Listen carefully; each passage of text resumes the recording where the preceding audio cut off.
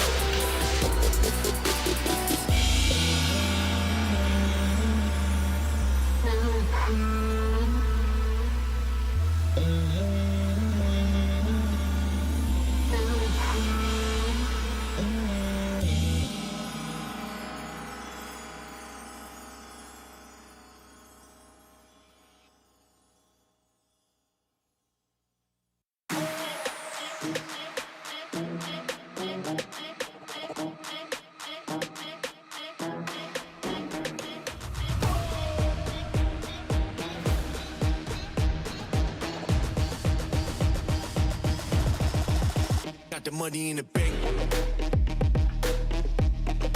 Hit you with the. Hit you with the bank. Hit you with the. Hit you with the 808. Hit you with the. Hit you with the 808. Bang to the break. Bang to the break. Bang to the break. Bang, bang, bang, bang, bang. I'm a boss, and you know that I'm finna shine. Got the money in the bank.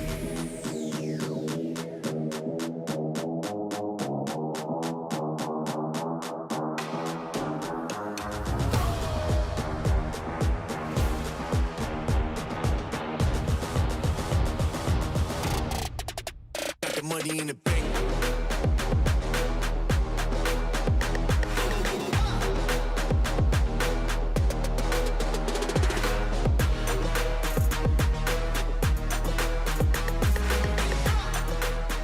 Yeah, my heart got broke. Wiping my tears with a brand new Rolex. Money coming in, my heart got stolen. Had to go and get the AP frozen. Trapper of the year, my heart got broken. Wiping my tears with a brand new Rolex. Money coming in, my heart got stolen. Had to go and get the AP frozen. I can't buy love. I can't buy love. I can't buy love. Had to go and get the AP frozen. I can't buy love. I can't buy love. Baby, I'm a trapper. Trapper of the year, my heart got broken. Wiping my tears with a brand new Rolex. Money coming in, my heart got stolen. Had to go and get the AP frozen. Trapper of the year, my heart got broken. Wiping my tears with a brand new Rolex. Money coming in, my heart got stolen. Had to go and get the AP frozen. I can't buy love. I can't buy love. I can't buy love. Had to go and get the AP frozen. I can't buy love. I can't buy love. I can't buy love. Had to go and get the AP frozen. After the year, my heart got broken. Wiping my tears with a brand new Rolex. Money coming in, my heart got stolen. Had to go and get the AP frozen. Driving in the rain and I crashed the foreign. Wearing 6 rings like I'm Michael Jordan. Money in the safe and it's talking dirty. Shawty left me and it really hurt me. I got my growing. I'm in my feelings. Whole lot of gang shit. I miss my main chick. I got my growing. I'm in my feelings. Whole lot of gang shit. I miss my main chick. Trapper of the year, my heart got broken. Wiping my tears with a brand new Rolex. Money coming in, my heart got stolen. Had to go and get the AP frozen. Trapper of the year, my heart got broken. Wiping my tears with a brand new Rolex. Money coming in, my heart got stolen. Had to go and get the AP frozen. I can't buy love. I can't buy love. I can't buy love. Had to go and get the AP frozen. I can't buy love. I can't buy love. I can't buy love. Had to go and get the AP frozen. I got my growing. I'm in my feelings. Whole lot of gang shit. I miss my main chick. I got my growing. I'm in my feelings. Whole lot of gang shit.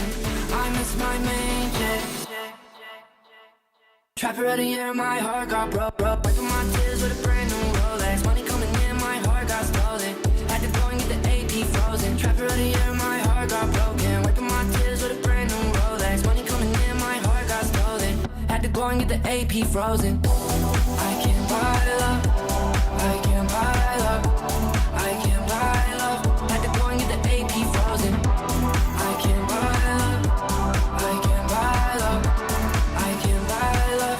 Had to go and get the AP frozen.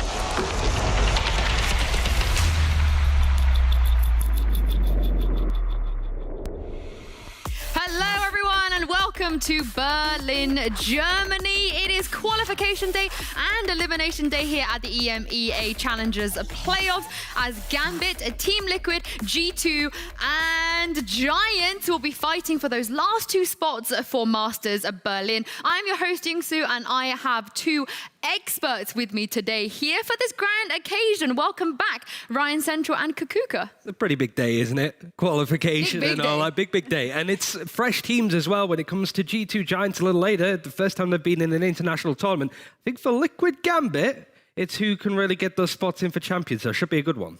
Big day for everyone, especially for Spain. We were talking about their representation is going to be either Giants or G2. We're not extremely happy about it, but yeah, big day for everyone. I feel like you always have to pick one on these days. Yeah. Kaquka, it's always on you. But these teams today we are seeing, they played some yesterday as well. Unfortunately, we also had to say goodbye to two teams, as you guys can see in the bracket. Guild and Forza, they are no longer in this tournament. Now, Ryan, talk me through what happened with Team Liquid versus Forza yesterday. I think we were expecting Forza to maybe come in and kill another Giant. They took out FBX in the tournament. Maybe they could take out a little bit of a weird-looking Team Liquid, but Team Liquid in the EMEA playoffs, Team Liquid in the lower bracket, they seem to be just on a whole different level. Scream certainly was. It was a really good look for them. A couple of maps, like certainly the Breeze one a little bit closer, 13-10 on a map that Liquid have been solid on, but ultimately straightforward 2-0 for the TL guys. Well, European teams in the lower bracket, Ryan, name a better duo because Solid.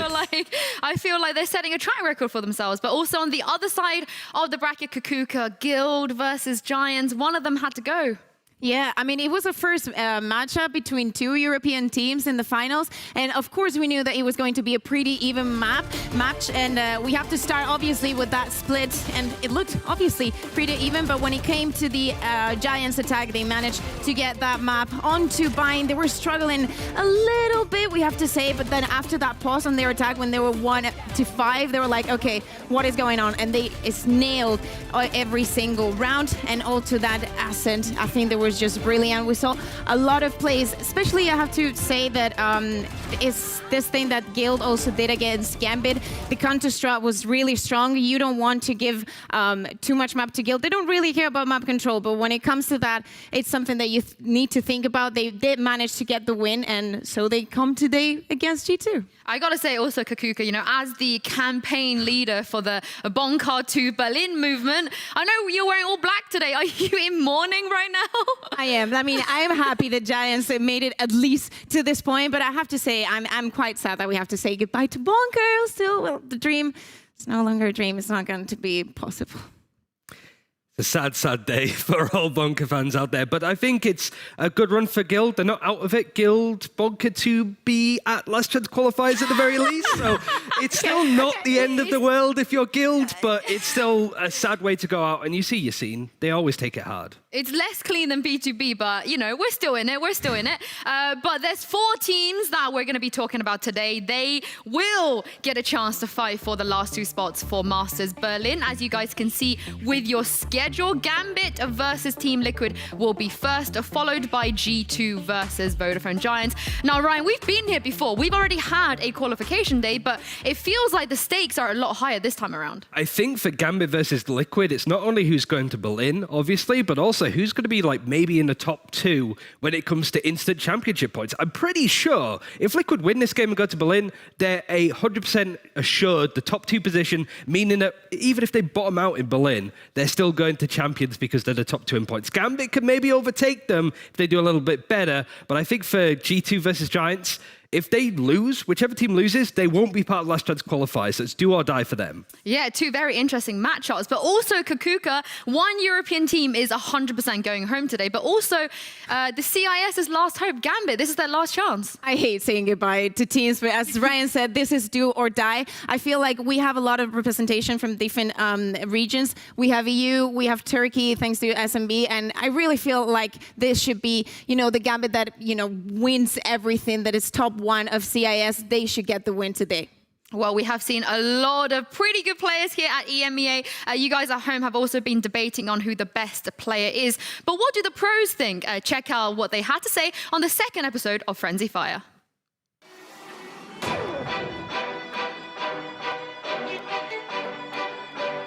If we could pick a skin for an agent, I think it would be Omen. Sova. Probably Jet, because it's Sinet's signature pick and he's like the main carrier. I feel like Phoenix. Race, I think, because it's my main agent. Probably Jet. Reina. I think now his skin will fit for Killjoy, obviously. I think Breach. Maybe Breach or Sage. We just love him in our team. We call him the Bulldozer, the Bullier. Let's say Sky. Джой, поскольку у нее желтая куртка. Takıma bence Viper tercih edenlerdi.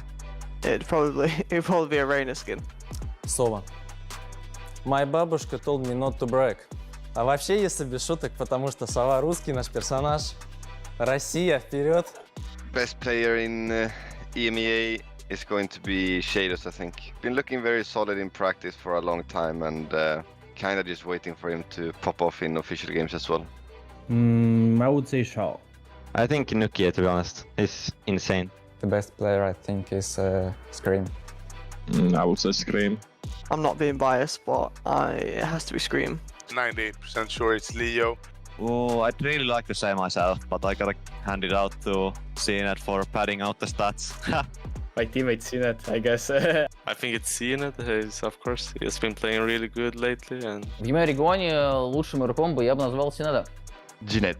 Sinet? Jinet. Sinet. If I'm feeling it, I would say myself. I don't really think that when we are looking on the team, we should look on only on one player or pointing out one player. It makes no sense because it's also about how the team utilizing the player.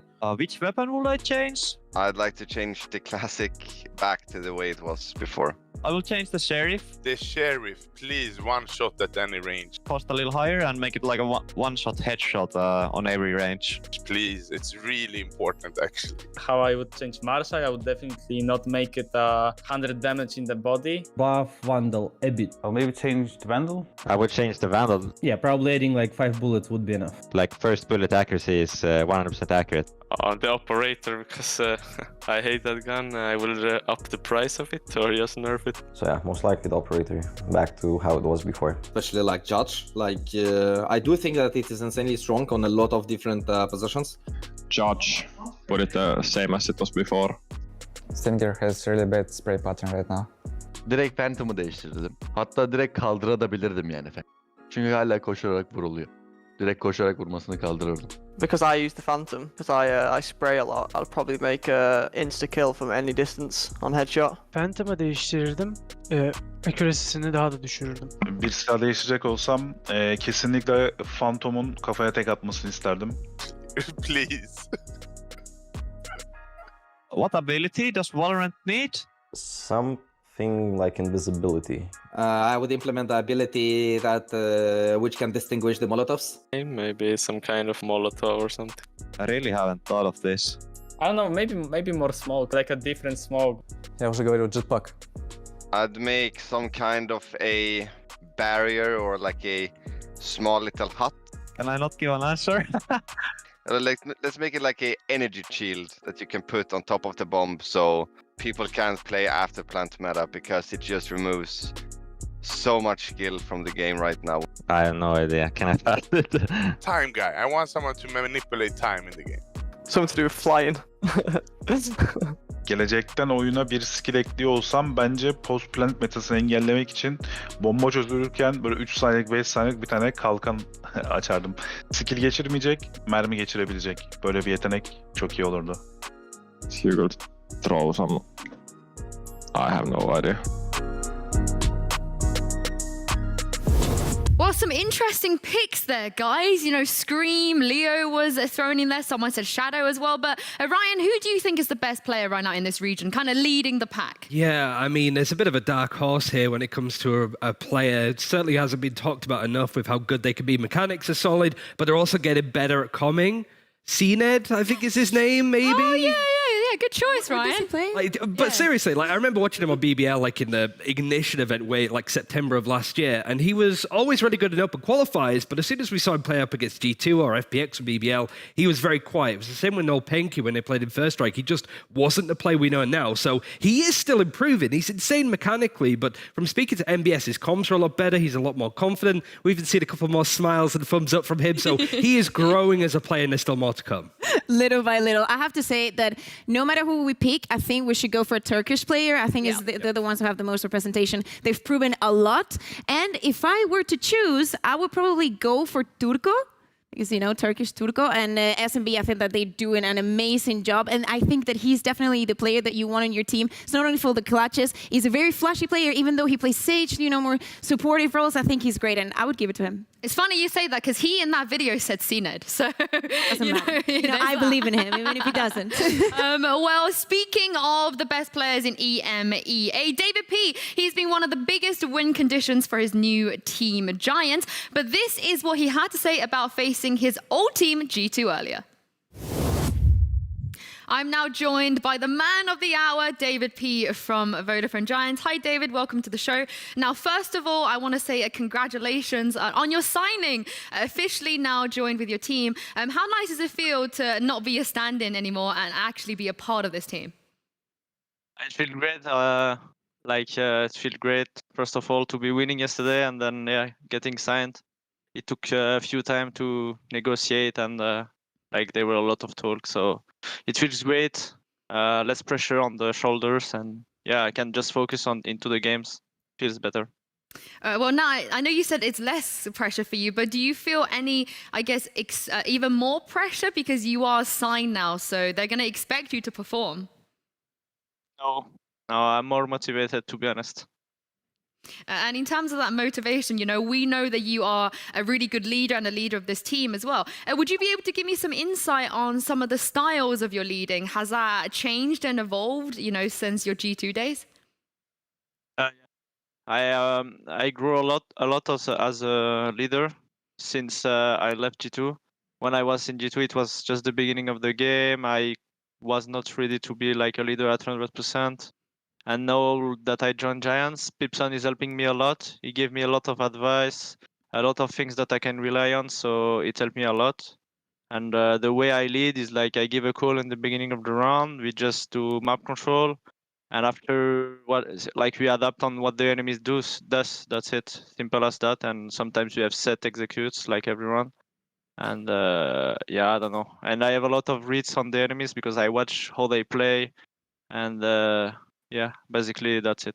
Well, let's talk about G2. It's a big day today, but it's also a big day for you. You know, you've been on this, I want to call it like a redemption arc, right? Ever since you left G2, and this is going to be the first time you face your old team. How are you feeling about this? I mean, it's not the old team. Oscar is the last one, Mixwell. But it feels great to be facing him because he's a good friend and a good player. But I really want to win against them. Nothing special, no pressure. We will take the match as it was against everyone. We will just focus and give everything until the end. And I really want to win and qualify to Berlin, so we're going to fight. And lastly, before I let you go, like you said, you know, you watch a lot of your enemies. It's not the same roster you used to be on, but what do you think is the weakness on this G2 team? I think the tactical... more as tactical. I think they have a lot of skills, but I think that they do not have the resources to find solution and to adapt. Well, thank you so much, David, for your insight. Very excited to see how today's qualification game will go. Thank you. Well, David P, they're saying G2, they have a lot of skills, but not enough resources to find solutions, and the adaptability is not there, Kaquka. Would you agree? I mean, I have to say, this morning I was talking to Pipson, you know, and to the big match that is coming today, and I was asking him his insight also on this subject. He said that they know, we all know, that the individual level is out of this world, that they're very good, intelligent, smart players on basics and fundamentals, but that they struggle when they're playing against compact play styles. So you have to just deny any kind of first contact and just slow them down as much as you can. Well, G2 versus Giants will be in action a little bit later, but first, Gambit are looking for redemption after being knocked to the lower bracket by Ascend. They're facing another European team, this time Team Liquid. And Ryan, these two teams could not be more different. Yeah, we saw Gambit taking the high road when it came to the upper qualifiers. They were looking good. They brought Ascend in very close fashion in a free mapper. Team Liquid, they went down to the losers bracket straight away, but they've not dropped a map since they've been down there. It's been solid stuff for them overall. And I think more than anything for these two teams, they have the firepower. They have some really good compositions that work nicely. it's a battle of mental fortitude. It's who can cross over that threshold to qualify. Team Liquid have done it before. They got to Reykjavik. But Gambit, they just lost out against Fnatic in stage 2. They want to rewrite that wrong by going to Berlin this time at least. Well, CIS's last hope did lose to Ascend in the upper bracket. But here are reasons why they are still 8th team to be reckoned with. Всем привет, мой никнейм Редгар, и я капитан команды Gambit Esports. Мы являемся трехкратными чемпионами СНГ и единственная команда, которая представляла СНГ на мировой сцене. Unbelievable! Ну, я считаю то, что наш плейстайл, он разносторонний, мы подстраиваемся и пытаемся максимально навязать нашу игру и разрушить оппонентов. Главным фактором победы в нашей команде, я думаю, это общение и командная работа. Мне нравится играть против команды, которая показывает умный плейстайл, которая обыгрывает не за счет стрельбы, потому что за счет стрельбы может обыграть каждый, а за счет какой-то тактики или за счет майндгеймзов. Я считаю, что все, кто прошел EMEA, являются достойными оппонентами, но нам бы хотелось сыграть официальную игру против Ascendов. Well, Kaquka, you know, everyone knows this team, everyone knows what they can do, and they came so close to making it to Berlin Masters, pretty much touching distance in the upper bracket. Yeah, but it still was not enough. When we talk about CIS, we definitely need to talk about Gambit. Like, what happened to them? I mean, they did manage to score that win against Xilv, but when it came to Ascend, you know, it was just different. And Ascend, I have to say that they just screwed with the times a lot. They were such big pressure from CNET, especially on that icebox, that last map. The pressure was just too much, but Ascend just grew even stronger. They even brought it in the attack, and they were just too consistent. We have to say, obviously, that Nats was incredible as a Viper and controlling the map. I think Rega did a great job. Still, we see them today. I think they got a great shot, and I think they'll make it. Well, do you think it was almost commendable that they were able to even take a map off of Ascend, given that they're only here because they lost to, you know, arguably the best team in this whole tournament? Exactly. If we talk about top one EU would be right now Ascend, and then top one would be for CIS would be Gambit. Well, Gambit, if they want to make it to Berlin today, they have to take down Team Liquid, who has been tearing it up in the lower bracket this week.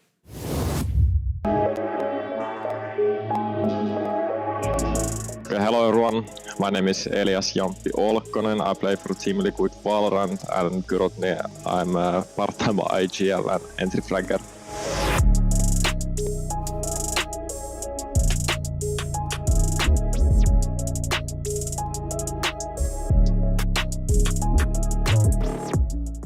Our biggest achievement, I would say, as a team was top 4 in Iceland, even though we were kind of disappointed of that. But if you just take the context where we were 2 months before the tournament, so I think it's still a okay achievement in my opinion. I think our team playstyle right now is really rounded, I would say. We have a lot of fast stuff, a lot of slow stuff, and I think it's a good mixture of whatever team we face, we can play whatever style needed, I would say. Our key factor is our mentality, I would say. We never give up in tough situations, so we can always come back in any situation. Well, Team Liquid, they fell a little bit early on in the upper bracket, Ryan, but they've improved a lot as the days have gone on here. Yeah, I think the main question is, did I expect them to qualify? And at the start of the EMEA, it was a no, not at all. Because they had such an awkward run in Challengers 2. They were trying the KO, they were putting Scream on him, it wasn't quite working. But ever since they got knocked down to losers bracket, everybody's been on agents they're comfortable on. We've seen Soulcast playing Raze again, which has been a nice change since the Fish 1-2-3 days. Scream has been on the Jet, he's been on the Sage, almost like on the Prodigy days. So everybody's on something they want. Yampi's calling's been a lot stronger overall as well. And he's also had great chances to pick up the up, to be aggressive with it on the attack. And I think because of that, this Liquid team could surprise with a win against Gambit, just because they have dealt with the fact we can't lose here. We're going to push on and beat a team that always looks rocky at this time of the tournament. Yeah, I mean, Prodigy as well, Ryan. I haven't heard that in a hot minute. Definitely a callback in the past of EU VALORANT. But Masters Berlin isn't the only thing that's on the line for Team Liquid today. And Yampi gave his thoughts on just how important today is for him and his team. I'm now joined by Yumpy from Team Liquid. Hi, Yumpy. Welcome to the show. Now, you guys didn't have the greatest start in this tournament, but ever since then, you haven't dropped a single map. Do you feel like you're finally finding some consistency? Maybe not sure about the consistency because we always lose the first maps in some cases. But yeah, it's been fun to do the lower bracket run once again. And yeah, we feel always confident coming from the lower bracket. I guess it just fires up, our team that we don't have to we can't lose anymore or we are out. So it's been fun so far at least. Well, you've played against every CIS team so far. You're going to face another CIS team, Gambit, who seem to be the strongest one here. What do you think will be your biggest challenge against them? I don't know. They're super good individually, every one of them. So we just need to play our own game and don't give them too easy picks all the time. And that's going to be one of the keys for today's win. Well, you guys, you were one of the two teams that represented EMEA last time at Iceland. I wanted to ask you, how different or similar are the two qualifying tournaments? Because it feels like the competition is a lot higher in this one. Yeah, and there's more teams also. So I think that's also one of the biggest things, because last time I think we had only 8 teams. So now we have 12. So there's more good teams and people have been having more time to practice. So I think that's one of the reasons that the competition is much harder than last time. And in terms of yourselves, how much better do you feel like you are as a team compared to the last time you were here? I think we are much more better mentally and much more experienced. At least myself, I feel much more comfortable now than I did let's say 4 months ago. So I think that's a good chemistry between us now. And lastly, today, it's qualifying day, but it's even more important for you guys because winning today is going to give you an insane advantage, going to champions. So how important do you think that is? And how important is it to avoid last chance qualifiers given how stacked it is right now? I mean, yeah, it's super important for us and it will be a huge achievement I think if we win today, I think it's 100% guaranteed that we make it to champions. So it's going to be a double win, I would say, today if we manage to win. So it's going to be a super important match for us and we will do our best preparation and hopefully we win it. I cannot wait, Yumpy. Thank you so much for joining me and best of luck in your qualification game. Thank you. Well, Team Liquid, they've been here before. They managed to make it all the way to Iceland. And Ryan, back then, Yumpy was a newer player to VALORANT. You can't forget his jet when he first picked up on it. But in that interview, he said that even he feels so much more comfortable now. And I think it really shows. Yeah, and I think for a Team Liquid team that really puts him through his paces, like he's IGL and he's jetting, he's up and he's on Omen. They did the same thing to Eccles when he was the IGL. It's almost like Dick Van Dyke and Mary Poppins with a one-man band. Like he's having to do so much. And to begin with, he looked awkward, but now he's been able to play on that jet. We've seen more Scream on the Reyna. It's, excuse the pun, a lot more fluid from Team Liquid when it comes to compositions, how they play, and everybody is doing what they want. It's no longer shoehorning a KO composition. It's more like, Dom, Soulcast, if you're good on the Raze, play the Raze, man. We'll set you up. We'll do that. And Team Liquid somehow just look insanely much stronger than we've ever seen them before. Yeah, they've really benefited from the comfort picks, but let's not forget, Ryan, this is Sliggy's team. So even if we don't think anything wacky is going to come up, for example, the KO that you mentioned, I just don't think we can write it off at this point. Of course, a lot of that is map dependent. Let's talk about the potential map picks we're going to see today, because Kaquka, it's been pretty straightforward for Gambit this whole tournament. They're going to ban Haven. That is something that we practically know for sure. Why wouldn't they? It's either not a bad map for Liquid and it's their permaban. So that is something completely sure. And I have to say, for this match, I feel like Icebox has to be compulsory. It's something that we have to watch these teams play on.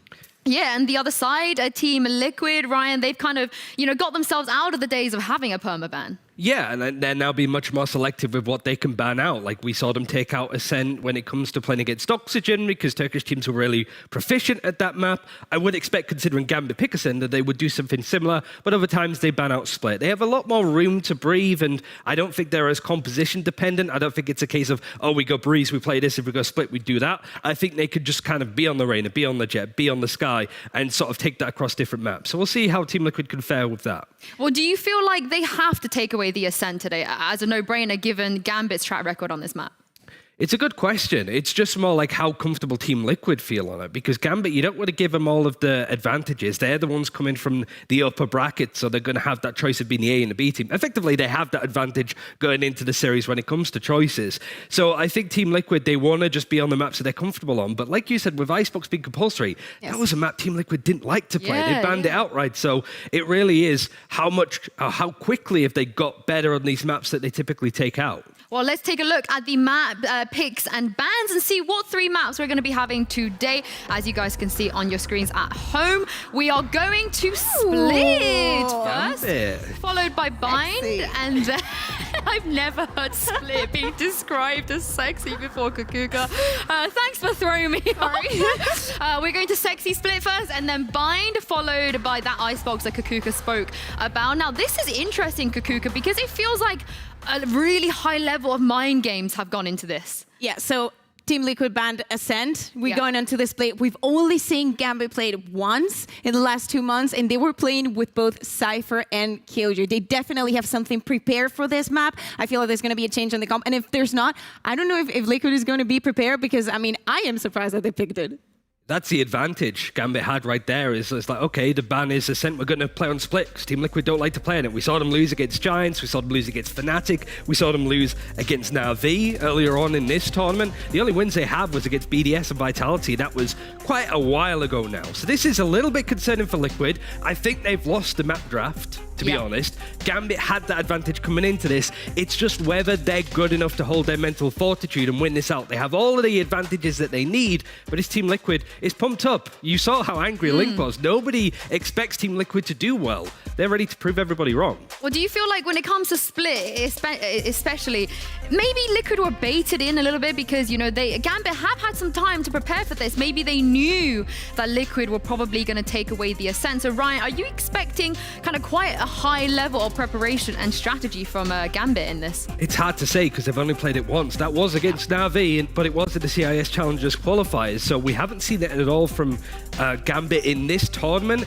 Split is a map that a lot of people take out. It seems that teams can be freakishly good on this map despite not being as great on others. It's more have Liquid prepped, because we saw them before. Scream is on the Jet, Yampi's on the Omen. Do we see Yampi going onto the Jet, Scream on the Reyna, somebody else picking up the controller role? This is where Sliggy and the team need to go, right, we need to get our Split in order. We need to get our house and map picks in order, and it starts with Split. I think that's the weakest map the Liquid have looked that we've seen them play. But I'm still a little bit concerned because Gambit are very well defined on these kind of maps. Well, it's a good draft for Gambit, as you both said, but Kaquka, you can't forget that bind there as well. You know, that's surely's got to favor Liquid. Yeah, definitely. And from my perspective, I don't know how you guys see it, but this is either a 2-0 for Liquid, or I feel like it's going to be a 2-1 for Gambit. Because if they're not prepared, as Ryan was saying, for whatever Gambit has prepared for Split, I feel like that is going to be the outcome for today. Well, I mean, I agree with you. I had to think about that for a second, but I agree with you. But the problem is, do you feel like then Split is a must-win for Liquid? Because like you said, if they don't win the Split, they probably will end up winning Bind. And it doesn't feel like you have much faith in them on Icebox. No. It's not like that at all. But, you know, at this point, I mean, Liquid have been performing amazingly under pressure. But obviously, Gambit want that spot as well. And they're a great team. So obviously, I mean, it's on every map. Up to this point, every single match is going to be crazy, at least to watch. So, I mean, I want the best for the both. Kaquka's are silly. Kaquka is just wants everyone to have a nice time. But Ryan, what about you? Who are you leaning more towards? I have to say Gambit. It's their choice. It's a map that they look a bit more proficient on, but it would be typical Gambit for them to lose and just get boomed on their map pick against Liquid, who haven't looked great on this map. So, really is up in the air. Team Liquid have it all to prove. Well, we're going to have Agent Select shortly, and I know we've theorized what we can see, but on the side of Gambit, Ryan, if we do end up seeing the double Sentinels, no duelists, having the Cypher and Killjoy at the same time, are you a fan of that? Do you think they could beat Liquid with something like that? It depends how well they do on attack with that kind of composition. If you have a Killjoy and a good luck, Killjoy and Cypher on attack, trying to find all of that space. So it's on defense makes a lot of sense, being able to lock down certain areas of the map, not have to worry about Liquid trying to squeeze in gaps through ropes or whatever. But yeah, it's just how they're going to do on attack. I imagine they're going to be doing that first, considering that it is Liquid being able to choose the side at that point. Gambit, you just have to have strong, defined roles, take it slow, try and find these fights, and try to avoid Scream as much as possible. And we still haven't seen the agent select, but if they, I mean, we've seen a lot of double controller here on Split. Is double Sentinel going to be enough? On the other side, we have a Liquid that is probably, for as far as we know, going to play a very classic comp here. Yeah, well, we are going to jump into Agent Select now and see what they are choosing. Again, Defo too, you know, he's played the Astra here for some reason, and also Sky, which is not something we see very often as well. So this is going to be one of the more, I'd say, interesting Agent Selects we've had in a while. We are jumping to the now, and okay, so this is extremely different, Ryan, on the side of Gambit, to what we're expecting at least. Yeah, I mean, Gambit, they're bringing in the Viper, which is something brand new for them. It's, I know Lofar's going to be pumping his fist at home, isn't he, really, where he's going to be jumping out of his chair. But they still have the Cypher in there. Again, they want to lock down area denial. The Astra's in there too. There's a lot of information, but a lot of pressure on Defo to make a lot of space on their attacking half. Yeah, on the side of Liquid as well. Kaquka, Soulcast, Raze, we know what he can do on there. Scream, the double duelist on the Jet, but also Yumpy now on the Omen again. Yeah, and we're seeing no bridge from Liquid. I feel like they're going back to this double duelist, but it's actually a third duelist if Scream is on stage, you know? Well, we've seen the Agent Select now. It's less kind of crazy than we expected. So any changes in your minds, guys? Do you feel like this is still a very much Gambit favorited map? It would be nice to see Shados pop off. He was a player that was, you know, maybe Redgar was like, he's our CNED, which was a bit of a bizarre thing to say at the time. He's going to be on the Sky. That's a lot of information. For Team Liquid, no flashes is a little bit of a concern. So I think Gambit should have this lockdown, hopefully. And Kaquka? I have to say that I love Redgar as an IGL, and I think Astra is crazy here, so I just can't wait. I think this is good for Gambit. Well, this is going to be a great match. This is the penultimate qualification best of 3. You guys have heard from the desk, but it's time to hear from your casters. Over to you, MitchMan and Tombizz. Thank you very much, Sue. Well, that has been quite the setup for this game, Tom. I need to know off the bat, how are you feeling today? Before we get into the game. I am nervous, but not for me. I'm nervous for the teams that are currently in the server. Now, I will say, unlike our game later today, where there is elimination from the whole VCT on the line, it's still quite a lot to offer. Like, obviously, both these teams want to make it to the Masters, and then you also have the other side of it, where Liquid, they could be locked for champions. Absolutely. This game here could mean a lot for these teams, and just taking that extra step. Last chance qualifier definitely on both of their radars, but that is not what they're here to fight for. They want to go straight to Berlin and get it done. We're going into map number 1, Split, as Gambit take on Team Liquid. And we're going to see the pistol having Gambit start on the attack side. Full ghosts in play for them, and they're very spread out now. So I can already see the Gambit play style is going to be picked up in this pistol of just super slow defaults to start it as they poke for map control. Yeah, it looks like Liquid's comp as well has almost just turned this into, we're going to try and completely just boom our opponents off of individual skill. Like, we've seen them go for these like very tactical, deep compositions in the past, and now they've gone, yeah, you know what, Scream on Jet, Soulcast Raze, let's just win this on Jules. Exactly, and Soulcast could be instrumental in some of the slower rounds. That delay that you can have on that B side, it'll really limit Gambit in terms of what they can go for. Now, we've seen them at the start of this round, one player B and A, and the rest going for mid control, and it looks like everything's about to come to a head down here in Vents, where Team Liquid were waiting for that drop play. We've seen it from Gambit before, and clearly Liquid have too. 50 seconds left on the clock. But this is looking rough now for Gambit. Couple of players down. They've not been able to take the control that they wanted, and the remaining players looking to try and split in onto this B site. Now, Redgar's got a lot of positioning. For somehow, they don't actually know that he's here, but he doesn't manage to connect the shots. Luckily, Chronicle is alongside him to find an extra kill, but this still puts them in an awkward spot. They need to get rid of Soulcast to even have a chance. 30 seconds left. Satchel out. There's the blast pack out to try and do some damage. He knows there's players coming on both sides, and nothing he could really do about it. Redgar left on that 6 HP, eventually dealt with, but the trade is quick for Chronicle, who gets another and almost in for all 4. That would have been a spectacular round for him here in the pistol, but Gambit do end up falling. And really, you have to look at that Vents play from Liquid and how it started. They give up the mid control, they don't take a fight that they don't feel like, and they wait in Vents with 2 players. reading perfectly what Gambit were looking to do. I think we've seen a few teams do that. I think it was even Giants at one point threw that in as a read versus Guild, where they were just like, okay, they keep trying to take this map control for free, so we're just going to like throw in a couple of double stacks every once in a while just to try and outbrain them. So yeah, I like it. In a pistol round, especially having a read like that is absolutely huge, because these are the rounds that pretty much any team, we put it down to a 50-50. Like, it really can go either way. This push that Team Liquid are looking for. Now, these guys obviously have a lot of Spectres to play with here. The weaponry advantage is there.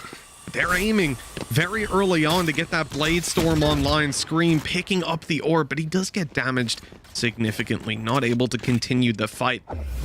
Push forward to take those duels for more orbs. And a little crossfire in play for Link and Yampy here. Even if you saw a Gambit break through and run in, it's unlikely they managed to deal with them, but the real threat comes from the Heaven split that they're contemplating as they start to move back, though. They're leaving vents. Nat's watching for the push. Oh, that timing is so terrible.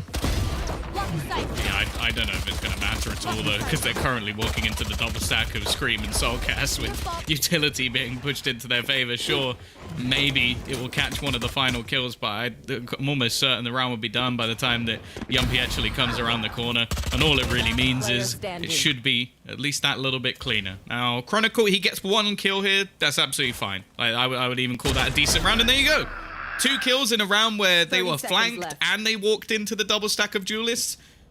I'm taking that if I'm Gambit.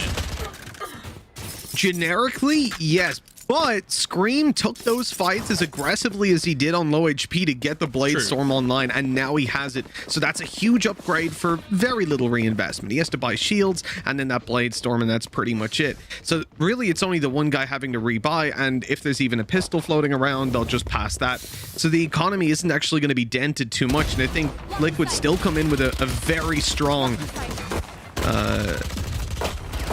hardware. Sorry. Lost myself in that replay for a moment.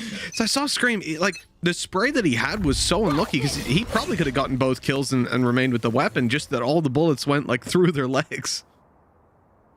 Well, this is an important round for Gambit. Financially, they have a huge advantage, but it's this Blade Storm that worries me a little bit. The one thing that Scream could just pull out ridiculous kills on, and well, Nats is already gone. One of the players we normally watch, especially when it comes to the defensive side, but gonna have some problems here. Now, they've just gone in there to almost just destroy the trip. That's something that a lot of teams will do generically, just so that information's not going to be garnered later in the round and potentially play a part in their demise. The issue, though, they still need to try and find a way back in here, and it seems like Heaven's one of the spots, at least for now, that has been left a little bit open a couple of times. I assume that that's being watched by the cam, but if it's not, then that's a lot of space that they can take for free. Nice little watch by Yampy. The pistol that was in play manages to get a reward. 5 versus 3 at this stage. You know, Gambit have those rifles that we talk about, and they pretty much have to go B, right? Their spikes sat outside of it, and the rotate would take too long. As they drop onto the site, Soulcast catches them. One away from getting another nade online, and a challenge from Shados. He's going to have 2 players actually facing into him, but they managed to overrun the site. With Scream and Soulcast down, Cryptix is the only man left to defend as Link rotates to help. And nicely done by Liquid. 3-0 on the board, and they had Spectres up against a full buy, and they made it look very easy. Yeah, I'd say surprisingly easy, especially when you think about the utility that's actually available for Liquid to delay. It's not in comparison, say, for example, if you look at the other side, where you've got your Astras, you've got your Vipers, you've got your Skies even being able to slow people down. The majority of that was just a little bit of aggression, and then Gambit taking the round so slowly that they had to take a more gambly push towards the end. So Liquid do an incredible job. Huge boost to finances, and now we're going to see a bit of an investment here. Whoopsie daisies. Screaming an opportunity there. Defo looking to survive on 26 HP. The slow's going to go down. That stops the push that Gambit were looking for, and they've given up all map control. Team Liquid quickly seized it by sending Yampy down middle, and, well, Gambit are boxed in, but they're still going to hope that a mistake is made, that somebody on the Team Liquid side pushes forward and gives an opportunity for a free kill. Scream very nearly did, getting tagged up, and looks like he's really hungry for these kills. He doesn't have the dash either, so it's not even like he can just quickly get out of there unless he's going to pop 2 heads before he does it, which it is Scream, but I would say that it's a little bit unlikely. Are they actually going to check the corner? They're not. They actually just expect him to have fully retreated, and if he gets that kill, he actually does dash out of there, but Redgar is quick enough on the trade, and honestly, for Gambit, that's okay. Considering the weapons in it, yeah, that's great. When Team Liquid decide to take a disadvantageous duel versus weaker weaponry, and especially then obviously facing into the 3. Now on range, though, it's not quite the case yet. Redgar still able to get the spray in onto Solkus. This is getting a little bit scary for Team Liquid after such a good bonus round in the previous. They really need to be walking away with this. Pressure on Link, his teammates nowhere nearby, and he is cleaning up house. Nats the last alive on 45 HP. Solo man going in for the plant, but he's being rushed down on Heard the Steps. Oh, he's being played on the clock, but he isolated Cryptics. He's free to plant, he knows it, and Yampy, although he's closing in the distance slowly, won't catch Nats until it's a little too late. He's already made it around and now knows where Yampy is. This is going to be a game of chicken. Which side do the players decide to go on? Yampy trying to catch an angle, and there it is, but Nats gets away with it. All 3 kills, and Gambit claimed the round right back with just pistols and Spectres. A devastating blow to Liquid. See, there was in my head as they were running into the site, I was like, okay, guaranteed Link gets 2. Like that's always the thing. Like I feel like whenever he's on a site and there's not that much time left, he's always going to get 2 kills every single time. And at that point, I'm like, it's over. That's it, done. And I had a lapse of judgment because Nats is just unbelievable in the clutch. The timing of that kill to get just a little bit more aggressive and bait in the plant was so perfect. And sure, you can look at it from the other perspective and say, you know what, if Liquid play that as a team, there is absolutely no way he wins that. But just a fantastic clutch and a round needed, if anything, because they were off to a pretty slow start. And the couple of risks made by Team Liquid, you really see the punishment there. Interesting that Yampy is playing the operator with an Omen while Scream's on Jet. And we mentioned Scream as a non-opping Jet, but never mind the op, he won't have any weapon now. Taken down right at the start of this round. Now Rez is online, but a little bit too difficult to get around there just yet.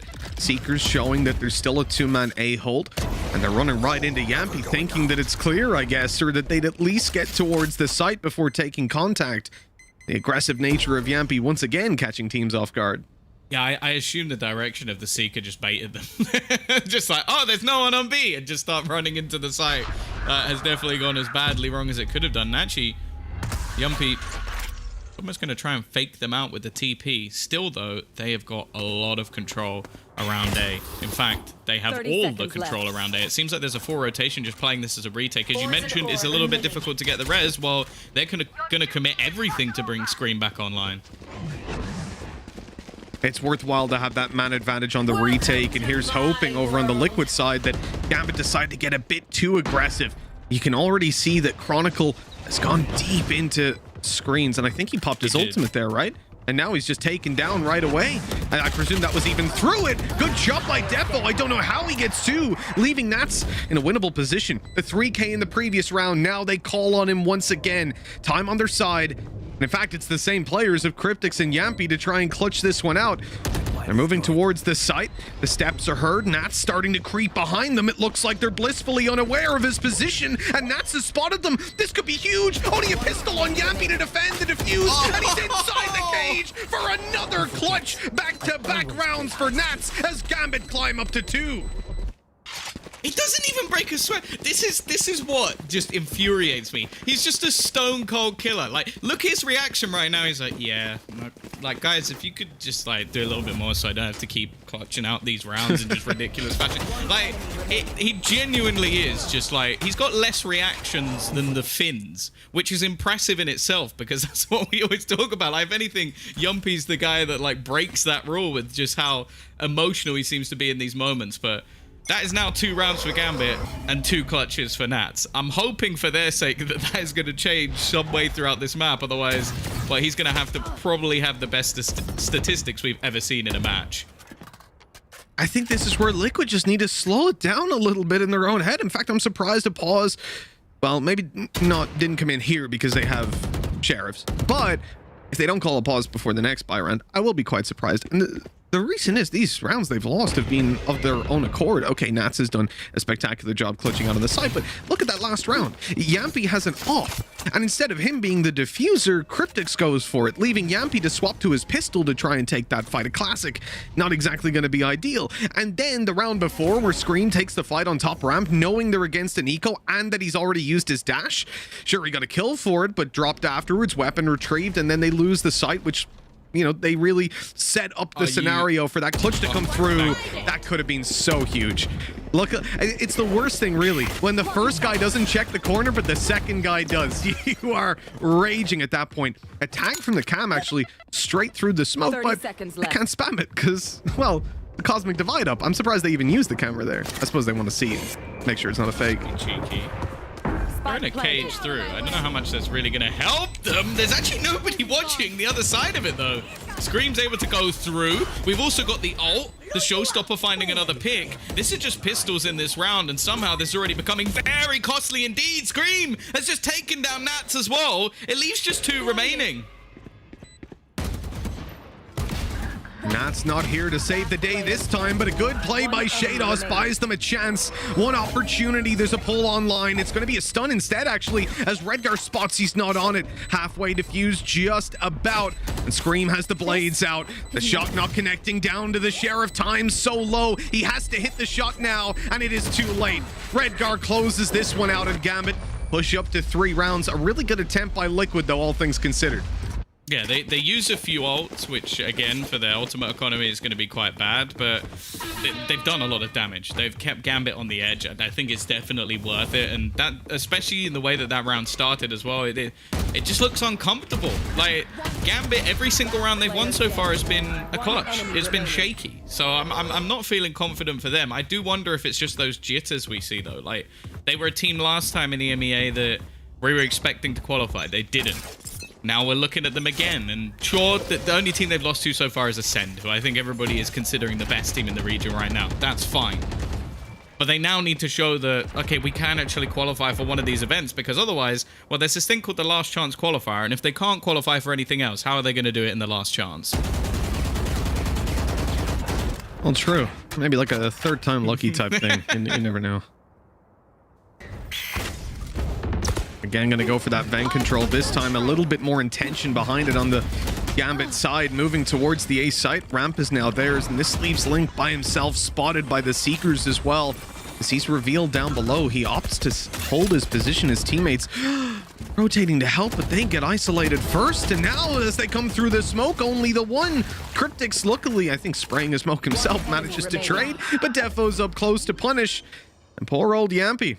Operator in hand, and you really could consider a save. It looks like he's not going to go for that. Instead, retrieving his fallen comrade's Vandal as he moves towards this site. And with the damage done here, Tom, 69 HP on Defo, 85 for Redgar. This is a much more winnable clutch than it looks like. A shame he doesn't have Paranoia still on. Oh, he's seen the barrel. He spotted the barrel. Oh, the next kill's free. If he can snap back, he knows exactly where he is, but he's not quite going to get it. The clutches only go Gambit's way. I should have known. But you know what? At least Redgar can put another earring in now. I know Astra's already got a couple, but I'm pretty sure Yampy just pierced the ear a little bit on that final shot. It was so close. Those are the rounds. 3-4. Gambit are steaming back into the lead, and considering how Liquid started this, they did everything right. They won the pistol, they managed to beat down the second round easily enough, then they win when they only have the weaker weapons themselves. Their own bonus is huge, and yet Gambit find the most unlikely of openings, and you would love to think, oh, it's just a hiccup, right? Oh, they lost that one round versus the pistols, it's whatever, but at this point, we're seeing so many flaws on this defense exploited again and again by Gambit that, okay, the pause has come in, possibly a little bit too late. I do also want to add in the fact that they have lost 4 1v1s in a row at the end. True. I feel like we can't harp too much on Liquid when that is the way that they are losing. Like, sure, all of them were like 1v2, 1v2, 2v1, whatever, but it all ended in a 1v1, and every single one of them has gone Gambit's way. Now, as said, that is not sustainable. It shouldn't be, at least, but somehow they're managing to prove it wrong again. But I think the thing is that it is like 1v2s. It is 1v3s. Like, it's these constant... Exactly. And if these mistakes are mitigated at the start of the round, well, then all of a sudden they are actually just 1 rounds as opposed to winnable. But that's why the pause comes in. Liquid discuss their options. Again, I would have liked to see it before that previous buy round because I think they were already clearly being... their flaws were clearly being exploited. But at least now it's called. It probably doesn't have that much impact in this round. They're playing with Sheriffs. They're playing with a Guardian. The intention is definitely for the next. But that said, they can do a lot of damage with these rifles. Or with this rifle, with these pistols. It seems to be a similar enough hold, a little bit more tame towards A. But look at this push from Yampi. Again, great position in the early stages. And oh, that's another earring for Redgar. I think at this stage, Gambit are starting to predict this, and this is something that's always been the case on their attack. That's why almost this composition seems a little bit peculiar from Liquid is Gambit love a default, maybe more than any team we currently watch. Like, they absolutely love a default. So to play a composition with double duelist that revolves quite a lot of aggression, well, we've seen teams attempt it before, and it really hasn't worked that well. So... we'll see if they can turn things around. As said, a lot of these rounds have been incredibly close, but if you're trying to play against Gambit on clutches as well, that's another thing that they thrive in. Soulcas, gonna be the last man standing. Now, he has picked himself back up the Guardian. I think the plan for Scream was, okay, I can buy a Guardian into this round and potentially get myself closer to the Blade Storm, and then it doesn't really matter so much. That hasn't happened, so bringing this into the next could actually be a valuable upgrade. It just depends how much cash they've actually got left.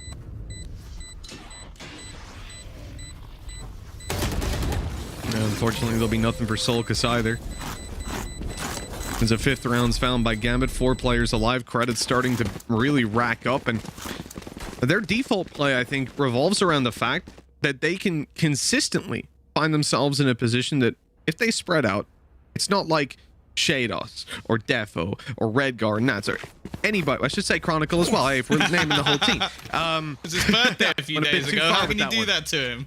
Or Sulcus, or Link, or Cryptix.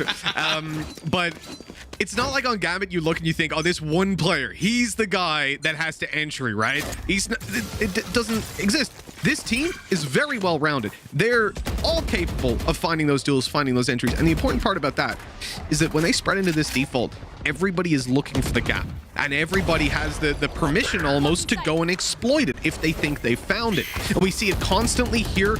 Going to be Defo a lot of the time, taking the control over mid and over vents. I mean, it is literally his role to do this. But then you'll see it some rounds, like over towards the B side, what we're seeing here. They're thinking that there's a little bit of an opportunity, at least to remove Cypher utility and potentially take a duel. And their spidey senses seem to be tingling about that corner, because even though Cypher's on the back side, they're very suspicious as they walked towards the site of Scream up above. Oh, that links in quite heavily to one of the composition changes we actually saw. You mentioned Defo. We actually saw him play Sky recently. Didn't work great, so they've actually tried to utilize him a little bit more to set things up. Redgar's going to go walking in, almost trying to maybe sell a bit of a bait by the looks of things, as the rest of the team now attempt to try and push into A, but the whole of Liquid is rotating. They need to move fast. God, they are certainly on the way. The steps being heard by Shados. Looks like he's ready to cut off another rotation, but they're not able to find anyone. Team Liquid wisely stalling on this and not taking fights. Evidently having learned from the previous engagements that going out, fragging, and playing your own game, as they so eloquently put it, is not always the best way to go. And with this tighter late round gameplay, they have managed to get themselves back up on the horse. Or, sorry, I know Zesh will be watching. Back in the driver's seat. See you later, Nats. He's just been wallbanged at the very end of the round. You spoke of Zesh, I'll speak of Lothar. I know that's one of his favorite turns of phrase. He wasn't here to shout it, unfortunately, but yeah, that's a big kill, making things more costly, especially, again, we go back to the way that Gambit have been winning these rounds. they don't have a massive amount of cash. Now, there's going to be enough credits that they can actually purchase back into this one. But you then even look at the ultimates, and at least the valuable ones are all starting to come online for Liquid. In fact, every single one, except the Showstopper, is only one away. So this could be a pretty big round, a pretty big turnaround as well, considering the way that the last 5 rounds have gone.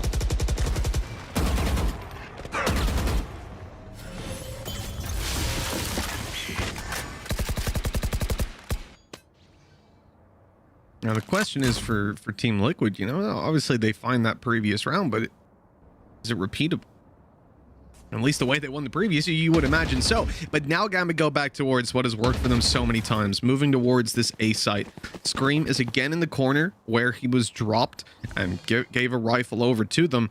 But this time he has the dash, and that's the very important part of this. He has an escape and doesn't need to take a 1v3 or 1v4 fight after the initial. In fact, he might not have an option to take any fights. Up goes the Cosmic Divide, and they're rushing straight in. Pulled back, though. Bungie jumping into sight is the Jet of Defo. And the trades are in. Scream coming down behind them on the ramp. Yampy still on site, now able to get right out of there with the Shrouded Step, just about surviving. Gambit taking heavy casualties on the way in, but they do end up with a plant. Yeah, this is where they've been most dangerous. These after plant positions is where Liquid have struggled getting back into the site. That nade is so strong, though. It's going to clear the back, and it's left all onto Shados. It would need to be the craziest clutch so far, and although he's managed the first, the other 2 players looking to come around the corner, can't quite connect, running out of bullets in the clip as well. He'd need some instant headshots here, and Scream will not allow it. A big round from him, a 5th on the board for Liquid, and now even money again is going to be the problem for Gambit. You know, Tom, I hate to say it. I really hate to be that guy, but in that corner, if he has an Odin, he wins. I'm kidding. We're at 5-5. We're tied up, and Team Liquid have finally found a solution to the problem. Gotta say, right now, Yampy is really selling me on this Omen operator. I mean, I can feel some upcomer articles coming out already. I mean, they've got to be mauling watching that. Not only the Omen, but opping and making it work. And you'd love to see it. Well, yeah, clearly it's the best agent for operator play. Definitely not Jet. Definitely not the case. We started with Raze, we went to Jet, and now the new meta defined by Yampy. Oh, Defo's already in, but they're ready. Link is primed and waiting to take that kill. And as he goes back towards the site, Cryptix is just using his util, his trap wire, and his cage to completely ruin their day. I think even a camera tag going in. Good night and sweet dreams to Chronicle. He's being rushed down, and despite the first going his way, I mean, he is against the entirety of Team Liquid. Not an easy fight to win, as 6 comes on the board for Team Liquid at long last. They are back in the lead. Yeah, that was a solid hold and a solid read. Not only having the Cypher utility, but also Sage. It just that was impossible to get through. Like, you needed a miracle to be able to find those opening picks, and they had all the counter utility ready. And again, I'll always sing the praises of Link when needed. I think he's one of those players who's just so good at a sight hold because he's very, very difficult to kill. Like, why he worked so well on the lurk as well. It's like he always seems to find the right timing, the right angles to get through, and it's just frustrating to play against. Now Gambit, they invested a bit into the last round, but ultimately this is where the investment comes through. Now 6 rounds on the attack really isn't too bad for them. We've seen some better scorelines, at least recently. But for Defo, got that Blade Storm online. They also have the Seekers and a Viper's Pit potentially to put into this round, but there are some pretty good ults on the other side too, Mitch. Things are looking up for sure over in the Team Liquid camp, but can they deal with this sort of stuff when you've got Chronicle having that Viper's Pit to play onto a site? It's just getting there that's really going to be the issue. And for now, at least, they're favoring the A site where there are a lot of players regrouped up, and the broken trap wires probably going to confirm that it sticks that way. One Seeker on its way towards the B site, but of course there are 2 players here. Yampy playing a little bit too far away to be tagged up by that deep flash. Oh, they're committing to this fully, and Solkus knows it. The read at the right time, and sure, he's not going to kill anyone with it, but it's doing its job. It stopped the push completely. He's going to just fire it down mid, and if that actually went down, it would have killed him. It would have gotten Nats in the corner, so he is incredibly unlucky that he clipped the edge of the wall. But it's bought time for Screen to rotate in and take a nasty double. Gambit of 10 seconds to get to the site, and it's all onto Chronicle. He can't even get to the spike on time. The half's already over, and Team Liquid have claimed a 7-5. The question is, can Chronicle pad the stats? And no, he can't. Oh, sick round from Liquid. And as said, like, I think that the way that Liquid are able to delay so much with utility that I don't think is necessarily there, it's impressive. Like, Solcast has done really well with the timing of his nades, his blast packs, and even the ultimate in this round. As you said, it was utilized even without getting a kill. Just making sure that they have to go down to the last few seconds on the clock, making sure that for that, you then had Scream in position to just do some extra damage. That's a really well-played round by Liquid, and Gambit, hey, if you're looking at clutch statistics, they are winning this game by a long shot, but they are still a couple of rounds behind. Yeah, I think they've gotten the bare minimum done realistically. Like, they're hitting their 5 rounds, even if they had the 4 maybe. But the fact that this is Gambit, it's a little bit worrying, honestly, because the lead that they managed to find early on, exploiting all those weaknesses, it feels like the rounds that they found were because Liquid made big mistakes as opposed to them finding a lot of innovative attack rounds. And now that then puts them in a position where, you know, realistically, if Liquid have sort of gathered themselves and they start out on the attack, do Gambit have what it takes to stop them at this stage? I will say, when it comes to watching Gambit play, I've always been more interested, I guess is the word, in the defensive side. I think that they have a lot of ratty setups. I think they're very difficult to break down. And I think this is where we should see the strength of this roster. But I also think that, again, the double duelist that's been thrown in for Liquid might even be for this exact reason. Like, we're going to try and use those individuals to get us those openings and win us rounds that we shouldn't necessarily be able to do. And they're already looking to take quite a bit of control in mid, and actually Yumpy's the one leading the charge. Snakebite down's gonna slow them a little bit. Chronicle even able to pick up one who's taking double damage, but Chronicle gets rushed on right afterwards. This is a little bit scary now for Gambit, losing out their Viper and a lot of their mid control. They quickly rally, but Yampy somehow is watching that smoke as they come on through the flank though. Nats early up behind, and well, look at this. He's able to take the double as Defo sprays away.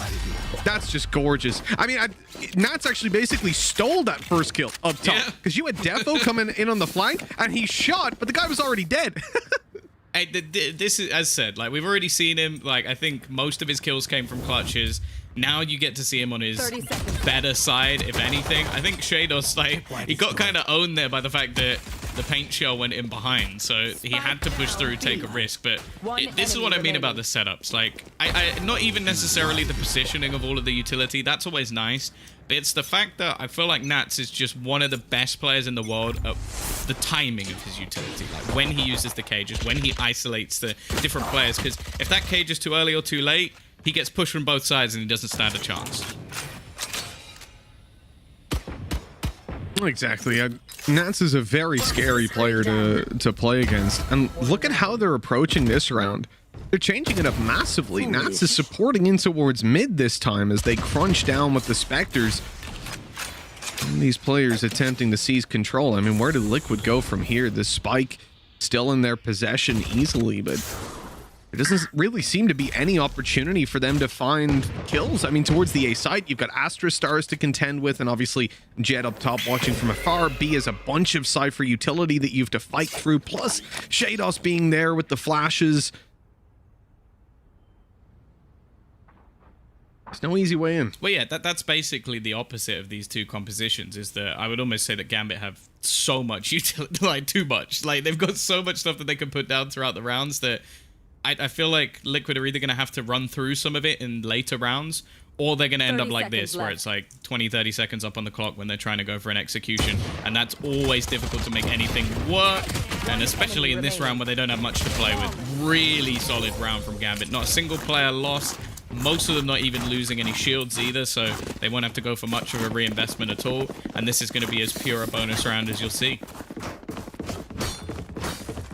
What we were saying earlier, right, starting out this half, the question, looking at how the rounds were won by Gambit in particular, I mean, honestly, they didn't quite look like themselves. They with those clutches that, as you said, often came into those 1v1s, we could easily be looking at Team Liquid up on 11 They didn't rounds win a at this clean stage. round. That's the way to put it. They didn't win a single clean Very round in true. their attack, which Yep. which is, well, you're not going to be happy with that, but if you win 5 rounds on the attack and you're a team that's known for their defensive sides, they're probably not going to be too worried about it. I just think that in other maps, in other series maybe in the future, you don't win all of those clutches, and then maybe you're in a much worse spot.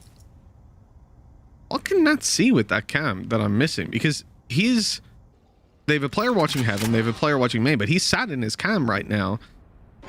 Just sat outside B main. I mean, that is a big risk. And okay, so we can just about see around the corner. So it does kind of pay off to get that early information and then allow Shados to instantly flash. Still, I feel like there's a moment in that. There's a good timing for Team Liquid. If they just swing, they kill 2, but hey, it sort of pays off. They end up with deep B control after the flash, realize that no one's there, start to rotate around to the A site, where now there's a 4-man stack. It's a fake. It looks like Liquid are exactly. They're faking it out. They're looking to go towards this B site where Nats currently resides. He's able to isolate one is Cage, providing perfect cover as he repositions towards the site, but Solkis will catch him. Buying enough time though, as his teammates are now just outside of B, but the wall stops them completely. Spike planted. That wall was so important. It might seem like nothing because it took them literal seconds to break it, but they were about to pop flash out and deny the plant if that wall didn't go up. Now, we're going to see the concuss of at least one of the players, but Chronicle's going to get caught out. Bear in mind, this is a bonus round still, so any damage is going to be valuable, but Soulcast, he might get more value himself. He's looking to get a showstopper maybe in this round alone. Already up to 4 kills, and Defo left with, well, very little. The Marshal's not going to be too useful here, and if anything, he might just want to die. Like, the value of holding on to this is not going to be worth it. Yeah, absolutely. Dive onto that spike. There's no time left to get the defuse. So there he goes. Just getting that extra little bit of cash up for the next round. Now at 8-7, Team Liquid have got a comfy full buy, but the thing I want to look at more so is the fact that Solkis is now just 1 away from his ultimate. Not showstopper. I mean, in terms of getting kills, it might not have necessarily been huge in the previous half, but it definitely had its impact. This time around, though, on the attack, I imagine it's going to be much more aggressive. It's going to be looking for a body count.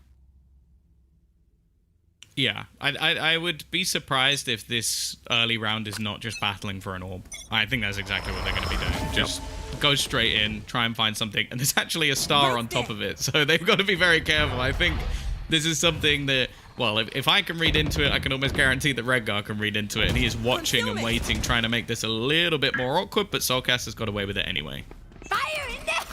And here it comes, but the pull is there and the kill! Although Solkis gets it from the grave, Scream is down as well, sprayed through the smoke. Nats able for a double, leaving Yampy all alone. A 1 versus 4, and it's not likely to work out.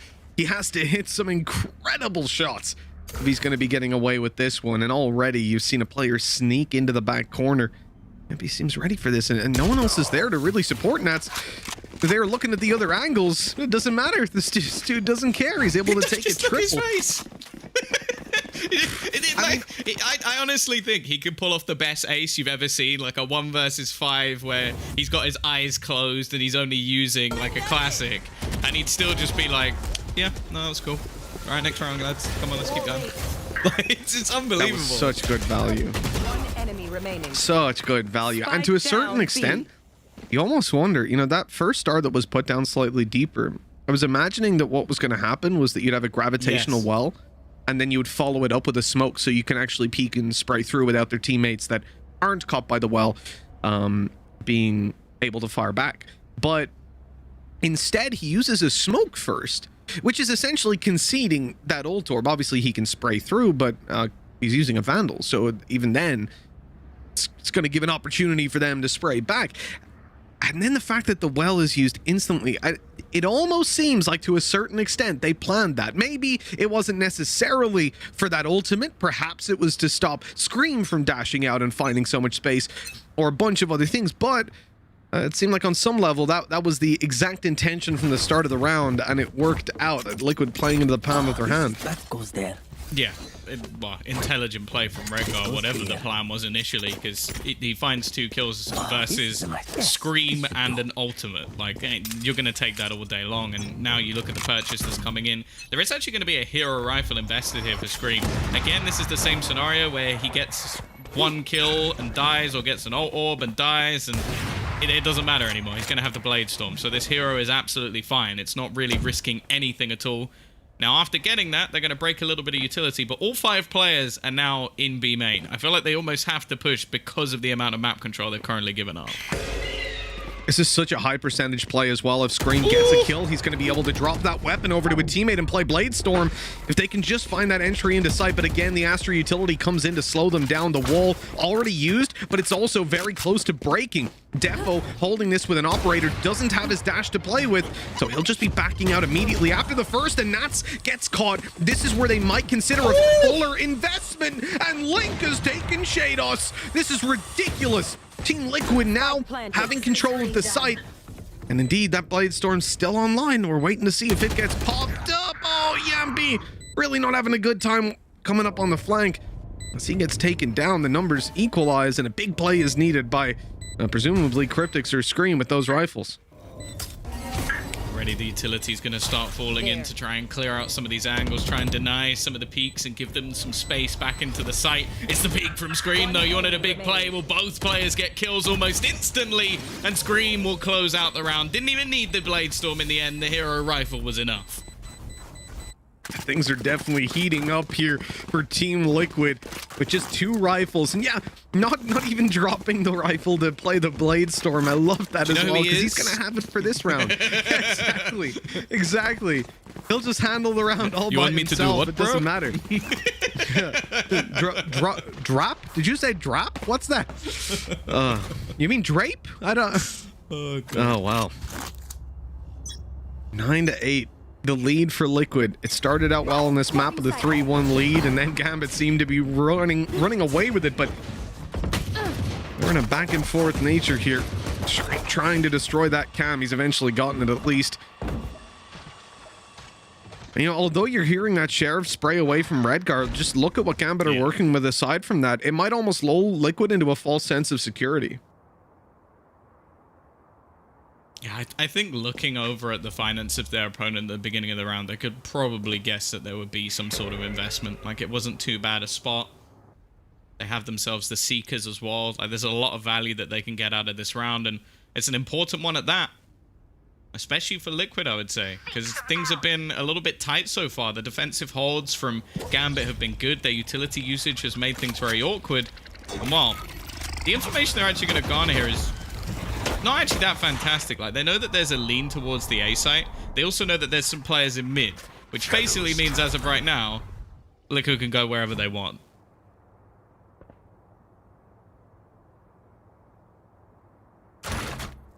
They see nothing inside of Heaven as they start to move forward. There's a trap wire spotted, but it's Defo catching Link. That no fake is going to be sold this time around. Still plenty of presence towards this A site. As Liquid look to push in, they have to contend with Nats on the backside, and that's always going to be a problem, but how is he even up that high? Scream jumping from the top rope, managing to damage him up, and Cryptics finishing off. Here we go. An even 4v4 retake. Gambit were winning these every time over on the attack on this A side. But now it's Team Liquid's turn. They've managed to spread the wealth a little bit with some of the weapons that they currently have, clearing the backlines, making sure that there isn't going to be anyone coming in on the flank, and there isn't. They're all locked into the site, which could make things a little bit more difficult for them. The close flashes will find one, but actually it's the kill from Yumpy, already shutting out Redgar. Now, I believe he was the man without a gun. The remaining players may just look to save, or they may look to hold Liquid into the site, make this a costly one at least, as Liquid start to increase their lead that little bit more. But actually, 3 of the players are going to escape. And they're getting out with the weapons. I mean, with one of them being Shados on a Spectre, not able to retrieve his teammate's rifle, it's not the best, but desperate times. And now they're going to take attack. I think it's a good spot to do it, because this is one of those situations where financially you're in a weird spot. It seems like they're actually going to invest into this one, and it means the majority of what they're going to have is weaker weaponry now. Their loss bonus of credits is going to be building up after Liquid get a couple of rounds in a row, but even still, the likelihood is if they invest into this one, which they kind of have to based on the rest of their teammates, they're not going to have a buy in the next. It'll be mostly pistols, and then you're looking at Liquid potentially getting to 12 rounds, and Gambit, what I believe is currently their map choice, potentially slipping away. So this is a horrible round, really, for Gambit, because it's one that they don't have the best weaponry and they have to win. And then on the other side, considering we've seen these investments, Liquid have done well. So they've been able to build up a little bit of extra cash with the hero win. And now you look at the finances and they're in a very good spot. Yeah, they're definitely sitting pretty. Is Redgar going to actually play with a Bucky? Let's wait the 8 seconds and see. until he has the option to sell it, I'm not going to say a word, but it seems like he's actually going to stick with it. So I'm intrigued to see how this one will work. Playing it in mid me as well. too. Here. It is altogether a strange setup. Viper's Pit used on B mid, being held by a Bucky. For a moment there, Team Liquid didn't seem to be too deterred by that pit, but they have started to rotate back around to move towards A main. Grouping up there as a 5. It looks like a heavier push. Shados not able to get the information. Checks the left corner instead of the right, which would have given him a lot of information. Of course, no way for him to know that. So they hold. And the problem here as well is that your first rotate in is going to be Redgar with the Bucky. So these players on site pretty much can't die. He can help hold heaven, but he's not going to be able to retake. Slowed down at least by the cages, but this is a fast push, and that's, is he going to be ready for Will? Snaps back in time. He basically needs to be a hero for them once again, but this is what this man seems to do best. Already finding 2 kills on the site. His third comes up as well. They just can't deal with this Cypher. 4 kills. He was alone for the majority, and Shados is there to close it. But can anyone stop this man? Still no reaction, by the way. He can play every part of the map. That's the worst part. It's not like, oh, Nats is A, go B. No, you don't know. He could be anywhere. He's had his cams, his trap wires all across the map, and on that backside, he just, this is his comfort ground. The A side, I don't know what it is, but he can clutch out here. He can stop pushes by himself. He's so fun to watch. 30 seconds left. Can you imagine how much different this game would look if Nats, obviously he wouldn't have his utility, but if his ulti was something like a showstopper, ooh, we'd be... Man, it kills this guy's getting. The other thing as well is, if he hadn't won all of these clutches, we would be with the desk right now. We would, yeah, very true. Liquid would have won the game 100%. There's no doubt, but he's given that lifeline. As said, that round was so crucial. Defo has been having a bit of a rough time, and it's not looking like it's going to get any better. And this time, they have isolated the players on this A site. Nat's still standing, but he will fall. And now it's on to Shados. 1 versus 4. I'm not going to hold my breath on this one, Mitch, because I'm not believing in this clutch. Yeah, I think Liquid made the right choice in committing the res in this situation. It just guarantees that Shados isn't really going to go for it. Poking to try and find a player exiting is pretty much his best scenario. So saving this weapon. Whoop. He's actually getting a little bit close. I mean, that's a judge on the other side. Oh, he's 2 HP. He gets out of there with 2 health. Well, that was almost the freest upgrade of Yampi's life. That said, he found one behind him, which... He's gonna walk into Link. Oh, he's shift walking. He's got his weapon out. It seems like Shados is ready. There's no way he checks this right corner, surely. Does he go that far, though? He doesn't need to. I actually can't believe he got away with a gun. That's probably the biggest surprise of this round, but... There was a moment when he first saw the judge that for about a millisecond, he tapped S. And that, well, I presume that's the bind he's using. And so he stepped back just a tiny bit. I don't think he even stepped. He shuffled a tiny bit backwards. If he didn't do that, he was dead. Yeah. I mean, like 1 millimeter closer, you are gone. That is incredibly lucky. Again, we're in a situation for Gambit. That's been the main issue for them in this defensive half, is it's been so back and forth. Liquid have managed to win rounds with not the best of purchases. And so financially throughout, they've just been in the bin. Like they've not, I don't think they've actually had a fall buy in about 5 or 6 rounds, which is just ridiculous. Like it's been so back and forth that they've always had a Spectre or they've always had a pistol. There's not been a round where everybody can purchase. Now, luckily for them here, they do have a Bladestorm. And that could be the difference maker. Because we could see at least a few rifles coming in for the remaining players. Sure, you're still going to have not the greatest of purchases, but it will be enough that they could, in theory, win the round. Whereas without it, I wouldn't be gambling on them at least. This goes here. Yeah, it would. That goes there. It'd be a pretty big gambit. That was the joke you went for. No. Are you proud? Are you annoyed? Not really. I'm just asking if you're proud. You sound annoyed. You sound kind of annoyed, so I'm proud. Like a defo popping those blades right away. Not gonna be able to spam this, but that cloudburst about to disappear, and from his angle, Scream stands up. You can see him. Oh, they are just so close. Yampy's dropped towards A. That was a big fake, big posturing. And here's Defo's chance, but Scream shuts him down right away. The dash in negates that gravity well. The rest of the team slowed up, but just for a second, as the easy control over the side and plant comes into play. Team Liquid, man advantage extends even further with Scream, but Chronicle, Bulldog in, I mean, a Bulldog Judge retake. It doesn't really get much worse than this.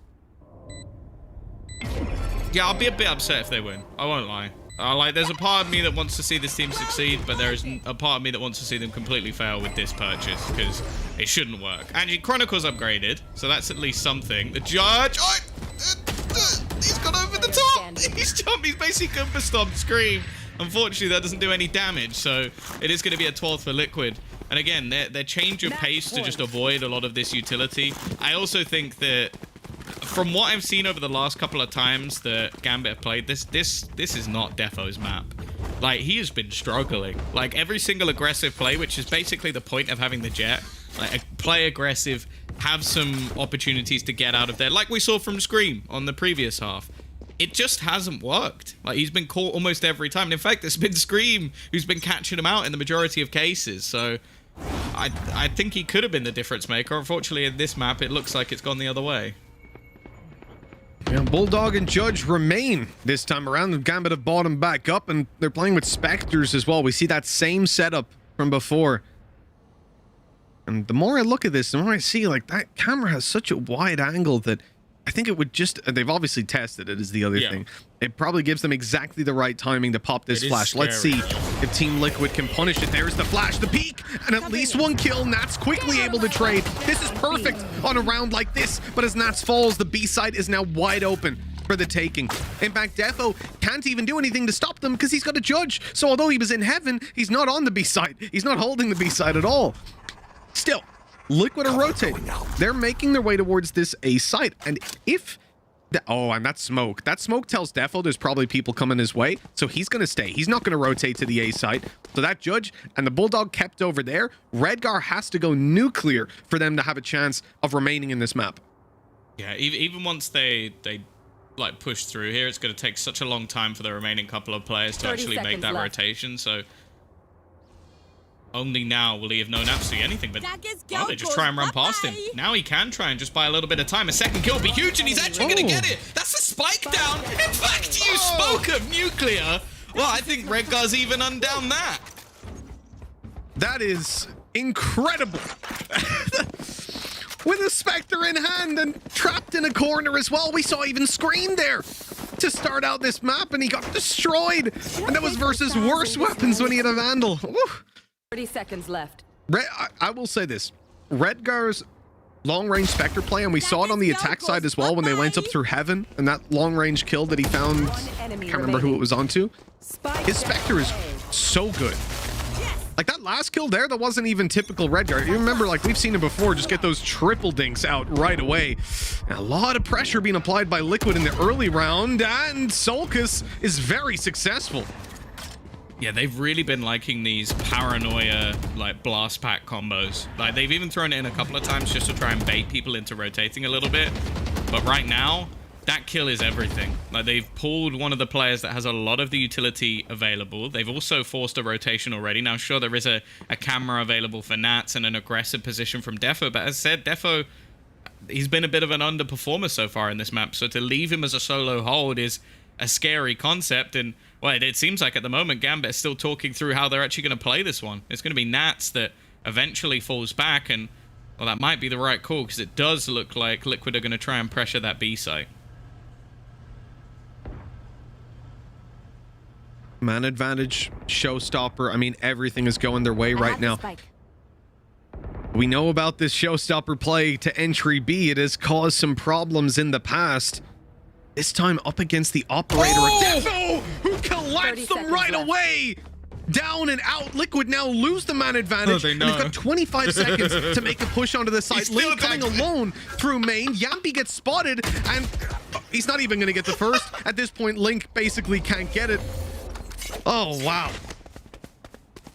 Oh, that's where you punch your desk. Right, his cam is here, it's here, it's here, it pops, tags you, and then you break it. It's like, well, what's the point? You might as well have had your back to it at that stage. Oh, that's infuriating. And yeah, as I said, Defo's been quiet. That is a big turnaround. Yeah, sure, there's a little bit of luck with the players lining up, his positioning, his ability to get out of there. Those are the sort of plays that Gambit have been waiting for all the way through. And now at crunch time, 12 to 11. Wow, it's pressure, under pressure. Can we see Gambit take this one to OT? Their map choice, look to try and bring this one back into their favor and put the pressure onto Liquid, because although sure, Liquid are one of those teams that, well, actually both of them are already teams confirmed for the last chance qualifier. They have the opportunity to qualify straight through to champions if they manage to get out and go to Berlin. And also, both of these teams want to compete in Berlin. Let's not take away that fact as well. It may seem like this whole year has been building up to champions, but to miss out on LAN events when there's been so few, I don't think there's any team that wants to be doing that.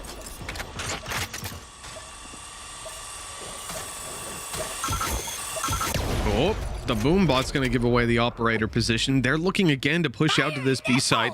The showstopper used up in heaven. It's a jet that he's chasing after. Not going to be an easy kill by any means. The updraft, he keeps alive, but Defo can't get the shot off in time. Operator for Solkas, 5v3. This is the round that Gambit needed to try and fight back in overtime, and it's going to be an uphill battle getting onto this site.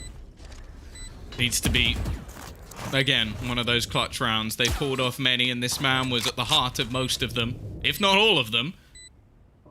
But this will be the toughest one yet. A 3 versus 5 retake, pushing into the B side. So many angles being held. Solcast already getting one. Nats, Shados though, they've managed to find 2 back. Now the paint show is going to do a little bit of extra damage. Nats will just about survive. And now it's all onto Shados, but he gets nothing done. Liquid will close out Split and take themselves an advantage in the series. 13-11, one crazy tight opening map, but Liquid take it in the end, and it certainly wasn't without its trials and tribulations. You saw the start of this map go Liquid's way, and Gambit quickly got back up to 5 rounds, but from there stalled out in the first half, and the second barely goes to Liquid. I mean, look, Liquid were definitely a little bit shaky starting this one out, but they certainly found themselves by the end of it. Yeah, and again, like with so many clutches going the way of Gambit, you almost have to look at that and go like, this could have easily been a far more dominant performance from Team Liquid. Like, sure, some incredible plays, especially from Nats. Like, the man is truly unbelievable on that cypher, but they needed to just do more, firstly, on their attacking side, but also I kind of wanted to see them have a few more buy rounds here and there because they had a lot of pieces missing, and it was very easy for Liquid to exploit. Yeah, absolutely. But you know what, Tom? We have got one hell of a long day coming up, and maybe one hell of a long series. Certainly with a 13-11 there. I mean, I was really hoping for an OT, but we didn't get it this time around. Maybe on the next map. We're going to be going to a break. When we come back, the Analyst Desk will be breaking that one down for you and setting up map number 2 in this series. Don't go anywhere.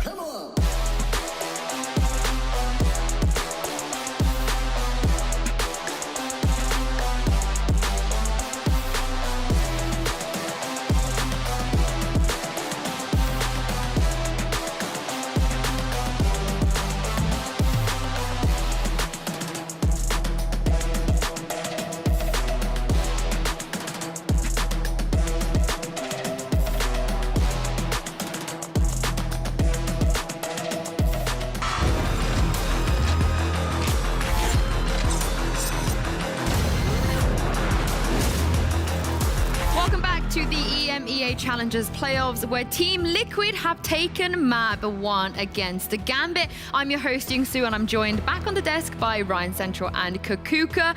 Now, it was a bit of a back and forth there, Ryan, but Team Liquid showing up once again when it matters. Yeah, we were sort of expecting that Liquid needed to get that advantage early on because Gambit, with their composition on the defense, would be really hot to handle. But no, Team Liquid's attack was actually really solid. Gambit were getting a couple of insane rounds on their own, but Liquid didn't allow them to get more than one before they, got around themselves. It was a good play from Liquid, who have risen up to the occasion yet again.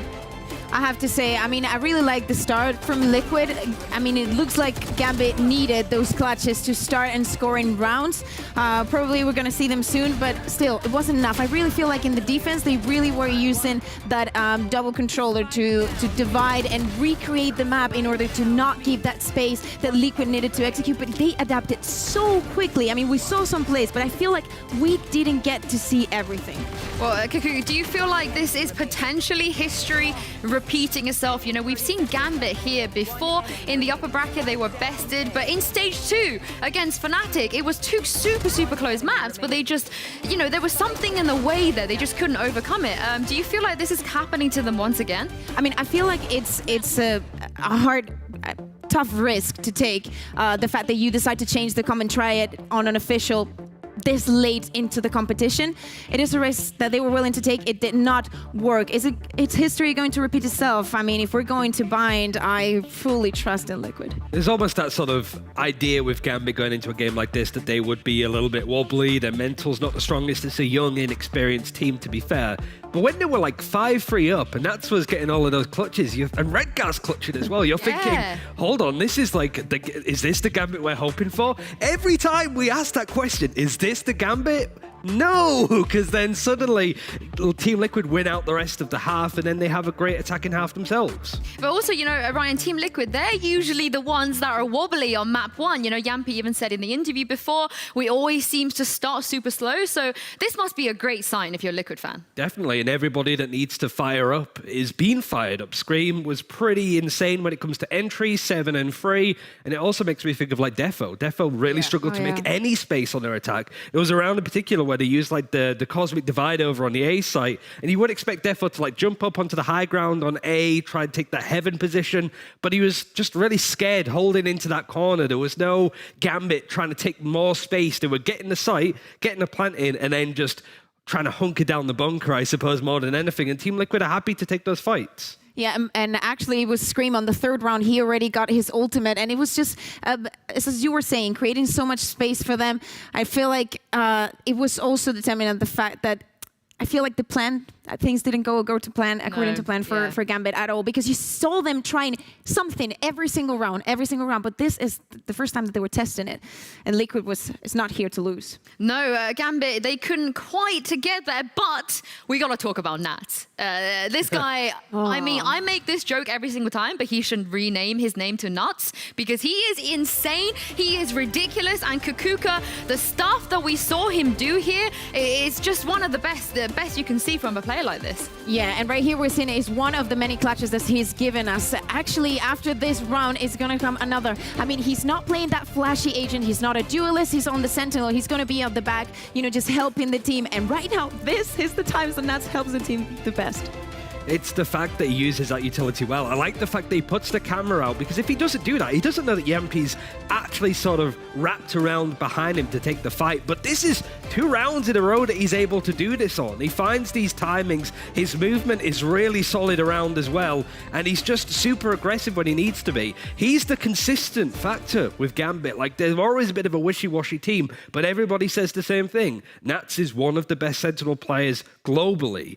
But it's a fact that we might not be able to see that in Berlin if they lose Bind. It hurts. It really hurts. But let's talk about Bind now, because, in the pre-show, Kaquka, you said as well, if Liquid are able to take the first map, which is massively important for them, then you have faith in a 2-0 in this matchup. Now, we've already seen what they can do on Split. Going into Bind, do you stand by that? Do you think this is going to be a 2-0 for Liquid? Yeah, completely. I feel like Gambit are not in their best shape at all when it comes to Bind, and it's quite the opposite for Liquid. We saw them trying that triple initiator. Let's just forget about it because it was a comp that was not meant for them. But now with the double, triple duelists, I mean, it's Liquid. What can you expect from them? I feel like this is not going to be easy, obviously, because Gambit knows what's at stake, but still, I think it's going to be for them. In defense of Gambit, however, they did play it once in EMEA. It was up against Ascend. It was pretty close when it came to their defense. It was their attacking half where they only got 1 round out of 8. And we see Shados moving over to the Raze. It should be pretty interesting.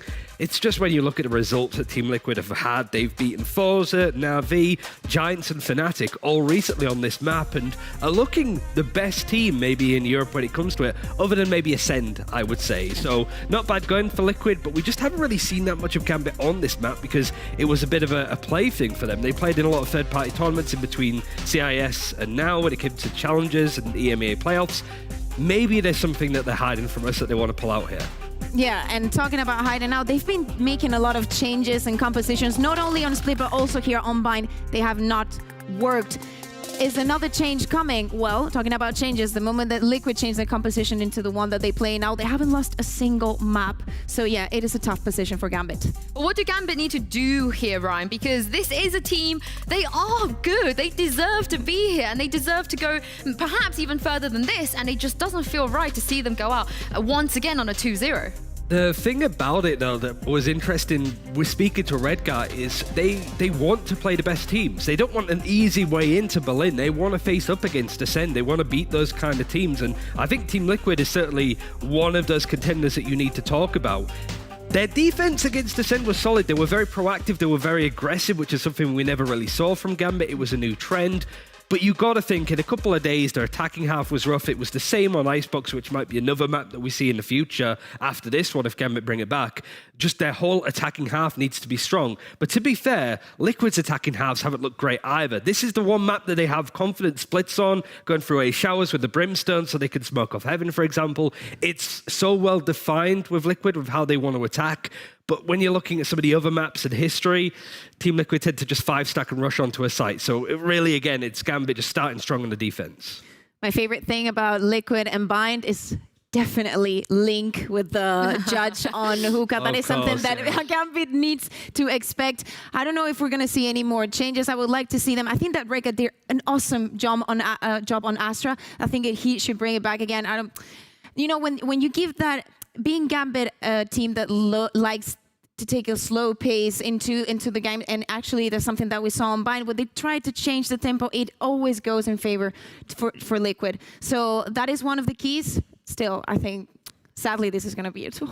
I mean, we got to celebrate this on the other side of this coin, right? Because not only if Team Liquid, it's not the biggest if, but if they can win Bind Kaquka, they don't just go to Berlin for Masters, they've locked themselves in for Champions, which is absolutely crazy. Yeah, crazy. And we would have, since we have Team Liquid, and after this we have Giants against G2, we're going to have 2 more European teams going on to Berlin. But still, I would like CIS there. I think as well, when it comes to that first series, Cryptics had a great series. His Cypher, I don't know why I went to like London-esque there, but like it was really solid over on the A side. What we were saying about Nats was the same on the other side when it comes to Cryptics. He is comfortable to be on the Cypher on a map where we typically see the Viper. So it's whether Liquid go, we look good, let's not change anything, we just need to play this out and we've got this 2-0. I mean, that's all they need to do, Ryan. A lot on the line here. We're going to go to a quick break, but do not go anywhere because Agent Select is on the way.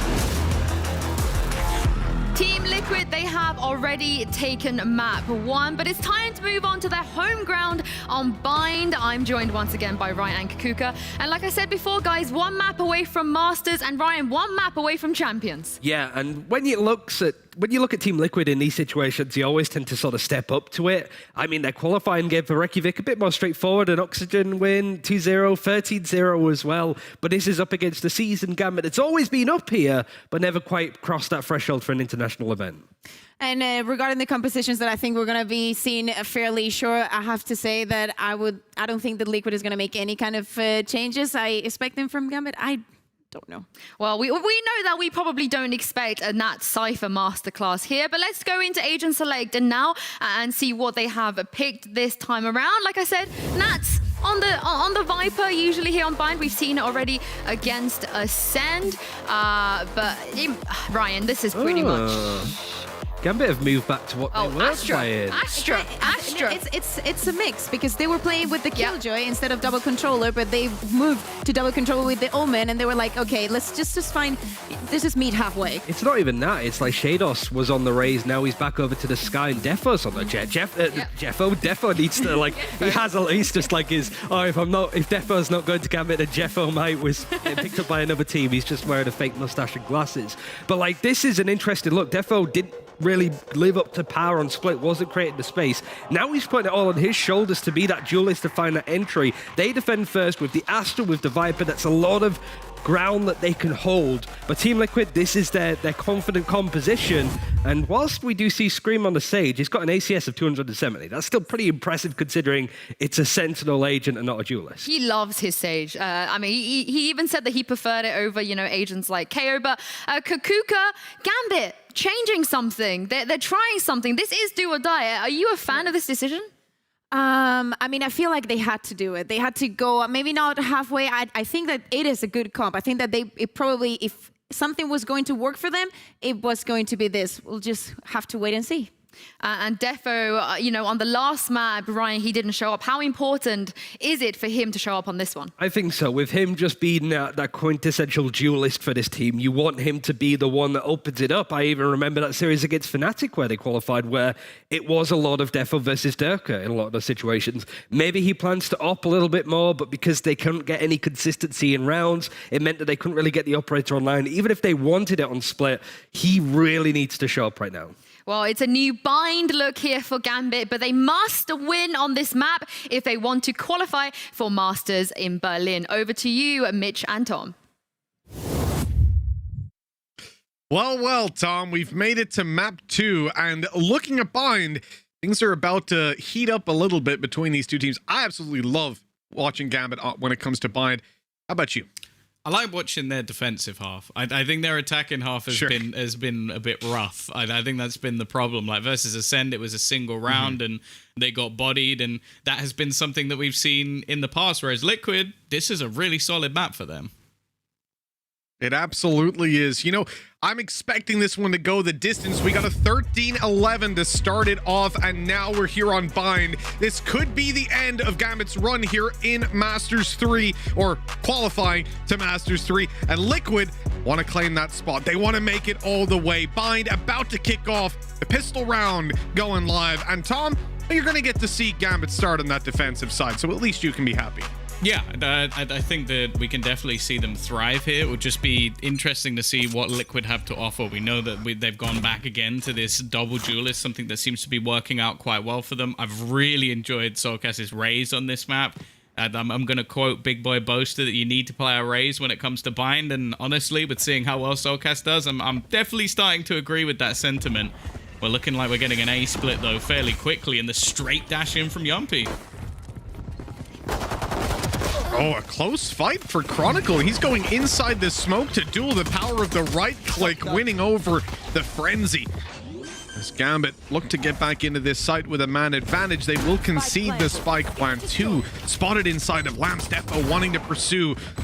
Can't really afford to, and especially with that molly down. Now it's time to back off and look for another way, and they have plenty of time to get this done. Really just buying time for that flank to come in. Got Nats on the way up behind as Shados falls. Oh no, the whole team is crumbling, and the flank's even being spotted. A disaster of a round with Nats going down. It is 1-0 Team Liquid getting away with a 4v5 retake attempt on Gambit's part, and flawlessly. Yeah, it was like the wall that they put down created this just filthy crossfire that they had, and the only person that seemed to be able to break that would have been Nats. But they kind of go, like, obviously you see the trip, I think, actually gives away his position, so there would have been somebody watching it anyway. But, like, I feel like if they just wait a couple more seconds, it's a bit more of an awkward fight. Instead, they just go running through and basically just go straight into a blender. So, well played. Obviously, Scream getting himself 3 kills is always going to be hugely beneficial. It's something we talk about every time we see him play Sage. And well, here comes that pincer play, but it has been spotted. However, Mitch, it's still working quite well. Gambit were one of the first teams to actually start using this, I think, alongside the likes of FPX within Europe. And you're seeing the value that it brings even far after the TP split came into play. I mean, we saw that many moons ago. Wait, I remember them doing this in buy rounds versus Fnatic the first time they were trying to qualify. This is, yeah, they've done this a lot to try and do They did it in the as last they game can. we saw on Bind. And they did it in the same fashion. I'm pretty sure they lost the pistol on defense, and they did this exact crunch play. Maybe a little bit to read into there, but Liquid didn't. Doesn't seem to matter, though. They still managed to mop up the rest of the forces, but Tom, surviving with 2 players in this round isn't necessarily a big win. I don't know, Scream seems pretty happy about it. It might be because he has 447 ACS, 6 kills, and almost a res, but I don't know. There's plenty of other... I think it's also because... And weirdly, I think the Sage Wall has won them both of these rounds, which I don't think that's something you're going to say too regularly. Like, it's good for executions normally, but Scream's positioning of it in both of these rounds has just funneled really awkward spots for Gambit, and they've not really been able to get anything done. Now, Nats, he's been watching this guy on the other team called Link, and he's decided, you know what, I want a little bit of that. I think I can play the judge as well as him. So I'm going to go straight into Hookah, and I'm going to sit there for probably the entirety of the round. Entirety of the round? You mean the game, right? Maybe We're not talking about attack. Nat's judge play. Okay, half. Let's say half. Oh, he's bailing. Nope. He's playing down a little bit lower. Nope. Over on the Team Liquid side. Seems to be grouping up towards the B side. A lot of presence here, and the drone isn't really going to spot much. Just one guy up close. That means very little at this early stage of the round.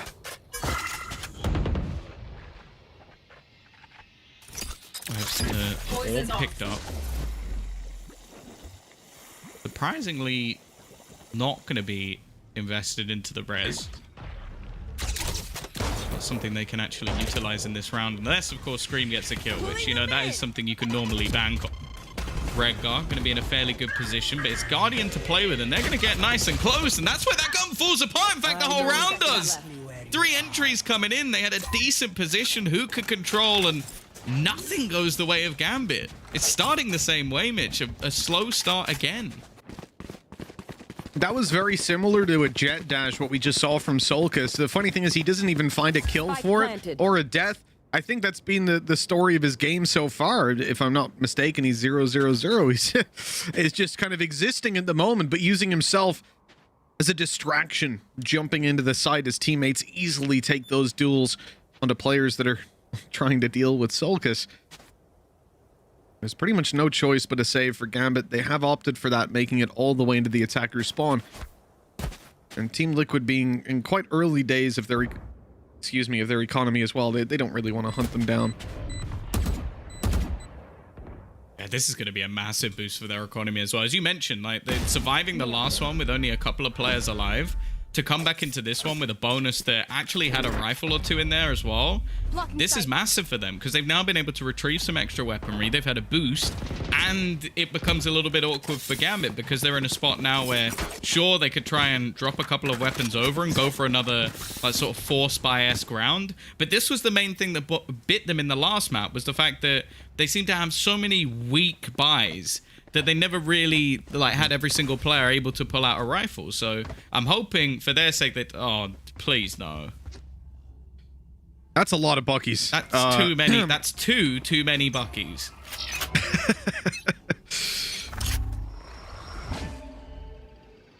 Gambit are a strange team.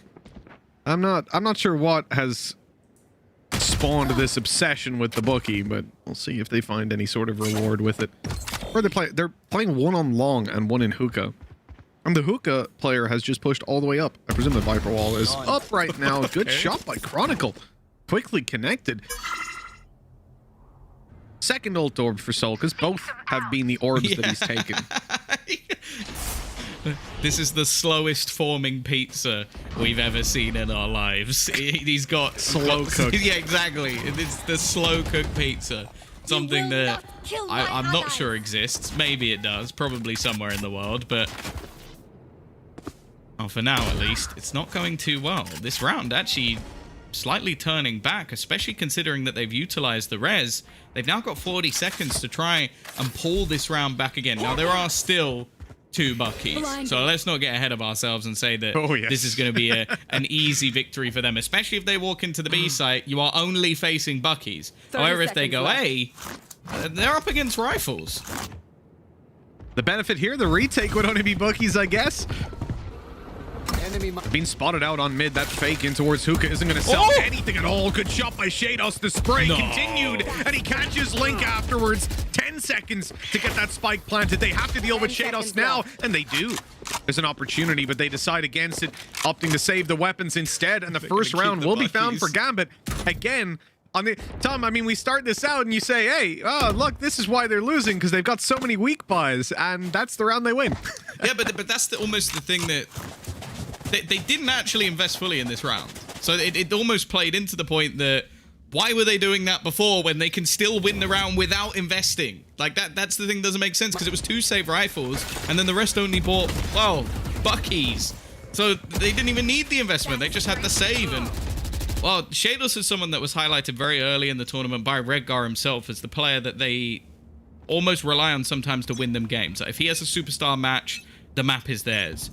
Well, that's one hell of a start. And playing an agent, which, again, we've sort of seen switched around, like something they clearly want to be playing, but it was initially defo. This is so risky from Nats. Punished very early on, wanting to try and challenge for orb control, and it has been bitten. Oh, look at this. This is a full A play.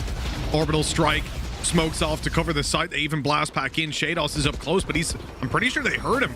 Lost track of where he's gone amidst all these smokes. As he comes out towards the back of it, Sulcus is already gone. What was that? What? Straight through the smoke and the boxes. Yampy is gone. He's out of here. But more is needed. The flank play, good for one. Defo needs so much more.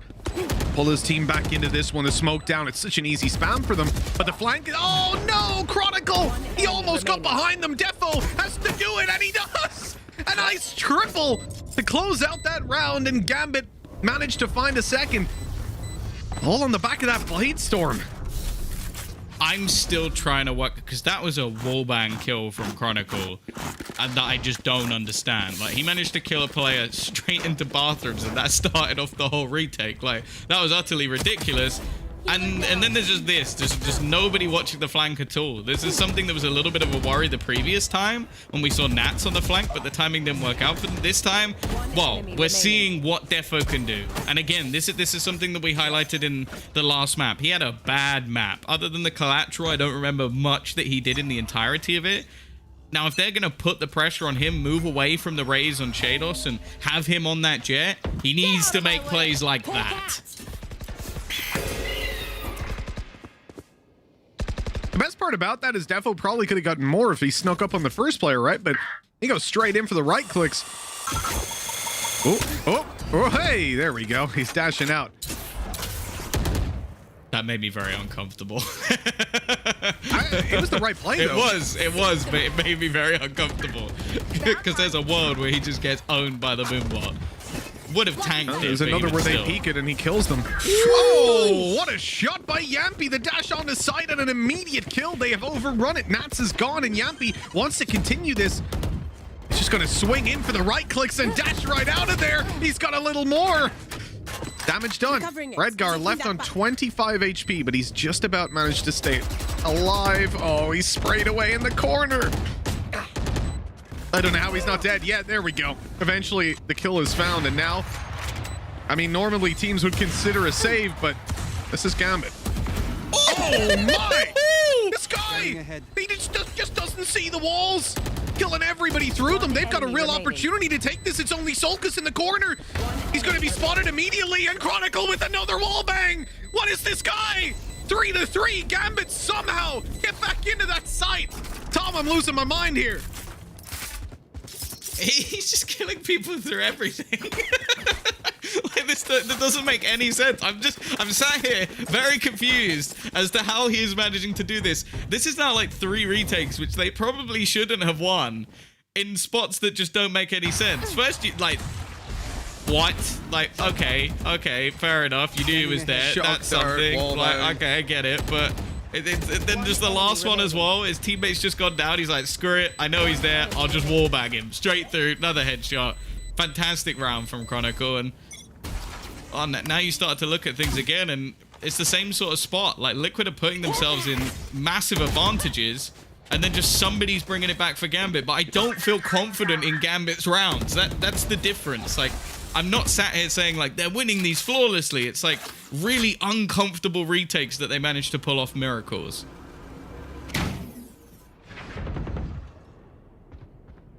Just not safe anywhere versus that dude. We saw double shock darts come down, not find anyone. He's right behind Scream and Solkus. They're definitely looking towards the B side for now. They've given up all control over A. But Gambit have got that advanced push by Defo, so they've still got 2 players here, and Nat's tucked in the corner. It's a good opportunity. The first kill is found, but he's plenty more players to contend with. Redgar is here to help, though, and he's only hitting Eddies. An easy win for Gambit as they go up to 4. And now starting to look pretty dominant in these last couple of rounds. Yeah, that round was much better from them. Like, it wasn't an uncomfortable retake. It was just a really solid hold. I think the difference as well is Nat's not just being wrecked in a lot of these early stages. Like, we've seen him push aggressively on A and get caught out completely. And then you had the round where, I'm not going to fault him, he just got owned by Yumpy. Like, that happens sometimes. But after what was a solid start for Liquid and some solid positions, like, I don't want to say, like, they've not been, like, boomed out of any rounds except maybe that one. Now they have no money left. So Gambit have the opportunity to build from a spot where, realistically, we could see them with no rounds on the board.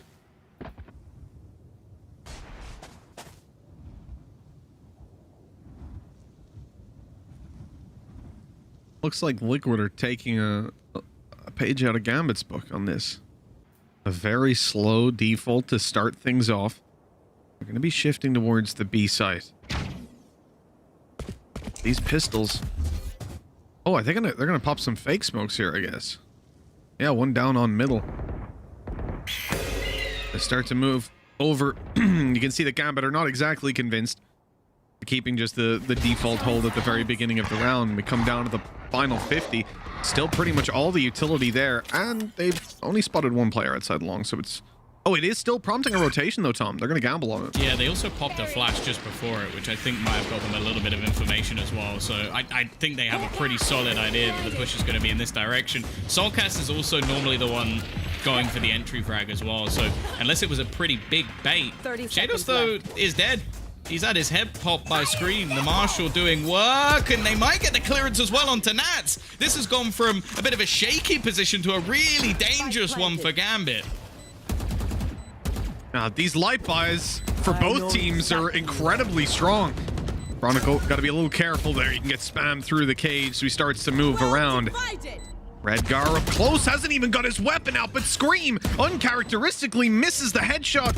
Blink in the corner now detected. Chronicle takes him down, and Defo's in with more. Solkus is left alone, and he's locked out by a Cosmic Divide. He doesn't even know if they're defusing yet.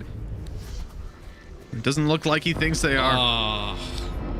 That is a great shame. The defuse already through. And Solkus, he might have had that if it was a couple seconds earlier. That was really expensive. I'm not sure why at that point they're still out in the open. Like, you've already won the round. You don't need to be scouting. You don't need to be watching. Just hold on to the weaponry. They've just thrown guns away for absolutely no reason. Now, we've seen an impactful Cosmic Divide, which... Well, we've started to see a few of them in this tournament. Still somewhat of a rarity. And we're actually going to see Liquid call a timeout. And I think it's warranted because the last few rounds okay, excluding maybe 1 or 2, have been very winnable for them. Like after plant situations, man advantage, in fact 2 men advantage in that spot. And then Gambit have been able to win retakes which just don't really look possible because there couldn't have been more information there. They even used a neural theft to make sure that they knew exactly where the retake was coming from. So Liquid have to be holding on to more of these rounds, and it starts looking away from, okay, Gambit are doing insane in these retakes, and then you have to start looking at Liquid and going, okay, well now there should have been an extra round on the board for you. Yeah, absolutely. I mean, yeah. It's the weird part considering the fact that at the start of the round they shouldn't win, and then they're almost certainly going to win, and we rock back and forth. That's what keeps this series so interesting, though. Like, every round is genuinely unpredictable to the point that even when you see sheriffs in hand, you're thinking that either team can win it out, and that's always been a feature of Gambit's play. The Team Liquid are stepping it up here. I like it.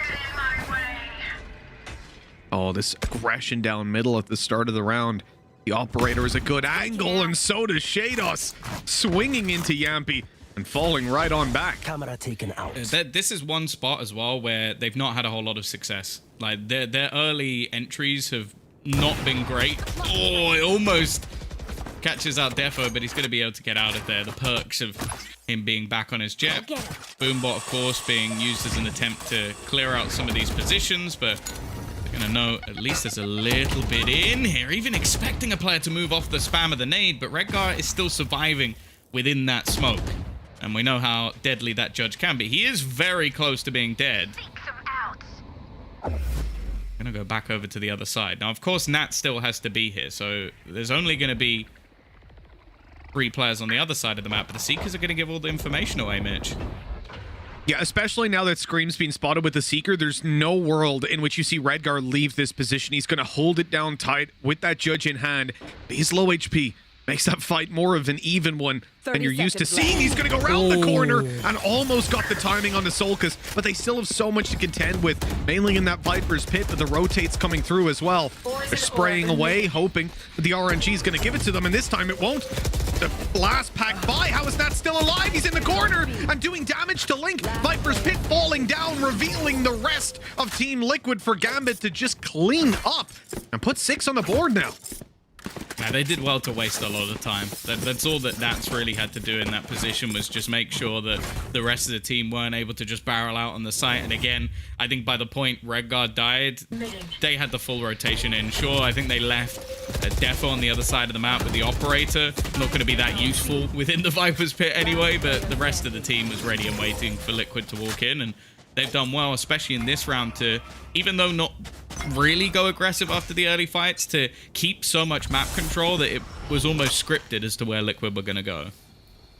Look at this change-up now from Gambit. After showing the judge in the previous round inside of Hookah, they're completely leaving that part of the map, going for a much more aggressive play down through Bath, which completely blindsides Link. They know that these guys probably aren't going to try to rush down B, so they're happy to play early B long aggression, which gives them so much more freedom on that A site, knowing that they're likely to get the fight there along with the Viper wall. This is just a gorgeous round overall. In fact, a flawless one for Gambit, not just in terms of every player staying alive, but what they took 6 damage. Yeah, only Redgar got hit.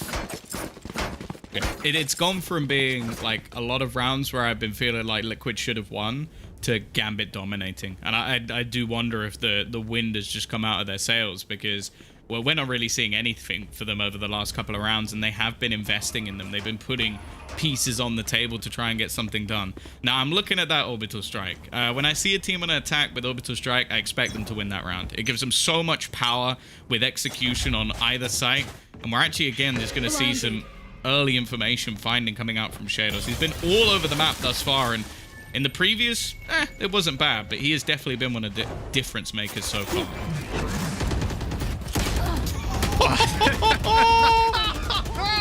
Two through the He almost got Link. He almost got Link. This is the buy round. This is the full buy round for Team Liquid, and they've almost lost 3 players immediately. The res has to be committed. Link's on 40 HP. This is not an ideal start by any means. Not only a showstopper, but an orbital strike too towards the B site. Not going to be used quite as often, but The option's definitely there. The way Solkis has been playing B, typically just entering out with those blast packs, I think it's likely that Rocket comes in. Ah, the star though. This is the classic, but they've managed to basically avoid so much of it that they'll be able to reclaim some of that position. Rek already going to find another, and actually the showstopper gets nothing done. It's left all onto Scream, and well, that was 3 ultimates committed, 3 powerful ultimates for Team Liquid put into that round, and I won't lie, Mitch, they didn't even come close to winning it. Oh, no, not at all. And I mean, once the star went down, I think that's the moment that you realize, I'm not sure the exact timing of it, but I'm pretty sure that they saw the star, they accepted it was there, then the orbital strike comes in. Obviously, the conscious decision at that point is that you're basically throwing away the orbital strike, maybe getting a kill with it, but probably not. But it will push players into the open, and once that gravity well is gone, you can blast pack into sight, play the showstopper. But sadly, Solkis just couldn't see these guys. He tried to catch an angle where he could see a player, but they were all in such good positions that eventually he just gets shut down. And from there, the round crumbles. Now looking at a potential 9-3 half, a weak buy for Team Liquid. We're seeing Spectres, a Judge, whilst effective on the defensive, a little harder to use on the attack, but Solkis still manages it. Ooh, a bit of a risky fight for Chronicle, but it pays off within the smoke, keeps the advantage away, and we've seen them got that Cosmic Divide again potentially used in combination, as already they're going to get a lot of info. Shados taking down Soulcast. That upgrade not going to help him out too much, and Scream desperately low on HP. Now the same can be said for Shados, but they're in a much better spot. Scream already being reduced to ashes, leaving just 2 players left, Link and Cryptix, to try and hold on to this round. Cryptix stuck in a close angle. He's going to have the grab well, but actually Link and Cryptix combine. They should now know where both of these players are. One of them wiped out, and Cryptix so low on HP, but he's clinging to life. 45 HP, attempting the clutch. And I don't think he's going to be able to do it. So just close. about enough time, I think. Yeah. How long was left? 0.66. Hopefully that's not a sign for Gambit's future. They're 9-3 up. Switching sides. Wow. Yeah, but you know what, Tom? Let me give you some credit here for once. Came into this map and you said, hey, you know what? I like Gambit's defense here. Yeah, it looks pretty good. Yeah, it looks all right, you know? It looks all right. They only lose... The only one round they really lost was the bonus of Liquid, which I don't think they'll be happy with. But other than that, yeah, I will say, though, the early rounds, I think Liquid should have got more. Like, towards the end, yeah, okay, this was a little bit close, but the majority of rounds, it looked like Gambit were just dominating. They had really strong holds. Their aggression started to become a lot more successful. But there were multiple times, including, I think, a 3v5 retake. And I want to point out, that was where there were 3 players left alive until they'd already defused the spike, and then 2 of them went down. So they didn't lose a single player in that retake. Those are the sort of rounds where I start looking at Team Liquid and going, you should have won that, let alone allow them to get away with as much as they did. Mm-hmm. Interestingly, Gambit call a tactical timeout coming into the second half. I wonder what they're discussing on this one. I mean, it's not like they need to win the pistol round. Well, you say that. They did only get 1 round on attack versus Ascend. So, I don't know. That's not great. Yeah, their attack did not look good the other day. Their slow defaults weren't really working out. Now, I do think that Liquid are a team that... it sounds weird because Ascend do like to push, do like to get up in your face, but I think Liquid almost have to be a little bit more aggressive again because you're looking at that Jet Raze combination. Like, yeah, sure, you can do quite a lot with the paint shells, but you want to try and like push the boundary a little bit. And we know that Link is going to get aggressive, so it's possible that that plays into Gambit's hands a little bit, but I'm not like calling this done just yet. I do think that Liquid can put up some pretty heavy numbers on their defense as well. It's just whether or not, again, if they lose this pistol, they are kind of out of the map. Very expensive early round. Shados uses up his Tiger, but it's blocked out by the ice wall coming out of Scream. Obviously working towards getting that res online in the very early stages of the round. Now they lose their wall for the later part, but I was going to say it's always worthwhile, but on the pistol, it's debatable in full buy rounds, definitely. As we come into the final minute, Gambit are starting to move around a little bit. They did play their default to start this one out. Now it seems their focus and their eyes are set on the B side. Yeah, they can go hookah in this round because they know 100% that Link can't afford a judge. Other than that, they should be avoiding it for the entirety of the rest of the map. Pop Flash, this is basically the judge of pistols, but it is only going to get him 1 kill. Yeah. Really good start. I mean, look, he could have had a shorty in that quarter, Tom. You never know. It doesn't have as if they're many all close bullets, enough, it doesn't work. Could be an ace. 1 shot, 5 kills. You never know. But yeah, solid start. Plant achieved for Gambit. They're able to play post plant. Moving in towards long. Oh, they've even got Chronicle, who actually gets spotted. Scream. Didn't look like he was going to check it as he came out, focusing over towards Hookah. The last second he turns, still Cryptix falls. Good shot onto Solkus. Stops the defuse, and the spray down is good. 1v1 Redgar repositioning, but now Scream knows this guy has to be inside of Hookah. He's even managed to pick up the Sheriff, but he didn't think the peak would be in play. 10-3, Gambit win the pistol. And this is now looking very scary for Team Liquid, who should be taking an eco here most of the time. Yeah, most of the time they would, but it's a horrible spot now because you're basically looking down the barrel of a loaded gun. Like, there were opportunities again in this round, but I just think that long after plant did so well to do as much damage as it did. Like Nats again, just being awkward, and they were very close to getting it to half, which I do wonder then if maybe Scream would have tried to bait out the time a little bit more, but when it's this far ticked and you haven't even got it halfway, it becomes an opportunity where he needed to try and get something there. Of course, a solid shot from Redgar closing the round. And is it really another Gambit tactical? Now I'm starting to question it. Yeah. Just every round from now on, they just call a tactical pause, which I'm pretty sure they're not allowed to do. Oh yeah, they don't have enough for that. But I do wonder, you know, they're calling in this tac pause. Is it kind of letting Liquid stew in it? Because they're coming up against an eco. They know 90% it's an eco, and worst case scenario, it's going to be like Spectres and Light Shield. So the majority of the time here, this is going to be the easiest round that you face off against. Maybe, like I want to say maybe it's extra security and just like guaranteeing that they don't give anything away that they don't need to. At the same time, it feels like there's an element of, hey guys, why don't you take a moment? Just look at the numbers up the top. Enjoy. I think as well with like the past of Gambit, like how things have slipped away from them, I like this idea. Like, you don't want people to get like ahead of themselves. You don't want people to get in their own heads.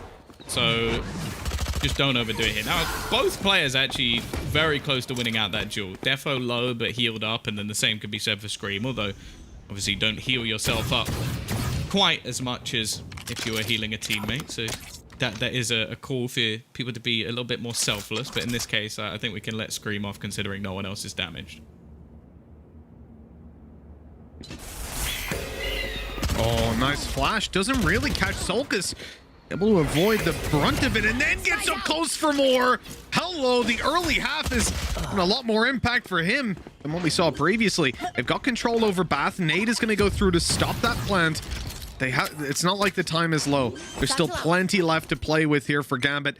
It's going to be baited out once more by Solkus, who now wants to take the peek after. You could see it.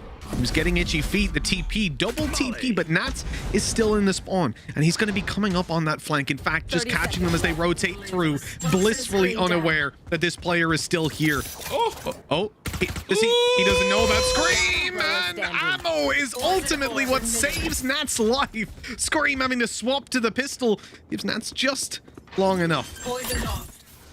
So we end up with Link clutching it out. Not an ideal scenario. At least it was an eco, and I think all things considered, they have done more than enough damage already. Yeah, it's one of those cases where if you look at this round in isolation, it's a good round. Like, it's absolutely fine for Liquid. I, in fact, think that they get a little bit unlucky that they don't get more from it. The problem is when you factor in the scoreline, then it's kind of not enough anymore, because you're 11-3 down. You want to be putting them in the bin completely, and considering they had opportunities in this round, it'll be a little bit more frustrating. And ultimately, it's this man again who has saved his team. Like, solid reads. I think also you have to give credit to Link in that position, because they almost tried to force them into a rotation, and he was ready for it, but it was just Nat's spot that kind of ruined the game. Oh, absolutely. But it's not the first time we've seen that from Nats. Such a good play by Solkis as well to get up close, realizing that there's another flash possibly on the way, or maybe the player was even running. Try and create some distance. Revealing area. Now we come in 11-3, full buy for Team Liquid, and this is going to be the bonus round for Gambit. So, on paper, they shouldn't be winning this. This is where Liquid need to be pretty much flawless. Yeah, this is one of those rounds that, well, if they lose it, we can basically call it done, but that's not really too impressive considering it's 11-3, and that would be 12. Now, Yumpy playing some pretty close positions. His opponent's waiting on the other side. You can see I'm enjoying the fact that they've completely avoided Hookah and Nats. He's playing that lurk roll. He's actually going to invest the Viper's Pit. Now, that is a surprise, because this is a round, as said, that we don't really expect them to win. So I want to see how he's actually going to get something done with this. I've got your trail. Well, yeah, it's the fact that you've got 2 Spectres, though. 3 Spectres, in fact. Obviously, the Silencer's going to be great, the rate of fire. But then even the Sheriff, you can find a lot of players one hit inside that ulti. But it's getting to the site that's going to be the problem. Shados manages to get that from afar. We talked about this, man, when it comes to Spectres, and they are overrunning Liquid. This is a full buy for the defensive side, and somehow Gambit are on site, Viper's Pit erected, and plan found with a man advantage and full weaponry to play with. Team Liquid are going to have such a hard time. This Judge could be a huge difference maker. In fact, the first kill goes his way easily. Another close range duel, and Link is absolutely farming them. They still need to get rid of Nats, and he's just playing on the edge. Now, this does actually mean that the pit is going to fade completely. They're diffusing within the smoke, but actually Redgar's come around behind. The clear from Link. This might just be his round, and they've already got it halfway. He has to peek out onto it. He'll find the headshot through the box. Redgar with the clutch of bonus round victory from Gambit. And well, map 3 now on the horizon. It seems very unlikely that Liquid make this comeback. They would need 9 straight rounds in a row, and whilst we did see that from Gambit in the last half, that is exceptional circumstances. You don't see that every day. Good damage by Nats in that last fight to Link as well, softening him up, but Redgar didn't care because he was all about the headshots. And gorgeous clutch. And with that, I mean, I don't know what you do if you're Liquid right now. Get ready for map 3. Getting into this feels... yeah, I think so. Like, I don't know what more we can really say at this point. Icebox definitely isn't a bad map for them. See, why? Just smoke. Just why? Why go? I'm gonna give you a reason here. And 12-3. Yeah, but it's the one spot. Like, I feel like at this stage, I know that you can't just give up a portion of the map versus Team Liquid, but like, see, look how nice and comfortable, easy. Just walk into A. Nats will get some kills. Oh, you're just nasty. shutting it down. He's not even breaking a sweat. Look how relaxed he is. You just don't go hookah. Second you see, but look, he's chilling. He looks like he's watching a presentation on how to play Valorant, not clutching it out. Cryptic's running out his... Oh, no. Well, he's jumping, so he's definitely dead. That's a 4K for Nats, and I love it. First time in a long time I've seen the Viper actually pick up the orb and just use that, right? Use the little advantage as it fades away, catch him by surprise. 13-3. Not quite as close as the previous map, Tom. No. You were excited for Gambit's defense, and I feel like we didn't get to see their attack.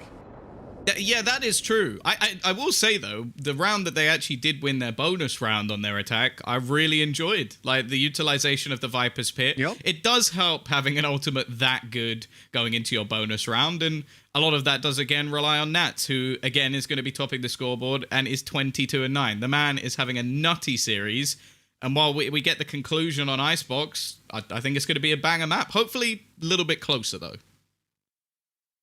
Well, let's hope so. I mean, it can't be much more one-sided. That's the upside here. Liquid genuinely finding the first 3 rounds, and then it crumbles completely. Yeah, an incredible display from Gambit. And I gotta say, coming into Icebox, I do expect a little bit more of an even match, but I kind of expected that here as well. Yeah. So we'll have to wait and see exactly how things are going to be unfolding, Tom. But I got to ask you, coming into Icebox, do you see, how did Team Liquid bounce back from this one? Oh, well, this is the map where they basically just look to style on some of their opponents. Like, if you're going to have Yumpy's operator coming back into play, those slightly more aggressive pushes that they're going to be having, I think that it's a little bit more comfortable for them. And, well, hopefully they're not just going to have a half that they lose some silly clutches in again. I think they need someone to give them one of those big plays, and luckily they have the people to do it. Yeah, absolutely. I mean, at the end of the day as well, you have to look at this and think Team Liquid are a tier 1 team. They're not the kind of guys that are going to sit there and feel sorry for themselves and imagine that, you know, it's done already. They're going to bounce back mentally at least, but it remains to be seen whether they can bring us a victory on the third map or whether Gambit are going to be the ones that are going all the way to Masters. This is the qualifying match, the third map to be played in just a little bit, but we're going to go to a break first. During this break, you'll also get to hear a rockin' song. It's Can't Buy Love by B-Case and Robin Schulz. So enjoy, and we'll see you back here for the desk in a little bit.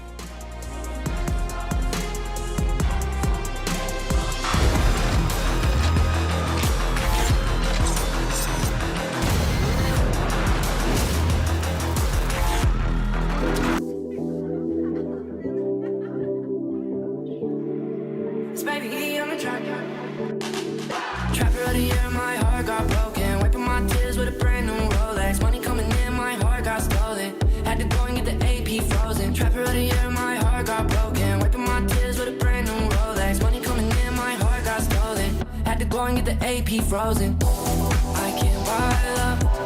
I can't buy love. I can't buy love. Had to go and get the AP frozen. I can't buy love. I can't buy love. I can't buy love. Had to go and get the AP frozen. After the year, my heart got broken. Went through my tears with a brand new Rolex. Money coming in, my heart got stolen. Had to go and get the AP frozen. Driving in the rain and I crashed the foreign. Wearing 6 rings like I'm Michael Jordan. Money in the safe and it's talking dirty. Shawty left me and it really hurt me. I got my growing. I'm in my feelings. Whole lot of gang shit. I miss my main chick. I got my growing. I'm in my feelings. Whole lot of gang shit. I miss my main chick. Trapper of the year, my heart got broken. Wiping my tears with a brand new Rolex. Money coming in, my heart got stolen. Had to go and get the AP frozen. Trapper of the year, my heart got broken. Wiping my tears with a brand new Rolex. Money coming in, my heart got stolen. Had to go and get the AP frozen. I can't buy love. I can't buy love. I can't buy love. Had to go and get the AP frozen. I can't buy love. I can't buy love. I can't buy love. Had to go and get the AP frozen. I got my growing. I'm in my feelings. Whole lot of gang shit. I miss my main chick. I got my growing. I'm in my feelings. Whole lot of gang shit. I miss my main chick. Trapper of the year, my heart got broke. Wiping my tears with a brand new Rolex. Money coming in, my heart got stolen. Had to go and get the AP frozen. Trapper of the year, my heart got broken. Wiping my tears with a brand new Rolex. Money coming in, my heart got stolen. Had to go and get the AP frozen. I can't buy love. I can't buy love. I can't buy love. Had to go and get the AP frozen. I can't buy love. I can't buy love. I can't buy love. Had to go and get the AP frozen.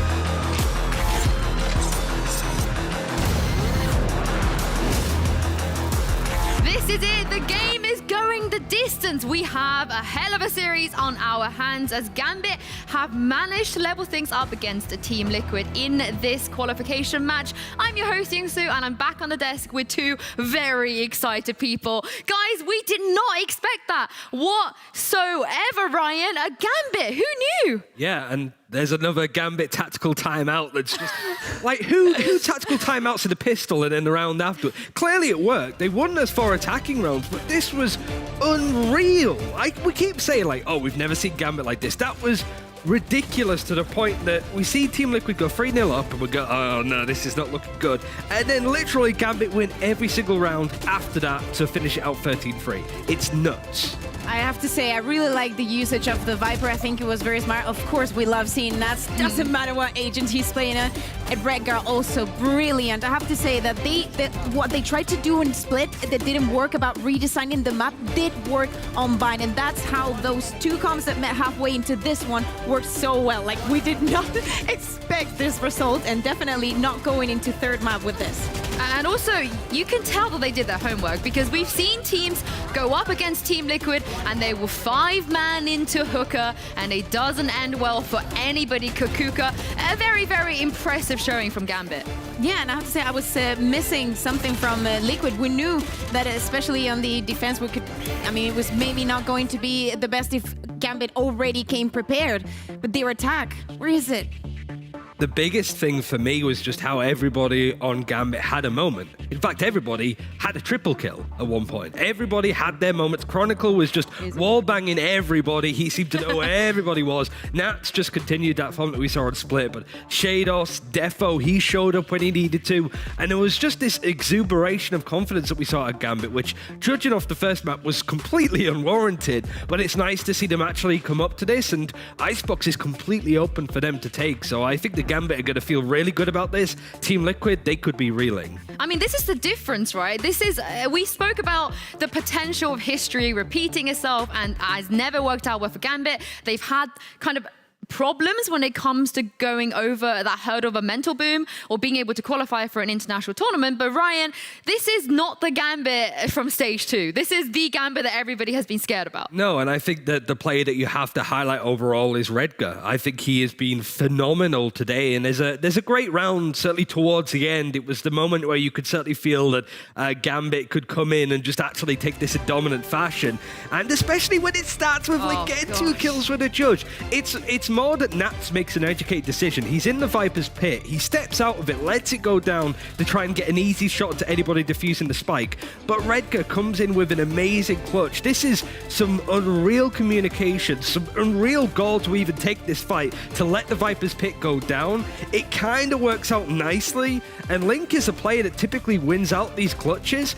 Redgar was the most recent introduction to this Gambit team. They had Sunset as a control player for First Strike. They dropped him, brought Redgar in. He is fulfilling that role in a position that we've never seen that from him before. I have to say, I did not expect it. I did love it, and the usage of the agents, of course, it was premeditated. I love to see a team put it in this situation and having this outcome, because I mean, I expected 2-0 or 2-1 to Gambit. I still expected the 2-1 for them. I mean, how the tides have turned, right? Liquid on the first one managed to show up where it matters, but Kaquka, is this concerning for Team Liquid at all? Because, you know, after the way that they won on map 1, they were literally going to be on their home ground. They were quite, you know, 1 map away from Masters and Champions, and now they get absolutely smashed. Are you worried for them? I am, of course I am. I feel like those tactical pauses that we did see on Split and maybe have some impact also on Bind. I would have, you know, like stop and slow down for a second and be like, okay, what is going on? They're pushing onto bathrooms. They're just denying control of hookah. Some things that we sometimes see Liquid do, and now it's being done to them, but the response is not effective. So, I mean, coming to this map, it's all or nothing. Yeah, that was the weird thing that you pointed out, is that we had a really good tactical timeout from Sliggy in Split when we saw Gambit get a bit of momentum. Like you pointed out, there was a tactical timeout there from Sliggy, but it was a little bit maybe later than we expected. And then Gambit was still able to win out those rounds with mechanical skill. I do think Liquid really broke into some bad habits. Like we said, like this is usually a map where they split quite nicely, certainly towards the A site or B. They were just 5-man hitting a lot of sites. They were struggling to take hookah control or showers. And Gambit, because they were prepped against Descend, were playing very close, very proactive. As soon as the spike was about to get planted, they would swing, they would get these advantages and take those fights. And it was incredible how well it worked against Liquid as well. Well, we have to really quickly talk about Icebox. That is the next map. The decider, whichever team wins this, is going to Berlin Masters. And Ryan, you know, stats don't lie. So we're looking at the stats, especially recent results of both of these teams. Who do you think it favors here? Oh, it heavily favors Gambit. They've played it 10 times, they've won it 9, lost it once, and that was to Ascend, who looked phenomenal in that series in the upper bracket. Liquid have only played it twice, and they lost against Na'Vi. It was their losing map to knock them down to the losers bracket. It might be the map that sends them home from this tournament full stop, and they did beat Giants 13-5, which haven't been particularly stellar on this map. Gambit have all of the control. Again, it falls down to that whole narrative of, do they have the mental ability to hold on to this? Because every advantage that they could hope for, they have right in front of them. I'm really concerned about Liquid's attack on this map because, as Ryan was saying, against Na'Vi they fell and they only scored 1 round on the attack. Like, the difference between the teams was really big when the table swapped, and it was dreadful. Like, it was just too much for them to handle. I hope, like, we did not see the Jumpy that we expected on Bind. We did see him on Split, even if with that Omen and the Operator, something that I personally love. He needs to come and step up on this last one. I mean, both teams have flipped the script today. So, you know, we thought a Split, that was going to favor Gambit. Liquid took it. We thought Bind, that was for sure going to go to Team Liquid. But then Gambit took it. So by that logic, Kaquka, this is going to be Liquid's, right? Easily. I mean, we'll see. They definitely knew that this was something that was going to happen. Icebox, I said it at the beginning, this is compulsory that we see this map. We didn't know if we were going to see it, but as we knew that it was happening, they also did. Well, we are going to take a quick break here, but do not go anywhere. The decider on map 3 is coming up right after this.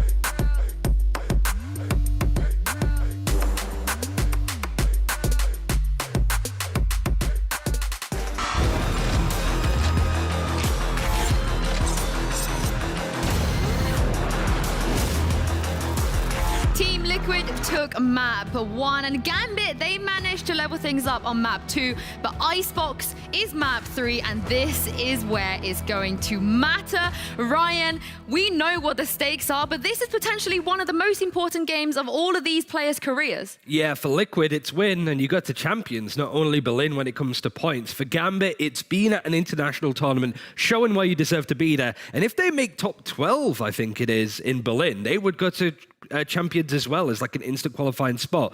This is a great chance for Squib to show up. He'd be on the Reina, going off typical performances, and yeah, you would expect him to go on to that. Well, we are going to head into Agent Select now. As we said, this extremely important match on Icebox. We're not expecting too many surprises. You know, we know that both teams, Kaquka, they like the double duelist. This is the Reina and the Jeb have become the bread and butter of EMEA. Yeah, completely, and especially in Icebox, followed with that Viper. I feel like it's all that we're going to see. We saw changes from Gambit in the other two maps. I don't think this is going to be the case, because why would they? They lost to Ascent, but for the rest, they are unbeatable with this composition on this map. And also the fact that Team Liquid is starting on the attack, scares me. It's looking like the same compositions for both teams. There's maybe one that we're waiting for, I think Chronicle, who was going to expect to be the Reina. And he's an interesting player to highlight anyway, because I felt in their series against Descend, certainly on Gambit's defense, Chronicle was playing super far up on the defense. He's like, you got the rafter with the zip line across, and he's there holding a gun, just sort of like pointing to the sky. He was like that far away from when it comes to Ascend's attack. He was so aggressive. He wants to make a play, but if he gets caught out, that was a 5 versus 4 easy for Ascend, and then from there it was just sunk cost fallacy overall. So Chronicle, whilst I expect him, the agents to be the same, I want him to just rein it in a little bit, not be too insane, because for Gambit, it's keep your composure, have that lead on the defense, and then smooth sailing, hopefully from there. Missed opportunity there, Ryan. Reina it in. There you go. Reina there it in. But I can confirm that Chronicle did actually lock in the Reina. But Kaquka, a mirror matchup here for the third map of the Decider. Do you think it's going to come down to like pound for pound, which team plays the compositions better? Or is it still very much like there's no one knows what's going to happen? So the thing that concerns me is that we have barely seen Liquid on this map, and we know that their attack is not the best, let's put it that way. They're going to start on that. They are brilliant on the defense. Like, they managed to create so much space and to delay the plans. They really play well around the points, but I don't know, I'm still scared. I think one of the interesting ones as well is Soulcast on the Viper. Maybe not worth highlighting because he's not on the duelist, he's on the Viper, which is what you typically see. His agent portfolio this tournament has been stellar. It's some of the best average combat score across multiple agents at this point. It would be great for him to show up on an agent you don't typically see, and also he has to play up against Nats, who had a crazy series last time, so the Battle of the Vipers is going to be a really fun one. Well, this is it. Everything is on the line. Can Team Liquid make their second consecutive Masters, or are Gambit about to make history? Over to you, Mitch and Tom. Well, either way, Tom, it's going to be a big game and a big result. Who do you see taking it here on Icebox? Oh, don't do that to me. I'll go Gambit. No, I love it. I'm going to go for it. I think they're going to do it this time. It might be the jinx that ruins everything for them, but I believe in the CIS boys. Sure thing. Well, at Tombizz on Twitter, Liquid fans, you know where to go. Or Gambit fans, I guess, if he's just cursed them. Hey! Everybody go send Tom some hate. Let's get it into the game, baby, because we're ready to go on Icebox, the final map of this series. Whoever wins here will be going on to Masters in Berlin. This is a huge map, the biggest stakes that we've seen for quite a while, and the Gambit, I think, have ever seen. We'll see how it goes as we start out on the defense for Gambit. Yeah, everything could be decided within the next few minutes, and I say that because if Average Jonas tweets, it's already over. That would just be it. Like, Gambit will basically confirm the victory there and then. So who knows? Hopefully he'll stay quiet. I know that people have wanted that from the social media team as well. Maybe they're the same person. You never know. Maybe they're the same person. It was Jonas all along. It could be. It could be. Yeah, it looks like he hasn't sent out any cursing tweets just yet. We'll see how that situation develops. Keep our fingers on the pulse of that. As the Pistols already seeing Team Liquid plant down on the B side. Gambit are quick to respond, taking mid control. Another player here. Great decision by Yampy. Cloudburst and dash out of there. He was about to be swarmed upon by the entirety of Gambit. He actually goes back. He's going to get an insanely well-timed flank on them. I was waiting to see if someone turns around and checks it, but no, blissfully unaware of Yampi coming up behind. This could be Team Liquid with the round in the bag.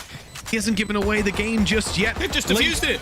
They defused it. He got a kill afterwards as well. Oh, I thought he'd get it. I thought he'd get it through the wall for sure, but no, they just managed to defuse. Whew, that's not how Liquid wanted to start this one out. No, they literally did everything right except kill the guy defusing the spike. Who knew that that would be the analysis I have to give you? By the way, lads, make sure that you kill the guys defusing the spike, because otherwise you're going to lose the round. Like Nats just sat there the whole time. Had his utility up as well just to make it a little bit more difficult. And yeah, they close out all the remaining kills. Now, I wouldn't be surprised to see a bit more of an investment here from Liquid, but they actually don't spend too much. Now, they can get the Sheriffs on without having too much financial problems, because obviously we're going to actually see them have that spike plant, and there was actually some investment into shields for Scream, and that is now gone. What? What was that from Defo? He just quick-scoped him. I've never seen someone quick-scope like that on range as well. Player standing. Well, that's the thing, actually. In their game versus Ascent, we saw an incredible map from him versus CNED when it was on Ascent. But when it came to this map, he got owned. Like, the aggressive entering that was coming out on the operator from CNED was just something that nobody on the Gambit side seemed to be able to handle. Now, Jumpy is definitely a player that can have that level of games, but I just don't see it as being as big a problem. Like, I think that was the thing that made this map so much tougher for them. And as Ryan was sort of saying, other than that, they had a ridiculous win streak on this map within their own region. It was only really denied by, well, the big bad boss that is Ascent. That was a pretty sick shot. I'll give you that. Yeah, that's an all right shot. It was decent. That really caught me off guard. I mean, Snake by Deep actually going to be catching a little bit of damage onto Yumpy, but he's dropping down, starting to move up. They've got the drone covering right side. They're clearing left. Everything going according to plan here for Team Liquid. They've managed to get over to yellow. It's a lot of map control. They've flank covered by Solkus. Reminiscent of the kind of Mixwell Viper play, lurking over towards the other side of the map.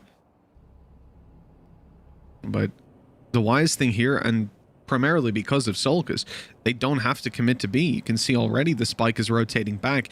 The big hole in their offense is that mid play, and currently you see Redgar wants to try to get a little bit of ground there, but he stops short inside Tube. Tentative round. A chance for Gambit to get off to an incredible start on their defense once again, and of course on the other side of things, Liquid desperately wanting to break back early, especially in a round where they have such an advantage. Now, they've taken a hell of a lot of control, and considering the range of the weaponry that's currently available for Gambit, an afterplant here would be pretty rough to deal with. The problem is they've still got to get rid of Nats, and he's actually using a lot of his utility to try and make things a little bit more awkward for them to try and go for a plant. And with only 16 seconds left, they're already looking to try and break this wall. In fact, it's going to be a different plant spot, but they're going to be able to deny it. They have to be really careful here that they get someone back onto that plant and quickly. Nats, I don't know if he's going to have an angle on this. He tries to peek out, but this time they're ready. If it went down again, that round was over. It was done, and Defo staying alive would have been enough. Now, he wants to try and make this costly, and he gets nothing. It was close, but ultimately Liquid get what they want, which is most of their players surviving. Yeah, 4 players alive. Ideal scenario for Team Liquid. Saving up that cash. Reinvestment is minimal. Over on the Gambit side, this is their buy-up, their chance. It made a damn good attempt of it, though, playing down on that time. The fact that Shados is able to sneak in here, a big gap in that offense, but nothing to follow up on. Last player standing. I mean, if that wall was broken in the meantime, the round was over. Yeah. Like, that's not something that Liquid will get away with in a buy round. The double shot dart? It is. Not quite going to find anyone. Ooh. Nats has managed to fall back. Again, he's got his one way, but this is a very aggressive push coming out from Yumpy, just taking the control, but he's met with Defo's operator. I don't know if they expected that to be in just yet. Very early bought up, absolutely. The hunt begins. It doesn't give them the man advantage for long. It's quickly stolen back by Liquid. Sneaky little position by Nats. As Link comes out healing himself, completely unaware that Nats had flown under the radar. Now Link has the res, but he's dead. That's the problem, right? He's not going to be able to help out in this round, so we look for Scream, we look for Cryptics now to attempt the clutch. The 1v3, the plant attempted here. Wall bangs are good, and they even take him down in the end. Gorgeous stuff. 3-1 we go. Yeah, it wouldn't be a Gambit round if it wasn't with a wall bang, right? But there was just something they were pulling in the entirety of the last map. Yeah, I think he was actually he was trying to res in that moment. Like, and they just didn't, they weren't aware at all of the position of Nats, which, I don't know. I feel like that's something you need to clear out a little bit better from Liquid, just allowing him to just lurk around in this position. The round just completely fell apart, and, well, realistically, from then onwards, it was never really going to go their way. Some strong rounds coming out from Gambit, but Liquid still have a purchase. As said, 4 players survived in the last round, so they're not in too bad a spot here. Chronicle this time is the player to get aggressive, but he'll be spotted up and has to run for his life. Players on top attempting to pursue that drone, gonna get a whole bunch of information as it comes around. Sees Reyna up close. They'd already spotted Jet out, but it's not enough. The fact that it gets destroyed so early on really stops any sort of aggression out of Defo. Obviously with the entire team of Liquid there, they could have some serious control. And late round diversion as we come into the final minute. Looked like Liquid wanted to go in through middle. I'm not even sure if they've fully decided on what they're doing yet. Leaving a lurk out here in the form of Solkas. The whole team escorted him into position. Now he falls back and is covering for the B push. This seems like they're trying to catch Gambit, getting aggressive, but it's just not happening. And finally, they're going to be forced into a more direct hit. Power of the Reyna. The dismiss to get out of there, the jump up above from Scream. He's going to clear some of the closer range positions, knowing there's nobody still within the site can give them access, but there's been quite a bit of utility to try and deny them from going any further. The wall not going to last long. Actually, doesn't get killed off and Scream goes down. It looked like he was dead for sure, and now they still need to clear these positions because they don't have a spot to plant in. That hasn't spread far enough either, so they're still going to be able to stay close. 10 seconds left. Oh, Link in a bit of trouble. I don't think he could get the res off there. Maybe because Cryptics was in the plant right on top. But that advantage is theirs, and Gambit just roll over them. Easy peasy. It's going to be a 4th round now for Gambit to play with, and I got to say, if you're Team Liquid, you're going to be pretty upset at losing that round. That should have been easily secured. Every time they pull out the res, they lose. It's just so many awkward positions that they're attempting to use it. And I think they're also a little bit unlucky that some of the utility doesn't spread as far as they would have liked it to. Like that snake bite goes just a little bit further and Shados is dead. No way he kills off Link. And, well, this round really could have gone either way. Instead, well, losing that battle gives a lot more space to Redgar, who, again, is just going to almost take liberties with how aggressive he jumps over the head of another player and they don't even notice.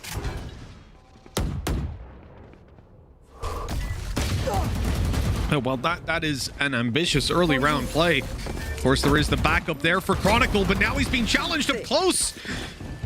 I mean, versus this kind of buy, that is incredibly aggressive. And with Shados punished, now it might come back to bite them, Tom. Oh, okay. Never mind. They're doing a lot with this. And actually, it looks like they're going to actually opt to fall back. Now, they still have the res. Hey! They finally managed to use it.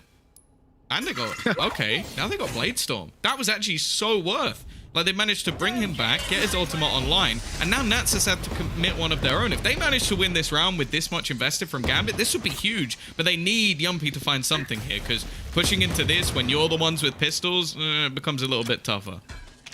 At this point, they think they've sold the full rotation. They're starting to move back towards middle.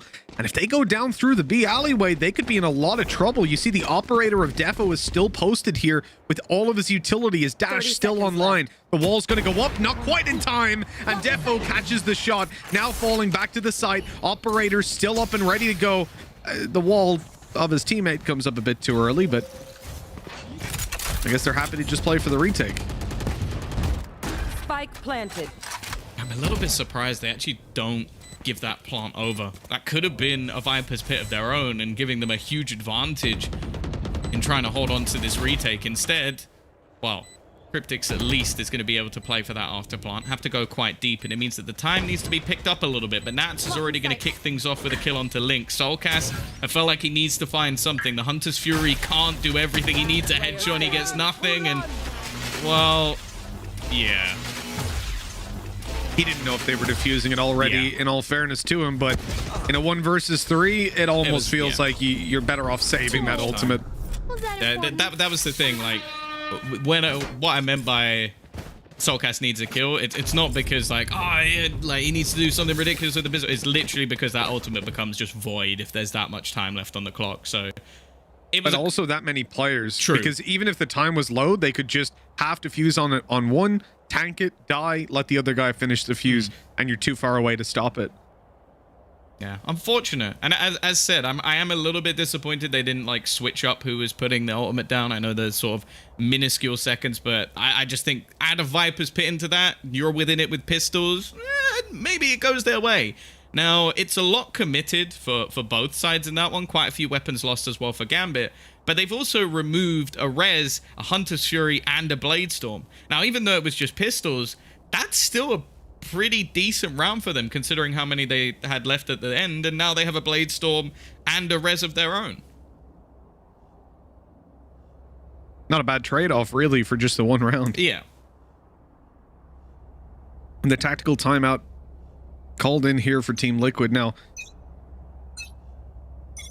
they're investing fully into this and pulling the operator out on Yampi, so this is where we need to see results.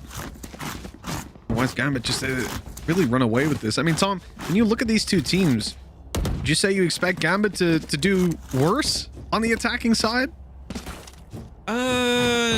No, not really. Like, I think that they still have an incredibly good defense. Like, I think they're one of the teams that do actually put up maybe even the majority on the defensive side.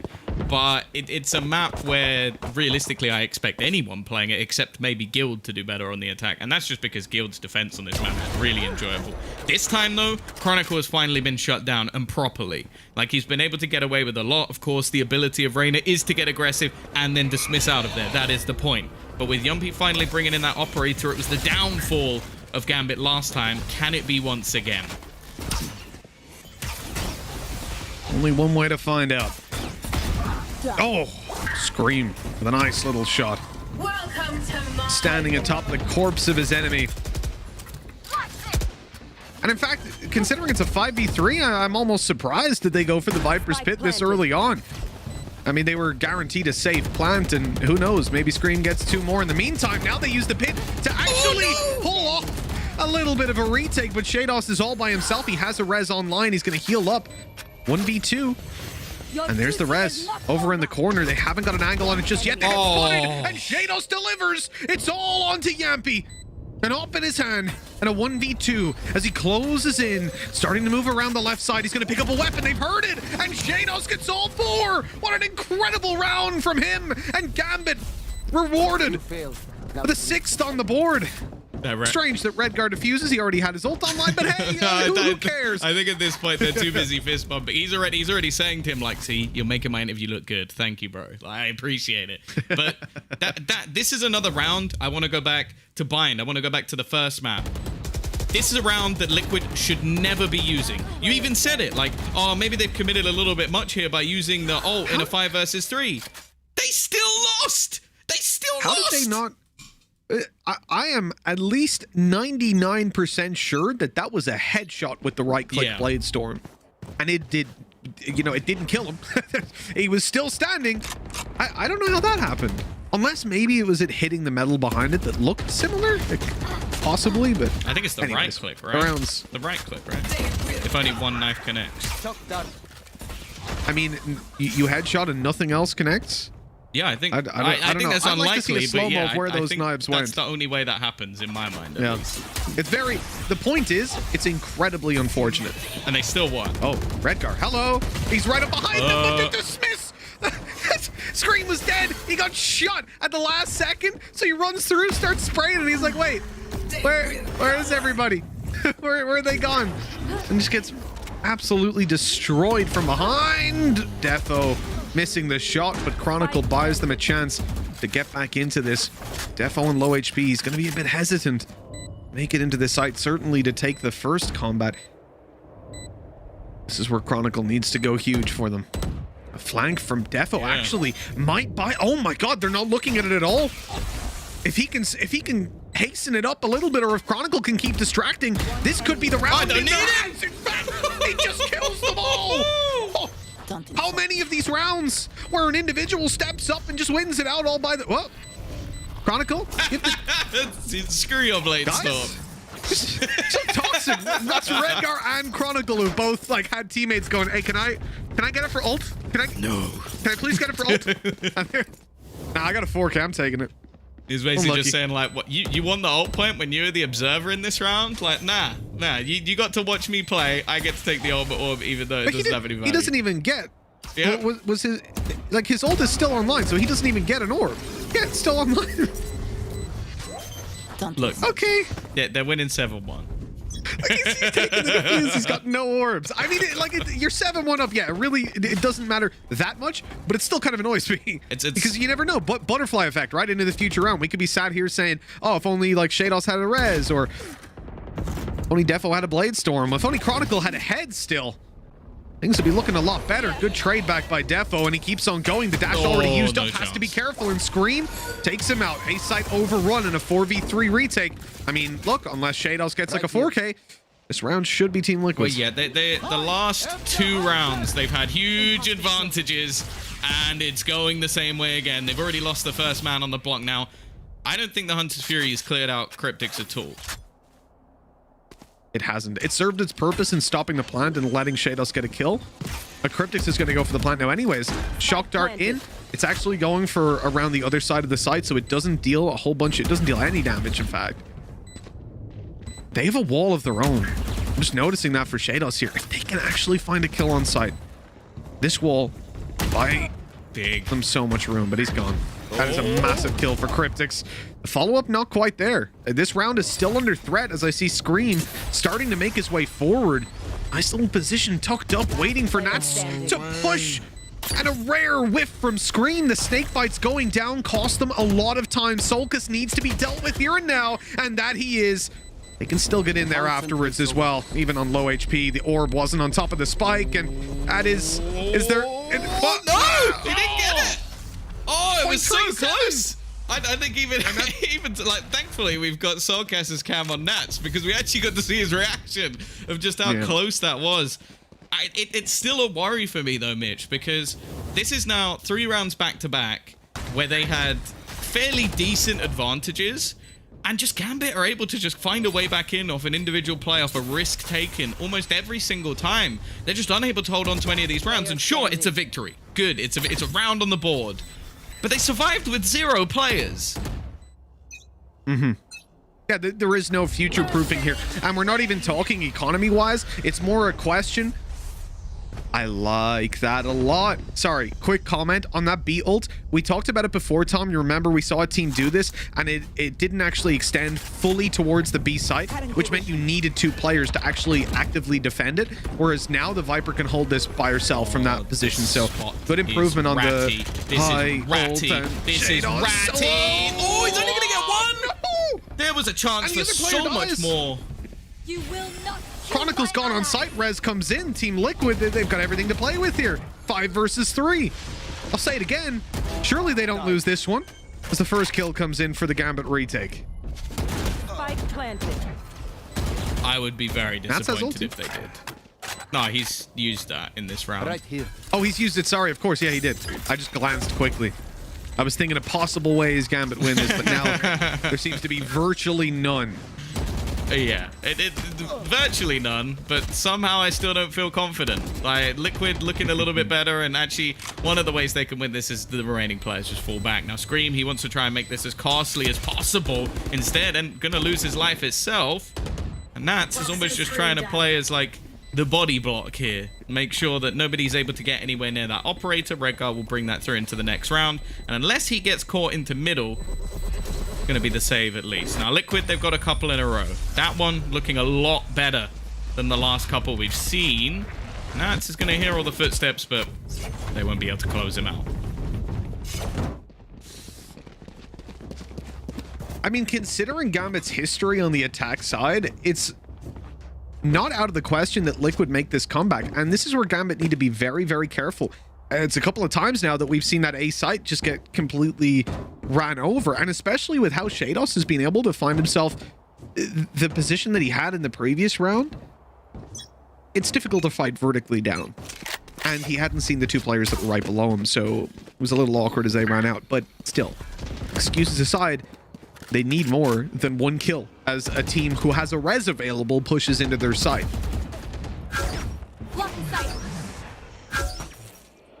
Already going to be spotted. Redguard looking like he wants to take this duel, but does only have a Spectre in hand. Chronicle actually looking to get a little bit more aggressive in mid, but that's based off the aggressive up spot of Defo. At least giving them some information. Now, Liquid have definitely had their success when it comes to this A site, so they're going to look to try and challenge this once again. The operator still with the dash, so he does has the ability to just take a shot, escape into the back of the site, and it will depend on whether or not Liquid can shut him down. Oh, Defo isn't blinded up. They thought for sure he would be. Link swinging into the angle, not expecting the operator to still be here. A missed shot from Defo, and Scream capitalizes over on the site. Here comes the Viper's Pit, meaning that Defo's operator is discounted massively in terms of the impact it can have. Redgar has some great timing here. He has snuck up right behind them. They checked it, but they didn't see him. They should never expect him to be here. The problem is most of the teams inside that Viper ultimate. He's not really going to find the opportunity to take them down as they planned. But maybe the opportunity to eliminate Scream. There it is. He's caught him. The recon about to bounce off. Maybe, oh, it didn't quite make it across the line. Cryptix is safe on the edge. Waiting for them to push on through, thinking the angle's clear, but Nats still checks it. And from the rope, delivers a headshot. Bit ridiculous. Sulcus, yeah, there was no way he won that. I mean, if you just, there was a freeze frame there where there were 4 players on a screen, all in different angles. And all glowing in red. That's about as creepy as it can get. An 8th round onto the defensive side for Gambit. They're looking strong once again. And bear in mind, we are now edging ever closer to one of these two teams qualifying for Berlin. As we mentioned, there's a lot on the line here in terms of other stuff for Liquid, but for Gambit, this is the goal. They're currently 8-3 up. We're going to need a pretty ridiculous comeback going into the second half, whatever happens, but a last round on the board might just make all the difference for Liquid, so we'll see if they can bring anything back here. I presume we have a tactical pause. Oh, no, we don't. We're right into the round. Okay, so let's take a quick check in where Team Liquid are at. They've got a pistol in play for Sulcus. Everybody else taking rifles, with the exception of Yampy. Spectre in hand. Oh, Chronicle doesn't hit the shot. Okay, that is a lifeline for Team Liquid. They should be a man down already. As they move towards the site, Scream, the man who would have died, is able to pick up the opening. Chronicle barely making it away with his life thanks to the dismiss, but Scream is in hot pursuit. Eventually falling back. And they've lost Shados. And that's incredibly important, Tom, because that's the res out of the round for Gambit. Yeah, we also see the Empress invested for Scream. We've seen him win so many rounds, and a single kill will bring him straight back up to healthy again. The flank watch, though, by the pistol player, and that's the opener. That's the kill they needed to start really putting doubt in the minds of the remaining players for Liquid, because they now have to split their gaze. They need to take some control, and already Chronicle is going to pick up another. Now he has the Empress as well. The face-in from Redgar is going to close out another. It's all onto Link. He's doing a decent job of it, but the round will go the way of Gambit. A 9-3 defensive half for the CIS organization. Liquid have a mountain to climb. That they do, and we talked about the potential recovery of Liquid coming onto this map, but they are looking almost identical. And the real surprise here, and what we had pitched at the very start of this map, was the battle between Defo and Yampy. And whilst Yampy is not having a great time, he finished that half with 3 kills, and no doubt will have an easier time now moving on to the defensive side. The interesting point is that it isn't really either of them that's leading the charge of the team. We thought they would be the key factors, and yet a very different game is unfolding. with some incredibly impactful rounds coming out of the likes of Shados and of course. Doing it again. Yeah. Another Paul. No. Ryan's gonna have another mental breakdown when it comes back to the desk. Who takes pauses like this? But I really do like it because these, for them now, like they're in such a commanding position. These are the most impactful rounds of the map. Like these are the rounds that if Liquid win this and they win the follow-up, they can compete. I want to put this out there as well. The last time they played this map, even though they lost, they actually got 9 rounds on the defense. It was their attack that let them down. Well, 9 rounds would be enough here. And they've proven in the past that they can put that many rounds on the defensive side. Gambit as well has said, like, a lot of the time, their attacks let them down. Although if you look at some of the games versus Finest, for example, they actually got 10 rounds. So let's ignore that one for the sake of storylines. But, yeah, it's going to be one of those spots where they need this pistol, and Gambit know it as well as we do. So they're trying to make sure that they at least get those extra couple of percentage to make sure they get this over the line. A lot of pressure on Liquid. This pistol can get their foot in the door to recover this half. We know that, as you said, the attack for Gambit isn't exactly where we expect them to pick up all of the rounds. This pistol would be a great way for them to kick it off and maybe secure the entire game. And that spot in Berlin, the fight on site is awkward, leaving Cryptics on 4 HP. His bow spotted. And look at that plant right up above, dodging the shock darts as they come in. I don't know how Cryptics is alive. He just got shot at, but he's 4 health, and then Defo even ends up dying. This is looking very good for Liquid as they try to come back in. All they have to do is deal with Redgar up above, who hasn't been spotted. He's dropping on them with the right clicks, but then out comes the bow. He tries to recon them and in fact ends up dying, but a little bit ambitious on that range, Nats. It's diffused already. Enemy remaining. There's no way for him to stop it. A shame. For Nats, at least. But not for the game, because we kind of needed Team Liquid to win that pistol, and now the comeback begins. A solid round from Link.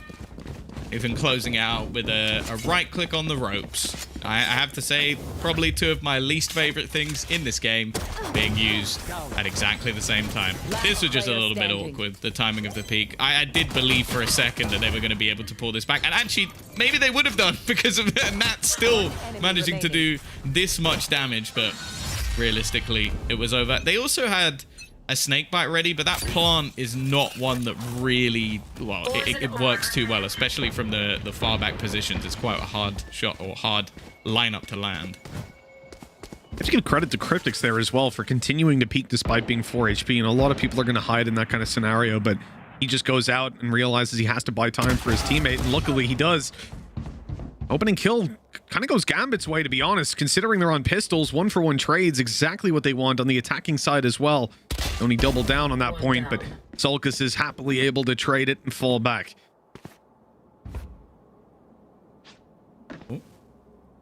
Gonna get the information. And that's all he really needs. The duel going the way of Scream in the Battle of the Rainers as well.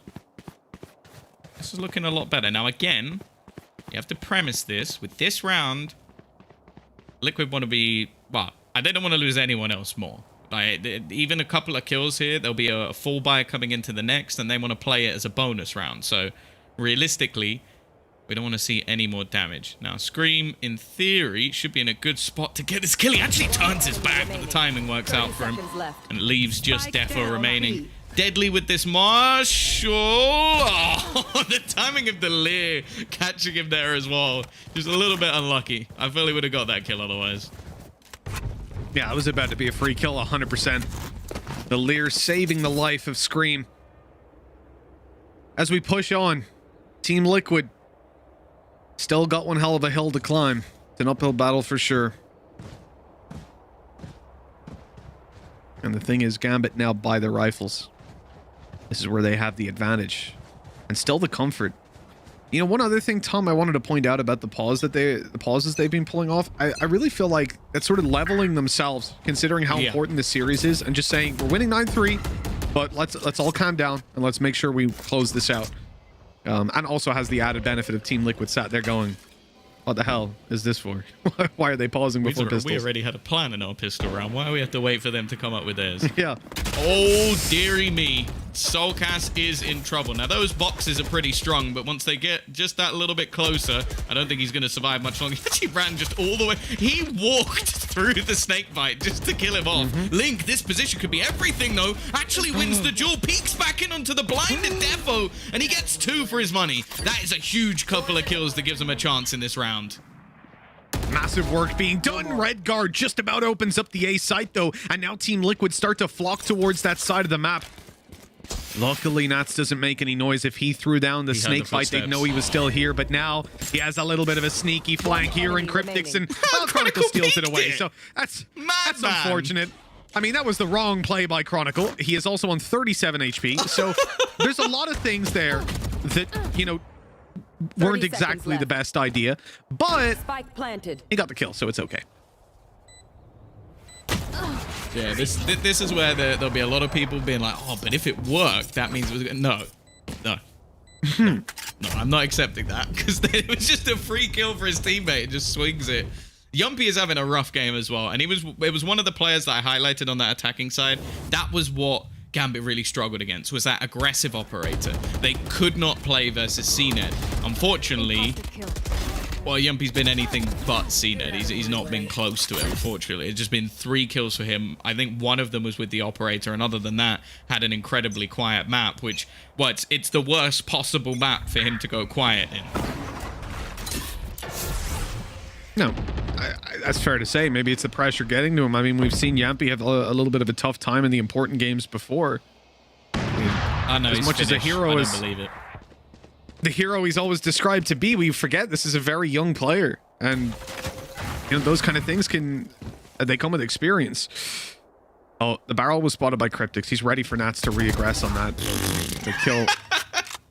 I mean, Cryptics was holding that. There's being he was ready, fully ready for the being peek, and he still loses.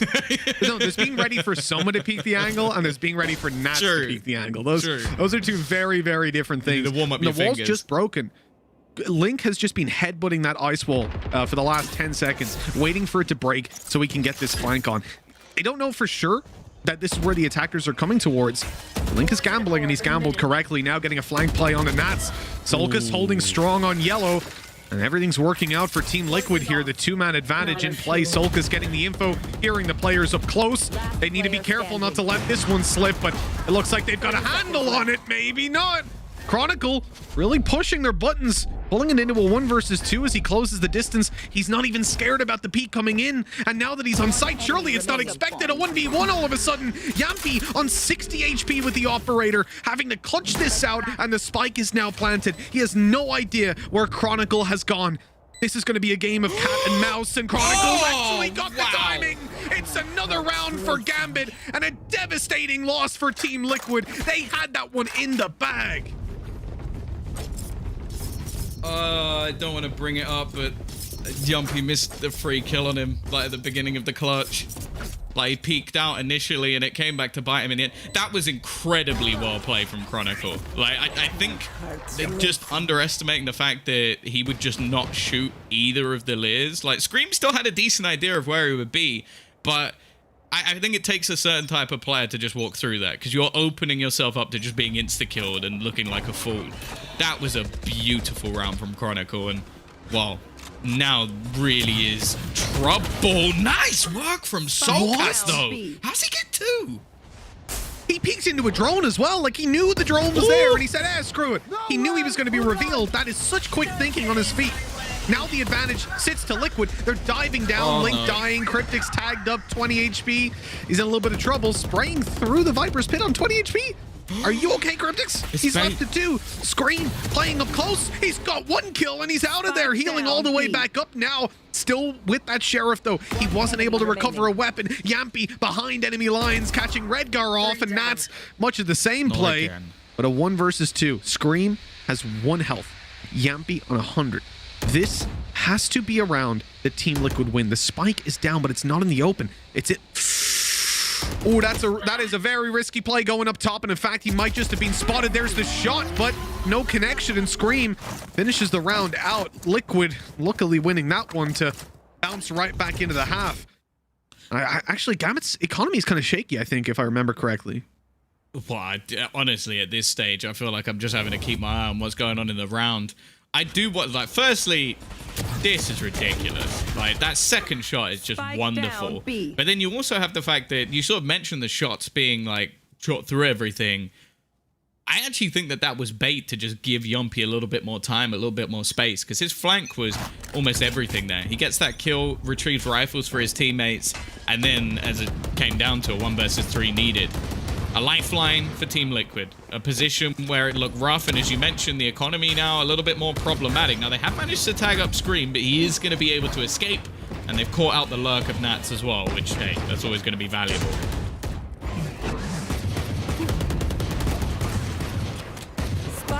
Cleanup of a round, you would imagine. You hear the sheriffs firing off, but not too much connected by them. Eventually, a kill for Chronicle, a second kill for Chronicle. Let's see if he can ace this round out. That's what's needed. And he's out of bullets. He forgot to reload. Oh, looked like Temptation was there, but not really. He's just economic res that dancing. they needed. Ah, you know, shaking a little bit, and you know what? Gambit might be as well. Still firmly in the lead, but we've seen them do this throughout. I almost wonder if they're trying to use it like the old school, like Fnatic Counter-Strike team, where it's just a pure mental thing, where like they even went through it afterwards. It was like the Fnatic pause. It's like they just pause, do absolutely nothing, but because they paused, they knew that they would win the round. And obviously everybody on the other teams just sat there going, what are they going to do? Like, this is Fnatic. They always win after the pause. What's the plan here? And the plan was nothing. Yeah. It was just, you're now in your own head that we're going to do something ridiculous.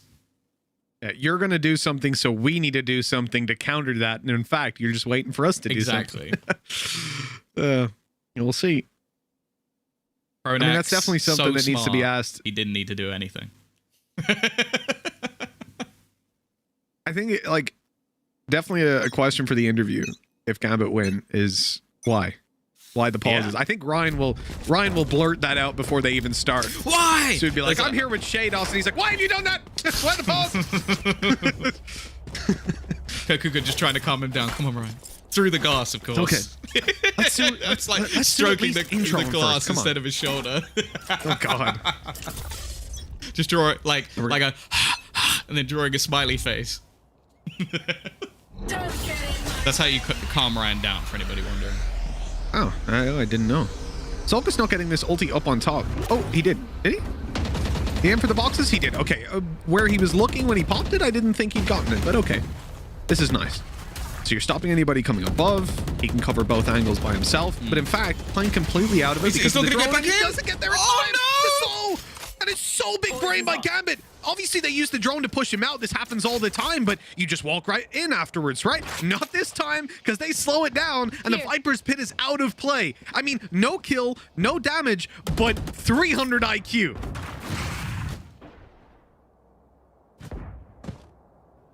Oh, God. That's got to be frustrating. A wasted ultimate. And Yumpy, why? We sort of mentioned that. Does he get in his own head? The answer is unequivocally no. Still trying to get aggressive into mid. He's been caught, though. It's Chronicle. But the time is still ticking. Gambit need to make a decision. And the decision they're making is to push into the A site. There were 2 players there, but it looks like it's about to be left on to Scream to try and save them, and they are selling this fake beautifully. They've thrown in the wall on B. They're just trying to pull Liquid all the way in. Oh, there's only 20 seconds left. There's no way they go A now, but do they clear Scream? That's the question. Not quite originally, and he manages to dismiss out of there, trying to waste as much time as humanly possible, but Nats comes in from behind. It's left on to the remaining 2 to try and clutch this out. There they are. Interesting snake bite, not quite landing, so they're able to run out. And, oh my God, Link, what was that? Oh, it's on! He said another. Oh my God! Link is just getting them all doming, and Shados is the last alive. He returns the favor, but it's already halfway defused. He's on his way forward by the time Scream swings in to take the kill, and Liquid somehow get away with that one. Not somehow. Link got them that round. He has kept them alive right now. What an incredible retake onto the side. I couldn't believe it. The first shot was ridiculous. Who spams one bullet. didn't stop.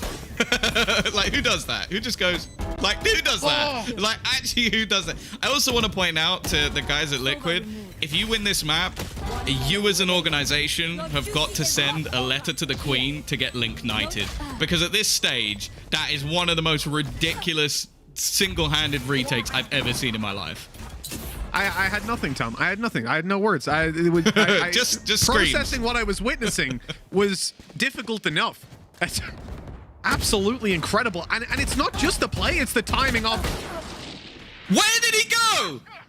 Where did he go? We're gonna pretend we didn't see that and keep singing Link's praises before he loses that knighthood. A little bit of a whiff. Solkus is reloading. They've pushed on. If they win the previous round like that, and now lose versus a weak buy, I mean, surely not. No. The numbers are in their favor. There is a res. They've got everything on lockdown. There is, but where can he res? Exactly. He would have to now push all the way back around, and there's a flank from Scream. This Liquid have them boxed in, everything going their way. 50 seconds on the clock, no possibility to plant, no Viper left, so there's no wall to play with. Shados doesn't even have one himself. So there is no way to plant where they would like to, and instead... Oh, I guess he's trying to bait them out into peeking. So Shados could kill them. Right, I really thought they'd plant for mid there, Tom. I was like leaning that 100% in my head. Instead, they've baited them into a fight, won it, and now have a 2 versus 2 post plant. Both players coming from towards the site. Scream's flank ends up being completely pointless. Did they spot Shade? Oh, he headshot him on the swing around. Luckily, they deal with him. Scream was left on 40 HP after that. If that was not a Spectre, if that was a Phantom, he was gone, and that round was probably Gambit's. But again, a hair's width. Team Liquid hold on to this, although a little concerning considering the round that was in it. This has got to be one of the weirdest and most wonderful maps of Valorant I have ever watched in my life. There is not a round that hasn't had something in it, which has just been ridiculous. This shouldn't have been close. It shouldn't have been close. And now... oh, there's smiles on the Liquid faces because they are dragging this back. 9-3 down. 4 rounds in a row. They've been close. There's been opportunities for Gambit, but they might be starting to dwindle a little bit now. And with their attacking side starting to look a little bit weaker, well, they need a hero of their own. They do. That they do. And it looks like Gambit are going to go back to their old tricks. Slow default. Holding mid, holding A, and looking for a bit of pressure on the B site. The drone needs to be destroyed. Defo's going to manage that, but we're not going to have too much in the way of concentrated presence in the first minute of the round. But as it winds down, you can see that they are angling towards the B side. But Tom, there's a lot of blue players over here. A lot of Team Liquid guys ready to pounce. They've started to shift back towards covering middle and A, worried that a lurker might be under or on the way. Little do they know, or little did they know, the site is under. What? And he gets a third. Okay, go on, get a little bit more. Why not Solkus? I mean, Gambit needed a hero, and instead Team Liquid got yet another one. The Team Liquid have one good mouse. Is that what this is? And they're just like switching it between the different PCs in each round? Because this doesn't make any sense. Like, we've seen players do like very little in the map and then do that. And then the next round, that guy just completely whiffs. And then the next guy comes on and goes, cheers for the mouse, Link, and just gets 2 headshots through smoke. This doesn't make any sense. And why did Liquid manage to do this every single time they're in the lower bracket? This is straight BS. I don't understand. And now they're only 3 rounds away from going to Masters, and this one isn't even a bye. They were at 9-3 down. I mean, things were looking pretty rough for them coming into this half, and they didn't exactly start out well either. Gambit have stalled. And Team Liquid, these hero plays one after another. He's kept the mouse, absolutely. I mean, he was only against the Spectre.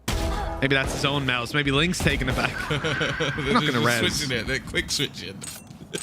They're not going to res, right? Shados tapped it for a second, but there's no way. They need a kill. If they find a kill here, maybe they do. But here's a big problem. Look at where the spike is, and look at the B push. Oh, they're just going for it.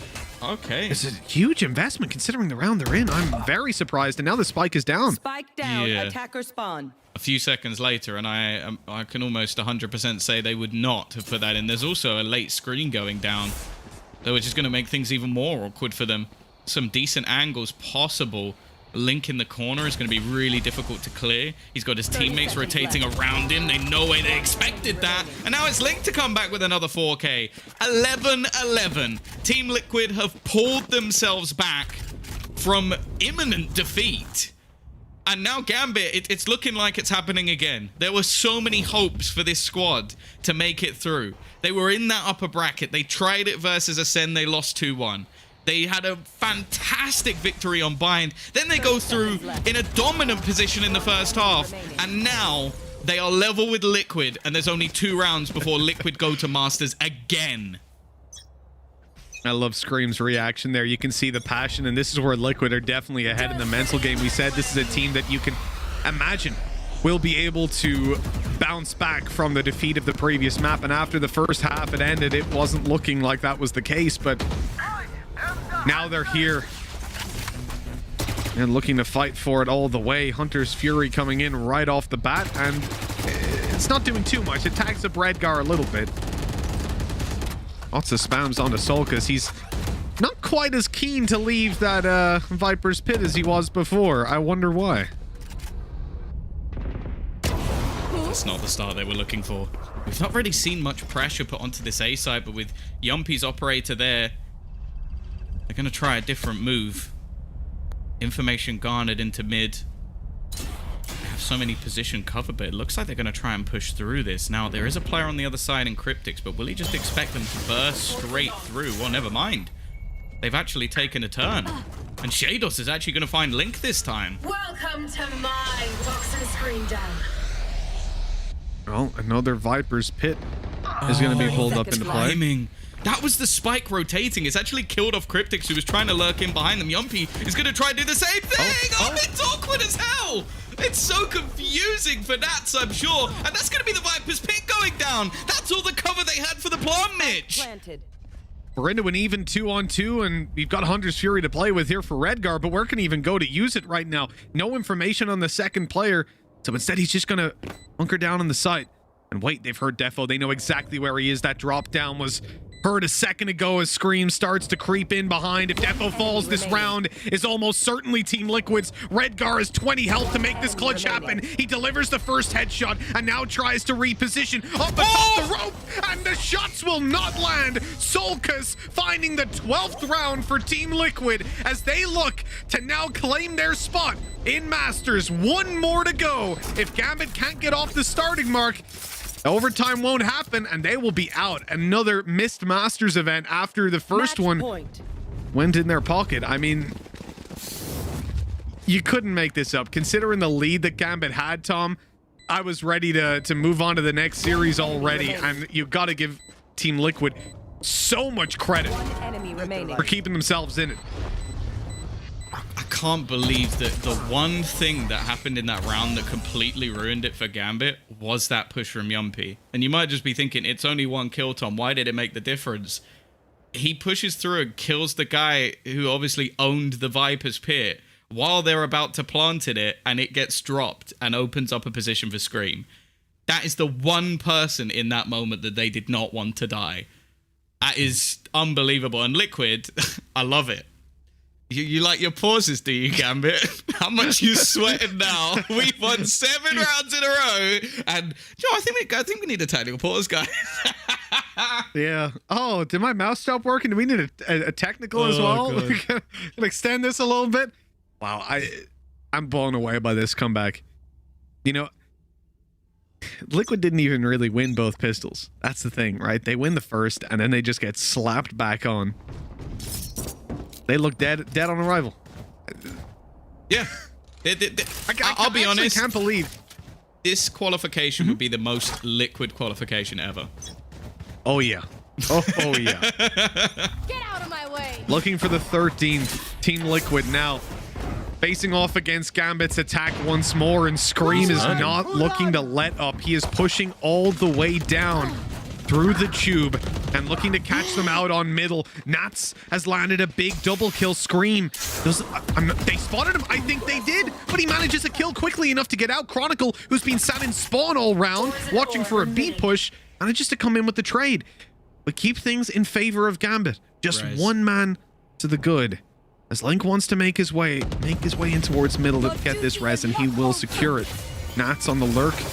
The rest of the players get the A side and now come in for the plant. The operator of Yampy is the one that gets res. This would be a huge difference maker for them, and a good shot by Link. He's already on the side, and now the pressure is there, so Nats has to make this flank happen, and he has to make it work. The first kill goes his way. Team Liquid need to move to site. Nats with 4. He's saving this round alone. Link has to clutch it out once again, and it will not happen. It's overtime.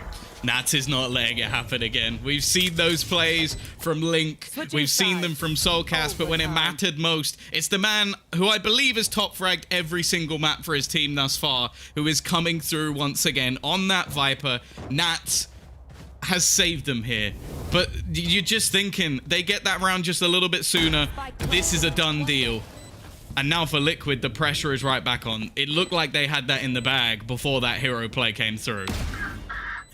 For such an important game, so many individuals stepping it up. I mean, how many rounds have we seen because of 4Ks? It's incredible, especially with the res. Coming into overtime at 12-12, Gambit on defensive side. They go back to their comfort zone.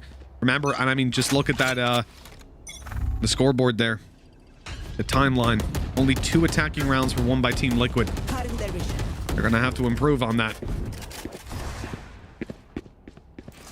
This is where both teams have had their strengths. The defensive side looking to come through. The rinse and repeat from Liquid. It was only really an A-site simulator, and this time Scream has kicked it off with a bang. They need someone to step up on Gambit, but it isn't happening. Cryptix has picked off another. The aggressive plays from Shados was one of the saving graces in their defensive side. He was so good at finding them ways back into these rounds, and the afterplants from Liquid were not great. Well, let's hope they're a little better this time. A 5v3, and it turns into 4 players left alive as Nats is quick to find one. He's 2 away from ulti, and that could be very impactful, but a long way to go before that's the thing. Recon, gonna reveal Link up close. They know that he's here, and he still gets away with 2. Team Liquid on the verge of victory. Shados has to get another 4K clutch, and it won't happen this time around. 13-12. Map and series point again for Team Liquid, and now they move on to their defensive side. I mean, this has got to be a very, very good sign for them closing this out. The fact they won 2 buy rounds, Tom, on their previous attack, and they came in there and made it look pretty easy.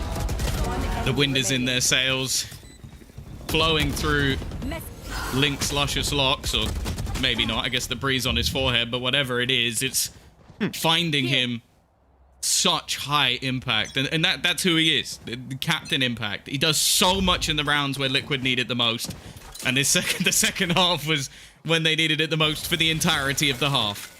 Now Gambit have to do what, well, they managed in the final round of regulation. Find 1 round to keep them in this map and match and tournament. Gambit want to go to Berlin. It starts here. Somehow the team that was 9-3 in the lead after the first half is now facing in fact, 11-5, right?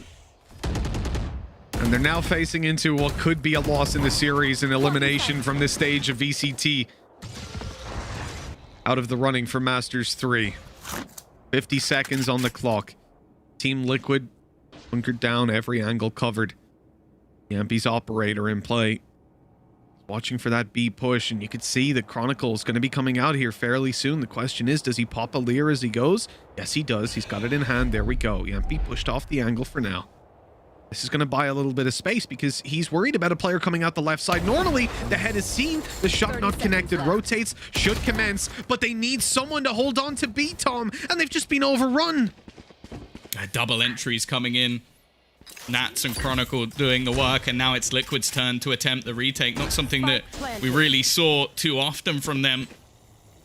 They had much more of a shutout half. Nat's in the corner. He's low on HP. Anything he gets here is valuable, but Scream takes him down with no trouble. Soulcast has already found another one. We head into the 3 versus 3. Such a good position from Defo, though. He'll shut down Scream before he can get anything more done. It's left onto the Brits, and well, only one of them standing now. Cryptic's in the 1 versus 2 to try and take this home for Liquid, head them off to Berlin, but he's got so much left to find, and actually, he's baited him Redguard, but the jump, he'll be able to escape at least for the moment. The time ticking so far gone, and Shados knows that all he has to do is land the final shot, and we will head into a second OT. Keep them coming. This is certainly what we wanted on the previous map, and it's what we're getting here to close out the series. 1 map to fight for Masters Berlin, and they are certainly fighting, skirmishing as Team Liquid go back to the attack side. A pretty upsetting round for them there, really. I think Gambit did a lot right when they came towards the B approach, popping down the Lear. But unfortunate for Yampy not being able to find either of those, and the fact that they weren't able to contain the mid play. I mean, a lot went wrong for them in that round that we just haven't seen. And I think that was their worst defensive buy round that we've seen so far. Oh dear, oh dear. Lightning thoughts from Defo.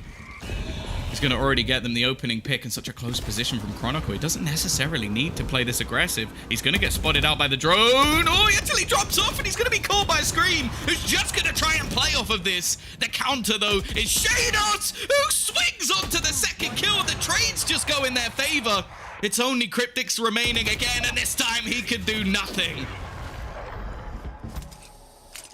Where do you go from here? Team Liquid.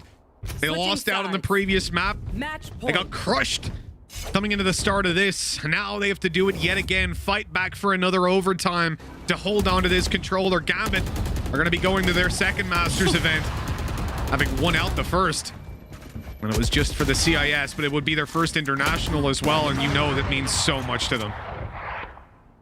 Well, yeah, they'd be the first from their entire region to make it to an international event. No matter what happens at the event, that puts them in the history books. They'd be the first CIS team to battle. And that even includes the likes of teams like FPX, who are technically a CIS core, even though they play within EU. It's a real opportunity for Gambit to make history. Liquid, though, they have some history of their own to make. They would be the first team to qualify directly to Champions. As said, this is one for the history books.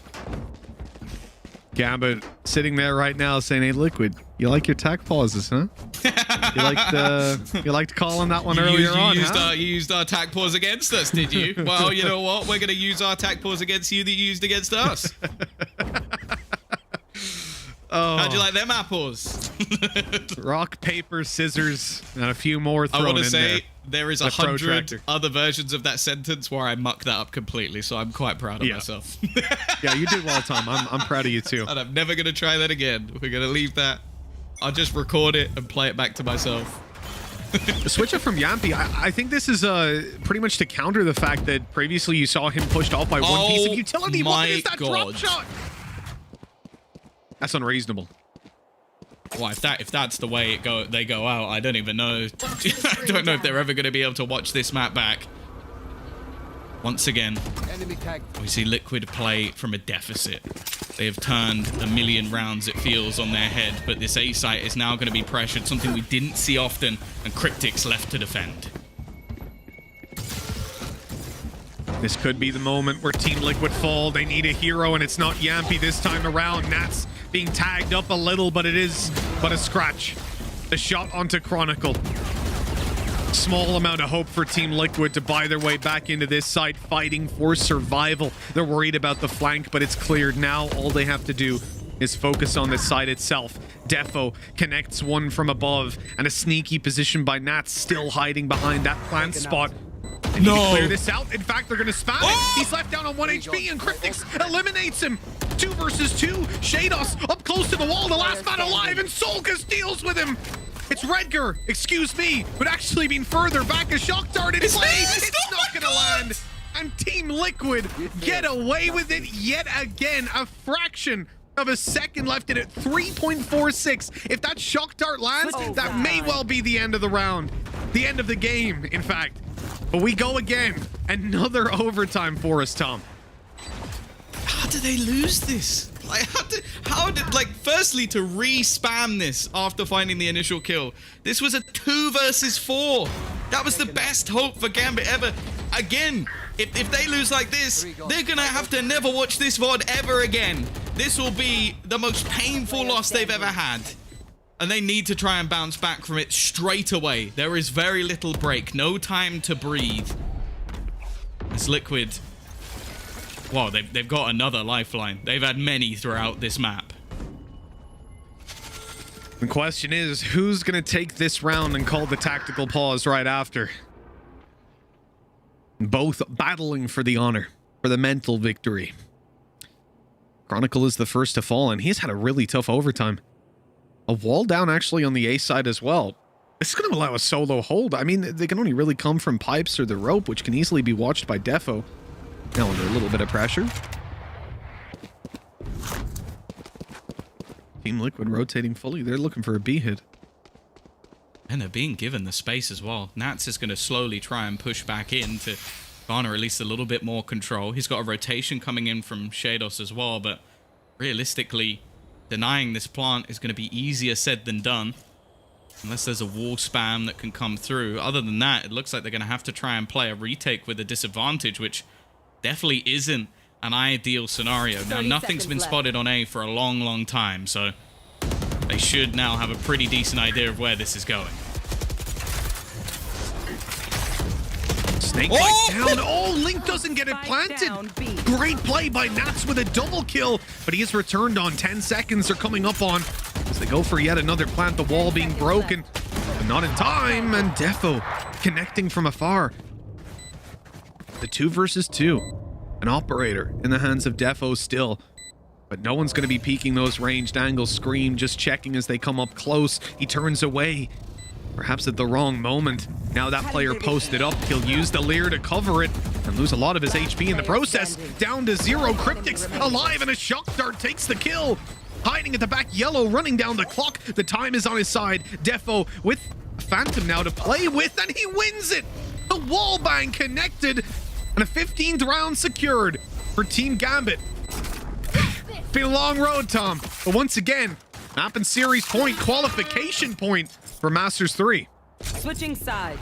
I feel like we don't even need to say it anymore. If anybody's joining at this point, firstly, what have you been doing instead? Like, I'm just going to say that whatever choices you're making in your life, they are wrong. Secondly, you should know the weight of this game. Qualification spot to Berlin. And as said, for Liquid, a chance to be straight through into Champions. It is everything on the line. And you know what? Gambit have their chance once again. The last time, they lost their 2 versus 4 retake, but still they managed to come back fighting. The mental fortitude looking strong, and it starts exactly the same way. Sure, it's not a drop shot, but it is still the death of Scream. His aggression just not working out. The exact same play tried twice, and while Gambit aren't falling for that, again, they're going to find another opener. Straight in onto the B side. What? How does Link get that kill? Straight through the wall, hits the headshot onto Shados, and he'll be out of this one. A lifeline for Team Liquid. The pressure is definitely on. The updraft from Defo almost cost him his life here. The operator bought up by Yampy. Cryptic's taken down on an attempt to buy his way back into the site. He leaves his teammates stranded and alone. No flank to come through. Yampy's up, not ideal for this situation. Gambit might just have it under their belt at long last. A few of these players low, but we've seen clutches again and again. This time, Nat side swipes and leaves Yampy alone. Gambit are going to Masters. The first international event for this squad, the second Masters event, as Team Liquid fall in the lower bracket. They'll still have a chance later on in the last chance qualifier, more than likely, but for Gambit, this is a huge... Everyone else is screaming and he's just sat in the chair. Just chilling. Yeah, he is an emotionless, I love him so killer. much. He's my favorite player. I'll say, I saw the cams there while we were still on the in-game feed of Team Liquid, and it was a very different vibe. You can see on their faces how much this means to them, and with this loss, Again, they're not out of the running for champions altogether, but this is going to be the team that made such a deep run in Masters 2, missing out on the international event in place of Gambit representing the CIS at the second international event. And I have to say, they're one of the strongest teams that we have in EMEA. Watch out, NA. Yeah, I'm so happy to see them go. Like, the thing is with Liquid, they fight every game so valiantly. That's one of the most impressive comebacks I've ever seen. I think at that point, you almost have to sit there and go that they deserve to take the dub. Like, those were some of the craziest clutches we've ever watched. And honestly, it took a mammoth performance in overtime from Gambit to take it over the line. Even in a 4 versus 2, they couldn't close it. But they finally done it. First team from the CIS going to a Masters event. Huge congratulations to them. Absolutely. A massive series completed, but we have another to come up soon. And of course, an analyst segment to break down what just happened. But before we get to all that, it's time once again for you guys at home to participate. At the end of every series, we have the PaySafe card player of the match. And this time you're going to have 3 options. They are Redgar, Chronicle, and Nats. It's Nats. Go ahead and place your vote. I mean, if you could click vote anything for Nats. other Nats, you are wrong. You're not going to end up with a happy boy, though, if he ends up getting selected. I think he'll just go, I'm player of the match. Cool. Yeah, awesome. Yeah. So going over to @ValEsports_EU to get your vote in for the PaySafe card player of the match. For now, we're going to go to a break. When we come back, AD's breaking all that action down and, of course, previewing the next series. One more team to qualify to Masters. See you soon.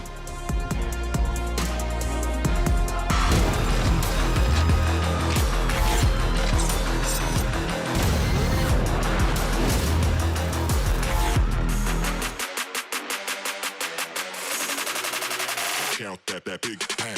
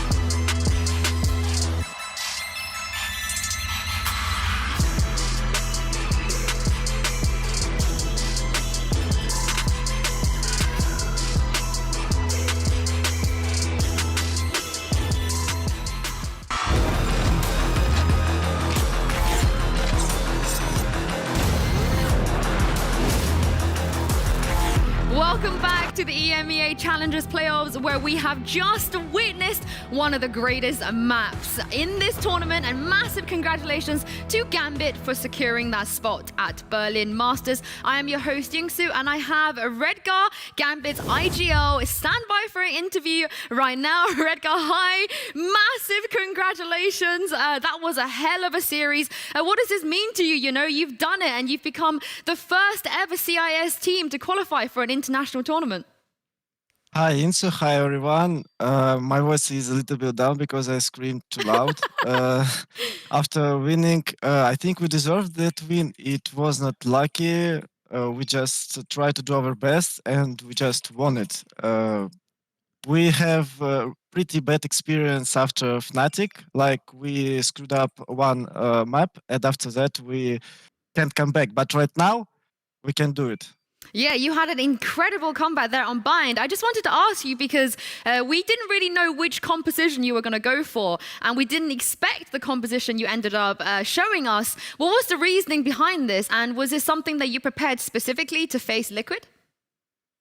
We're just trying to do some things, experiment some agents. We saw that I really play good on Astra on Bind, therefore really good on Jet. He can take space for us on attacking side, on defending side with his operator. And after a few shots, they just started to fear our Jet, and we can just win them. That's all. Yeah, your Astra was very, very good today. You brought us some pretty entertaining rounds. I also wanted to ask you about Nats, because I know we've spoken about Shados with you before, but how happy are you with his performance today? He's incredible, man.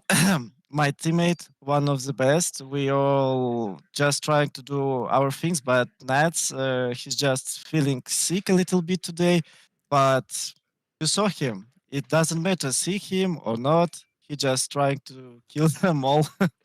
Yeah, I didn't realize he wasn't feeling too well today, but he had a great performance. Now, I also wanted to ask you about something, because the tactical timeouts that you guys were taking, you know, you were taking them just before the second pistol round, even if you had a really, really large momentum. What was the reasoning behind that? We're trying to remember what they're doing on defending side and just trying to find out the best solutions to win our piston round. And we just don't want to rush ourselves because we have a good win streak with rounds, and we just have to chill a little bit. And after that, we just want to do our game, our play style, and win them. Last question before I let you go. Like I said, finally you get to face international teams. Which team do you want to face the most at Berlin Masters? I just want to face all teams. Nat said in interview that he want to face versus Sentinels, but I just want to play versus every team from each region, because I really like to play versus good teams. Not gonna lie, I really want to see you guys play Vision Strikers. That's just from me. But thank you so much, Redgar, for your time. Go rest your voice, and we'll see you back here for another match. Thank you all. Goodbye. Bye, Redgar. Oh, how wholesome was that, Ryan and Kaquka? So wholesome. So sweet. Yeah. And, you know, he said it. They deserve this. They worked hard for it. It took them a while to get here. And Ryan, you know, they took what happened with Fnatic. They took it on their strides, and they came into this tournament, and they've definitely improved a lot. In the end there, it was a little bit shaky, but I can't help but think that the Gambit at stage 2 wouldn't have been able to close that out. Absolutely not. And the fact that they lost to Ascend as well a couple of days ago, it was so close. And you're thinking now, as soon as Team Liquid is starting to come back in Icebox, that they screwed it up. They lost their opportunity, but they came back nicely. It went to a great overtime. And much like the series, all of these players, especially ones like Redgar, I know people call it Nitro Captain America for 100 Thieves. This is Red Guardian. Like, that is the performance that Redgar's been put. It is the perfect captain performance of somebody that has been not looking that great in the server. He looks a bit of a detriment sometimes to Gambit. So the fact that he stood up, he was counted, and the rest of Gambit followed is a huge thing for this team. I have to say, when the map started, after we got into that second half, after that 9-3, we were like, okay, this might be done. I was like, this is not even close to being over. Obviously not. I mean, I was expecting a little bit more of Liquid on attack. I feel like they were too dependent on A. They tried that B, but it was just not for them. But then we got the same, well, not the same, but on the B side this time from Gambit.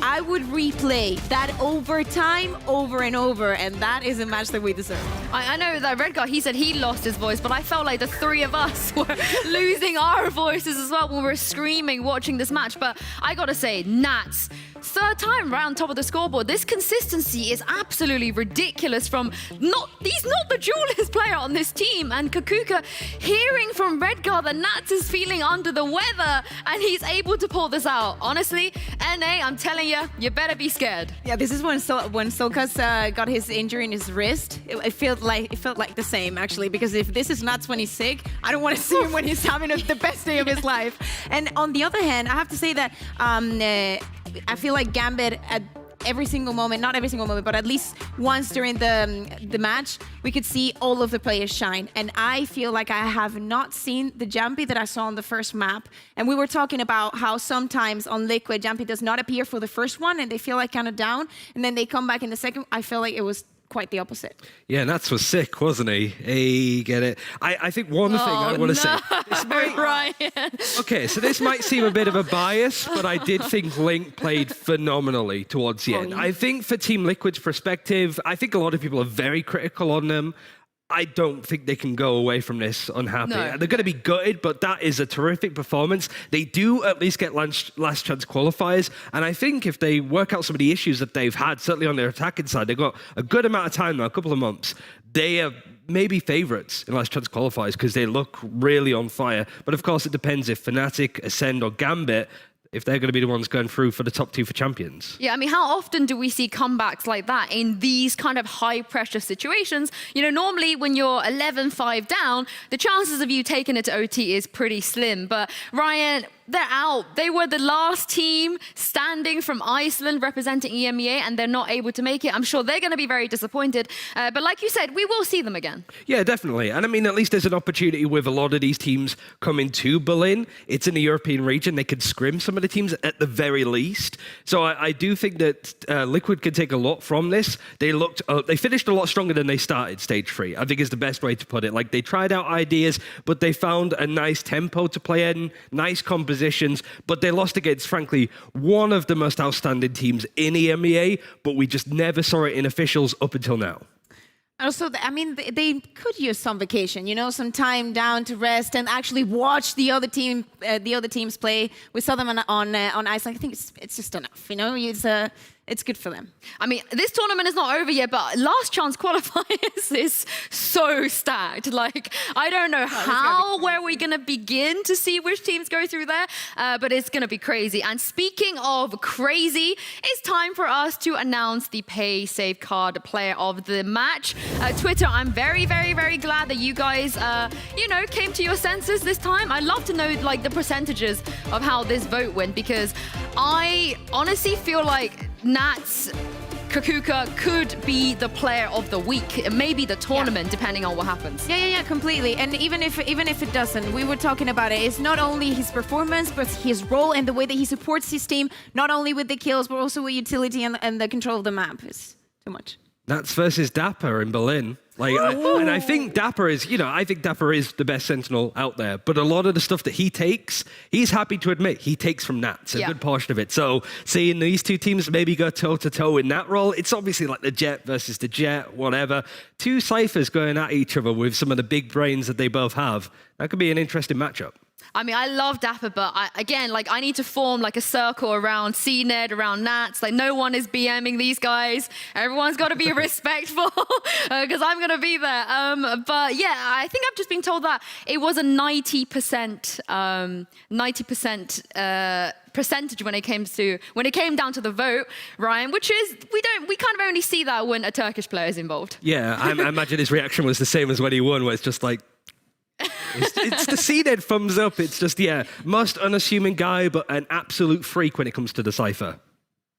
And well, I think that is all that we can say for this one, at least. Yeah, I mean, I can't believe how exciting that was. But guys, we've got another one coming up. One more spot left for Berlin Masters. And G2 will be taking on Vodafone Giants right after this break.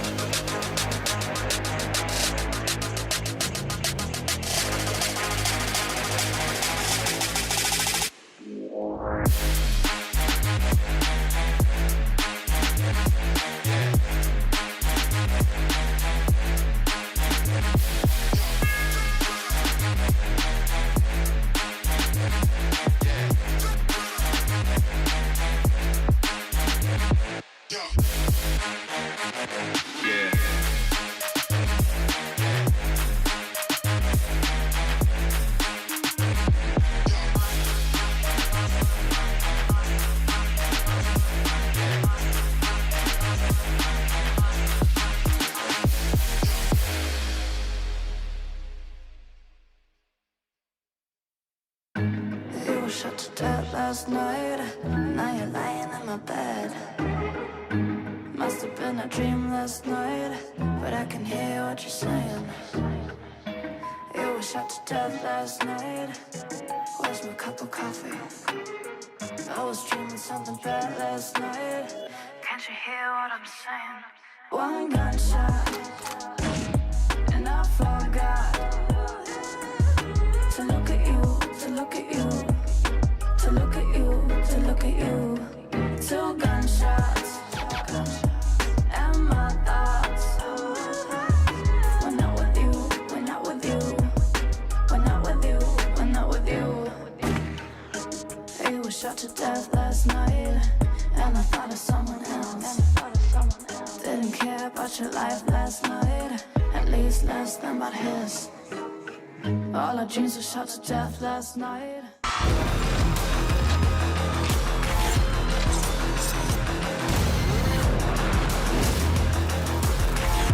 Have already made it through to Masters Berlin, but there is one more spot left, and that comes down to G2 Esports and Vodafone Giants. I'm your host Yinsu, and I'm back on the desk with Ryan and Kaquka. Now, Kaquka, this matchup, although, you know, some of the players haven't played against each other before, this is European diehard. These two teams know exactly who each other are. You cannot get more Europe than this. This is literally like a family reunion. Probably we're going to see this in a few years. This would be the match that will be played. I was talking at the beginning of the day about, you know, the Spanish representation that we're going to have, you know, in my part.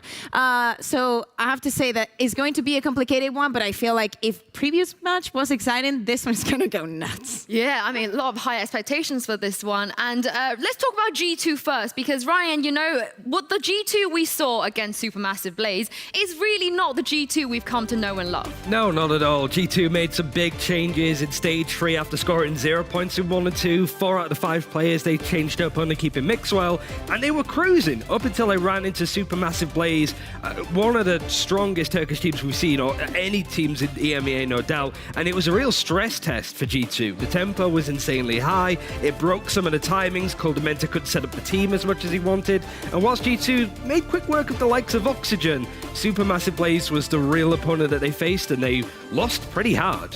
Yeah, well, not going to be any Turkish players today they have to go up against, but Giants, Kaquka, there is no way they make this easy for G2. Of course not. And we know that this, some of the players just know each other more than others. But I have to say that Giants went through a really hard one. When they first lost to Oxygen, some people didn't really expect it, but Oxygen actually put up a good fight. But yesterday against Xilv, oh my God, that was a close match. And even though 2 of the maps went to overtime, Giants got the W, and that's what we're here today. Yeah, and in the pre-show, in the interview, David P, he spoke a little bit about facing his former team. Yeah. This is going to be pretty interesting, Kaquka. It's not the same roster he was on, but there's a lot of story here, and there's no way that he doesn't want to win this. Yeah, exactly. So for you guys that don't know David P, first of all, where have you been? Because that is like early days of G2, and that's it. He was the first one who left the roster. The first one of the changes, he ended up in Excel, didn't quite find any luck on that, and then he's now on Giants. So all eyes on him against his, I would say old squad, but it's only Maxwell there. Yeah, well, the map picks earlier was pretty interesting, but let's see what the map picks are here, because both teams, they have their permabans. We're not expected to see Haven or Split, and as you guys can see, these set of maps, no Haven or Split, but instead, Ryan, we're going to Icebox Bind and then Ascent. Yeah, Icebox is an interesting one from G2's perspective. It really puts Giants on the back foot when you're looking at how well they've been doing recently. But I wouldn't say that this leans directly towards G2 in any way. Like, their map pool hasn't maybe been as tight as you maybe want, but with wins as dominantly over the likes of Oxygen, and then just how well they've done to get to this tournament at this part, it really is likely that the Supermassive Blaze loss was a bit of a blip. It's a very tough team to play up against. It might be the best team in the EMEA. We just don't know that yet. We don't have enough rounds and games to watch from Supermassive Blaze, but this is still going to be a tough opponent because Giants have proven a lot of people wrong. A lot of pros said that they were the dark horse, so maybe we'll see that again in turn. Yeah, Kaquka, how are you feeling about Giants on this map? I like all the maps. I would say that this is like the fairest maps that we could have for both of them. I know that Giants would have been happier to play against Supermassive Blaze because, their map are really similar. So at least, this one is more even, I would say. Yeah, well, Icebox is first. We have Agent Select shortly, but, G2, like you said, the Ascent game, do we just not read into that, Ryan, you feel? Or do you feel like Giants, they know exactly how to beat them now? I think the biggest thing for me to read into is the problem with G2 in that series is they lost hard on the first map and lost in the exact same way the second map. There was no adaptation. David P mentioned it in the interview that G2 could be a little bit slow in a series, but between series, G2 could be quick learners. We'll see in the first map, I think, whether they could deal with David P's lurks and Giants in the first map. Yeah, well, let's have a look at Agent Select and see what we are going to be getting for this Icebox. Might be a little bit different. We just saw an incredible Icebox map. They're a little bit slower today on selecting the agents, but so far, Kaquka, nothing really too surprising, I think that Hood is just baiting a little bit. I know that we're going to see a slight change from Vodafone Giants, Pipsam told me earlier, but I don't feel like we're going to see much of a difference in G2's composition. Really taking their time. Don't want to be too quick. Probably they're still excited about watching last game. Yeah, also with Arena as well, Ryan. Once upon a time that was a bit of a shocking pick, but now it's pretty standard. And Mendo going over to the Killjoy is a little bit of a change. Hoodie, who usually plays the Reyna, is going on to something a bit more defensive with the Sage. So Giants, I think, trying to take the advantage of being on defense first, a very staple down composition, don't want to give up map control. And I just wonder what the plan is. Like, David P is going to be on the Viper. I wouldn't expect him to lurk. That utility's too important for him to push out a B main and die and then lose all of it. So it might be a bit of a tempered map for David P to begin with, but we'll have to see what G2 throw at them. You say that now, Ryan, but David P is always somewhere. You know that. He's lurking on Bind. He's on the next map already lurking. Yeah. That's how crazy he is. You'll find a way. You guys are pretty on it with the predictions for the last game, so I'm going to ask you to do another one. Kaquka, what do you think is going to happen in this series? I'm going to say this is going to be a 2-1 for Vodafone Giants. Oh, okay. Ryan? 2-1 G2. So you both think it's going to go the distance? Nah. Oh. I think this first one's got G2's way. The last result they had was a 13-2 against Oxygen. Like, it's a dominant... don't think Oxygen are on the same level as Giants, but G2 feel comfortable on this map, to say the very least. But of course, Ryan, before we jump into the game, very, very different stakes for these guys here. They basically have to win here if they want to play any more tournaments before next year. Yep, the loser doesn't play, won't be part of VCT anymore. They won't have enough points for last chance qualifiers, and those that win will get 175 for getting to Berlin. Obviously, they want to get a bit more, but at least they secure themselves last chance qualifiers in October. Yeah, and Kaquka, that's very, very scary when you're a player right now, right? Like, you want to at least have last chance qualifier, but that's not an option for these guys. Yeah, obviously. I mean, they have to wait until next year. It makes me kind of worried to think about what is going to happen to the squads. What are they going to be doing at the rest of the year? Of course, there's other tournaments, but nothing as big as VCT. I think the big thing for me is that they signed David P. Like, we were kind of like, are they going to sign him? Because if Giants don't do well, then it might just, like, I don't know, not want to be involved for the time being. So the fact that they signed a player shows that they're still interested in growing this team. They want to build around David P. They want to build around Anvi. And it's not really important how, obviously, if they go to Berlin, it's great. But this is a long-term plan for them, which is really nice to see for Giants. I mean, you would, though, right? With a player like David P. The fact that he wasn't signed to a team, pulling out the performance as he was, it's a pretty worthy investment. Yeah, I think the anime redemption arc for David P has been a lot of fun because for those that don't know, he was the biggest villain of 2020. Even yesterday, he poop-talked Guild a lot. Like, he really went in on players like you seen when they were part of Bonk. Like, they would say a lot of, like, these guys are freaking poop, you know, like a lot of stuff like that. And that's putting it nicely. But yesterday, David P said to Yassine after their result, he was like, hey, I know I said some horrible stuff when I was on G2, but you guys are amazing. It was a great series. He is matured not only as a player but as an individual himself. He's gone from being this villain, this poop talking kind of player to a team captain. That's nice to see. It's whether he could beat that old team of G2. I mean, Kaquka, that's it, right? So every David P fan right now is wanting to see him complete, that arc. And it's almost too written in the stars that he has to take down the team that he left in order to do it. That is literally the close of the arc. It's like, okay, I was here, I was poop, and then I was poop two other ones. If I just say poop again, I'm gonna have nightmares. And now he's on a different team, really working on his role, really getting the results that he expected from himself. So this would be the last piece. But it's the same for G2 though, because like we said, not even close. We said in the pre-show, before First Strike, they won absolutely everything. And they've been on this slow and steady redemption, trying to get that crown again. I know Carlos has been very vocal on Twitter as well. He believes they can do it. But again, Kaquka, if they have to win today in order to complete that narrative too. I mean, if we talk about investments, we have to talk about G2. I mean, they got the 4 players that they wanted. Let's make the super roster for ourselves. This is all or nothing. All that comes to this one. I mean, it's not like all the teams that we've been still, the build up and all the months and all the work. No, this is kind of new. We were talking still about that honeymoon period, but I mean, they're still pretty strong. They have great players. Yeah, and Ryan, it's been a while since we've seen G2, not even just with the trophy, but in a final or being in any tournaments that's sort of worthy being spoken about. So how big do you think this will be for them if they're I think it would be massive, just because it's clear that Carlos and G2 are very convicted when it comes to Valorant. They want to be involved. They want to be the best in Europe. And if they can lead the pack of the 4 EMEA teams to go to Berlin, I mean, the tweet to learn from Carlos would be worth it in itself. But I think Giants, we went through the open qualifiers with them. They didn't get an invite to the closed qualifiers or anything like that. They had to start square one. Now they're one step away from Berlin, which is mad when you think about it. Yeah, and how much pressure do you feel like? I mean, which team is the pressure on here? Because it's so difficult when you look at these teams to kind of even speak about favors or underdogs or anything like that. I think it's on G2. They're just the biggest org. There's expectations. I think when you look at all of the other regions, Sentinels are through, Vision Strikers are through, Crazy Raccoon, even Zeta Division, which was Absolute Jupiter, the team that was really good in Japan. Every major team is there in Berlin that we wanted to see on an international line. I think G2 wants to be amongst that pack.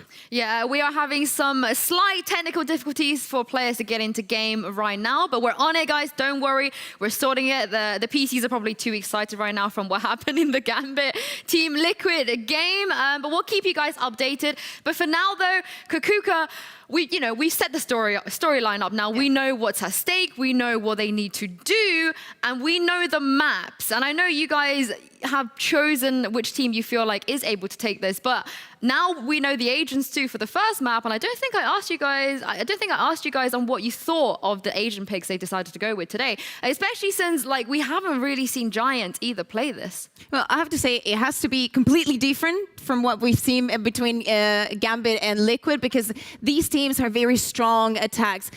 It is true the Giants has changed their comp, but I feel that it's bringing a little bit of balance in between those two sides. So this is going to be a lot of who takes the early control, how good Giants is able to adapt, because probably, I mean, they're gonna, sorely at the beginning, they're gonna try to, you know, look too much into it and across something that they're not gonna find. You are. We've spoken a little bit too much for now. We're going to take a little bit breather, but we got some pretty fun content here for you guys to watch. Here's one must-stay with a couple of G2 players. Hello guys, we're here at the G2 bootcamp. It's me, Nuki, and Avova here, and we're gonna be doing a game called One Must Stay. You ready? Let's go. Let's go. So the first question is, which ability would you like to have in real life? In real life? Yeah, wait. I'm gonna read the answers now. Tailwind, Spy Cam, Owl Drone. Wait, Tailwind is the Jet Dash, I probably assume. Oh, the Jet Dash, yeah. Yeah. Definitely need that, bro. Why not the Spy Cam? Spy Cam? What do I need Spy Cam for? I don't know. To spy on people or what? I don't know, Jet Dash. Okay. When I went to school... Dash to school. I really wanted to dash into the bus, so I didn't miss it. Telling your kids that I was dashing to school. Okay, where should be the next VCT major? North America, Asia, or Europe? I want to go to Asia, actually. Korea, some place like that. It would be sick. Europe is boring, right? Yeah. And Asia. And they can wait. Yeah, and they can wait. You can go to Asia. Which agent would you delete from the game? Omen, Jet, or Killjoy? Oh, Jet, bro. Jet. Jet is such a bullshit agent, man. So stupid. So stupid. I think my dad can play Jet. Anybody can play Jet. What would you choose to eat if there would be only one? Pizza with pineapple, peanut butter jelly toast, fried chicken with waffles. With waffles? Yeah, with waffles. Oh. Actually, I've never tried that, so I don't know how waffles with chicken I'll take go. the fried chicken with waffles. If I don't like the waffle, I just throw it out. True. I need the chicken. True. Who is the weirdest guy in our bootcamp? Maxwell, Coldamenta, or Kellogg's? Kellogg's, bro. It's even the question. That guy's a little weirdo, bro. It's a goofball. Bro, this guy, he had his alarm at 5 a.m. so he can go to the airport. And he had the same alarm for 2 days in a row now. So he woke me up at 5 a.m. and I had to wait 20 minutes before he turned it off. And I was just dead tired, so I was about to bust in his room and turn it off. This guy doesn't wake up, man. He's like a rock when he sleeps. He's just goofy in general. He's like funny, always doing like stupid things, so. He's a really funny guy. Yeah. Who would you rather like to face in a 1v1? Scream, CNED, or Yasin? I'll take Yasin. Easy. You sure? Yeah. Why not Scream? We played against Scream in I'll this take week. Scream, I'll take CNED. We already played against Scream, it's already like off the list. We played against CNED too. 1v1, I'm really confident. Yeah, I won a 1v1 lot is of 1v1 tournaments. Same. I actually won quite a few in CS. Which map would you rather play in the Grand Finals Decider? Bind, Split, or Icebox? Final map, Decider. Bind, okay, Split, Icebox, So all of them are bad, what are you trying to say? I would choose Bind, I think. Yeah, I think I'll take Bind actually.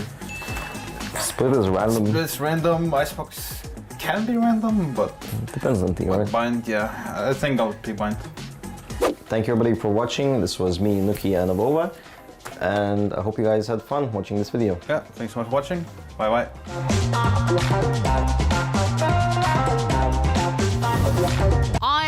I love the one must stay concept. I love it. And there was an interesting one there from them. I want to ask you two. I think it was Scream, CNED, and Yasin. And two had to go and one could stay, Ryan. Who are you letting Who are you keeping even, and why? I mean, CNED's going to Berlin at the very least. Sorry, Scream, but like at the very least, I'm going for a winner here. Oh my God, Ryan. Savage. Kaquka wants everybody to stay, though. This is an everybody. I mean, if you pick Yassine, he might introduce you to Bonka. And then that could work. No, if Bonka was on that list, then there's a different story. There's a different story completely. Yeah. No, but I have to agree with Ryan. If I had to pick someone to be on my team, probably it would be CNED. Oh, okay. Well, like you said, CNED has already qualified, but we have another qualification game on our hand right now, and that is between G2 and Giants. Once again, over to your casters, MitchMan and Tom. Alrighty, Tom, it looks like we're ready to roll at long last. Tech issues out of the way. We're going to be jumping right back into Icebox. How are you feeling about this series? Honestly, I'm just a little bit worried about people poop talking some of the some of the teams. Did you enjoy that one, Mitch? You can say shit talking, Ryan. You're allowed. I just want you to know that for the future. But enough poop talk here. It looks like we're ready to jump right into the game. We are starting it out with G2 Vodafone Giants on Icebox. Map number 1 of the series, attack side for G2. And Tom, let me just throw you into the bus yet again. I love doing this. Who's the favorite? Oh, who's the favorite? G2. It has to be G2, right? Like, I think Giants are the up-and-comers. Giants are the ones that like to prove everybody wrong. The dark horse of the tournament, but G2 are the favorites. Now, for anybody that wasn't paying attention earlier, wasn't watching the earlier series, we had an interview with David P, and he talked about like the pressure that he would feel in this series, and he said, none. It's just another game. They're the underdogs realistically, and G2 is not his old team. It's Mixwell and brand new players. And he's good friends with Mixwell, so there's no bad blood there. There's no massive amounts of pressure for him, and that is, if anything, a good thing. But there's definitely drive. They want to win and make it to Masters. The loser of this, as we'd said on the desk, will not be going. They'll be out of the running for last chance qualifier. So this is a big series. The pistol, as we see it unfold in front of us, is G2 pick up the opening, and they've already got that plant down way before that happens, and starting to really tear into them. G2, from the inception of this map, have had a fantastic attacking side. So getting a pistol here would be one hell of a start. But Hoodie, well, he's already going to find them a way back in. Meadow doing damage as well, but Nuki on this Reyna. Something to fear, again, for a very, very long time. Even back on Heretics, it was a deadly agent for him, and it is all falling apart for Giants in this retake. It will be 1-0 for G2. And actually, I wanted to point out something else from that interview. You mentioned the interview. He also said that G2 don't know how to adapt, which if you said there was no bad blood, Mitch, but there might be some now. After Mixwell hears that, yeah, could be. I don't know. Looking at this team, that definitely wouldn't be a point that I would raise about them. I mean, they have... Just look at the players. You know, anyone that's been paying attention to Valorant so far knows that this is a team that can probably think on their feet. Yeah, I think as well, like maybe it was reference to the match versus Supermassive Blaze, but I just actually think that SMB did an incredible job of adapting themselves. So it's possible. Maybe David P just thinks he could do better, and Ambi already doing a little bit better. Now he's got that Sheriff in hand. Now they've done quite a decent amount of damage to a lot of the players on the defensive side. Ambi and Meadow incredibly low, but they still have a chance to make this round incredibly costly. Oh, Mixwell's coming up behind, though. This should be a... Oh, no, he doesn't push forward. Not going to give it away versus the pistol's okay, but the window was open for him to do a lot of damage. Oh, that's a little more risky than the play that he avoided. Trying to jumping, but spray them down in the air. Now, we've got at least one. I imagine everybody has a Sheriff at this point.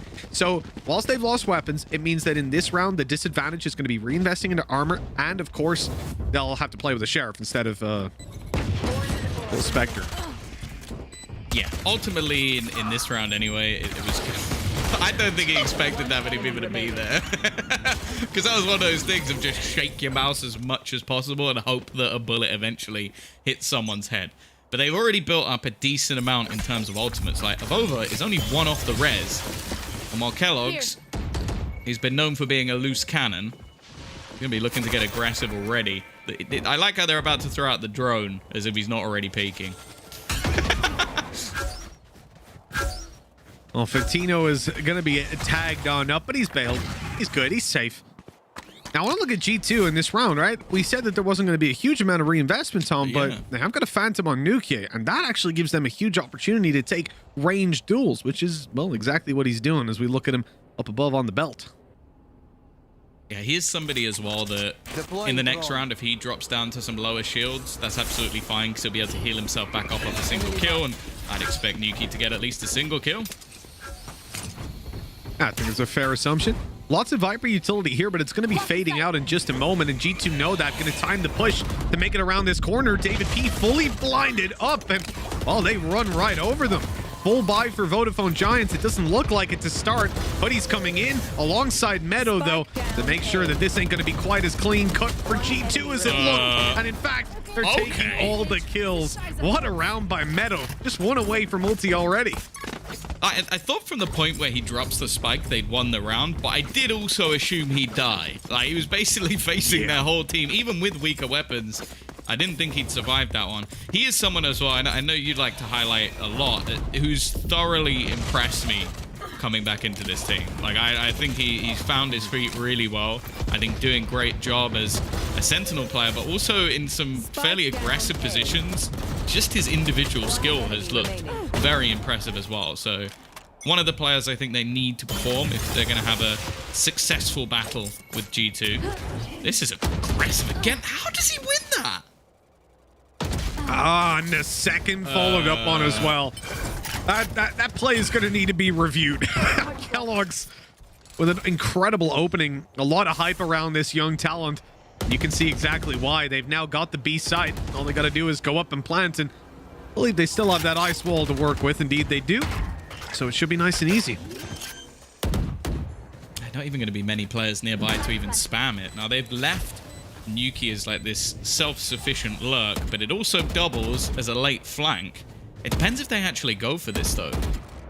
Because he might just be about to try and, well, basically hit the bank of Giants. They're all going to try and flee, keep the weapons into the next round. And Nuki's like, well, all right, this is my time to shine. This is my chance to do that extra damage, which, well, is almost necessary for G2 to make sure there's going to be no investment. And I believe he will have heard a lot of the footsteps and the movement, and that'll be a free kill. Almost too easy for him.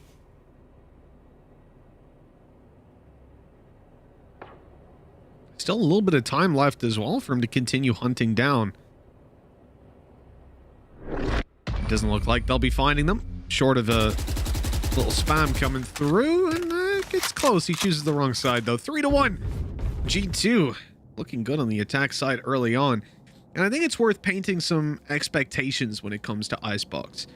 G2's defense has been looking relatively weak if we exclude the most recent game. I think, like, versus Oxygen, they got 11 rounds. It was very nice. But when you look further into it, like that Ascend game that they had, it really didn't go that well. They got 4 rounds on the defensive side. Granted, no pistol, but I really expect more of them when they're on the attack. It's been the same story for them, as I said, since the map came out and with all the different iterations. Like, their attacks have been incredible. Like, they have come back from ridiculous scenarios on the attack side. It's just been their defense that's a problem. The only other issue I find, though, is I don't really see like an incredible comeback happening from Giants on that attacking side. Like, they haven't looked particularly good there either. Getting absolutely boomed by both Fnatic and Liquid. And, you know, like, Liquid have only recently started to actually pull this map in a little bit more and allow it into the map pool. So I would say that I think they still need to have like relatively good halves. Well, the problem for Vodafone Giants in this early stage of the roster is that they don't have depth when it comes to map pool. And you see that in the fact that they are always the team starting on the defensive side here because they never pick it. Their opponents always do. And for good reason. They're not great. Like, Liquid, as you mentioned, Fnatic, they got 3 rounds on defense against those teams. So we barely got to see any of their attack. But with the defense taken into consideration, you can imagine the attack won't be a billion times better. The most important thing here, though, is that we see Vodafone Giants reach up to like 5 rounds in the end. Minimum, bare minimum. Yeah. And in this one, they've got a very poor opportunity with just a few pistols. They're still making it costly. Oh! What? Ambi takes a quick double, and this is now a huge opportunity. Evolva alone, and he can't get anywhere nearby. He's even given away his position. They're going to start the defuse. They're going to get it halfway. He has to run fast as he can to get this kill. And although he finds it, it's already halfway done. Nice and easy. They'll finish off that defuse. I did not see that coming. I'll be very honest. I think someone needs to check him PC on Ambi, because he's insane, but it's not normally. The worst thing is they let him die at the end. They did all the work, and then they didn't even cover him. Well, what horrible, horrible team. No, I'm kidding. But yeah, he actually goes down. But I'm a little bit... The worst thing is as well is they had a couple of safe guns, and they didn't even do most of the work. They got 3 kills as sheriffs. This was something we actually spoke about last time we casted Giants, is they just have some weird BS on Icebox where they do better when they don't have a buy.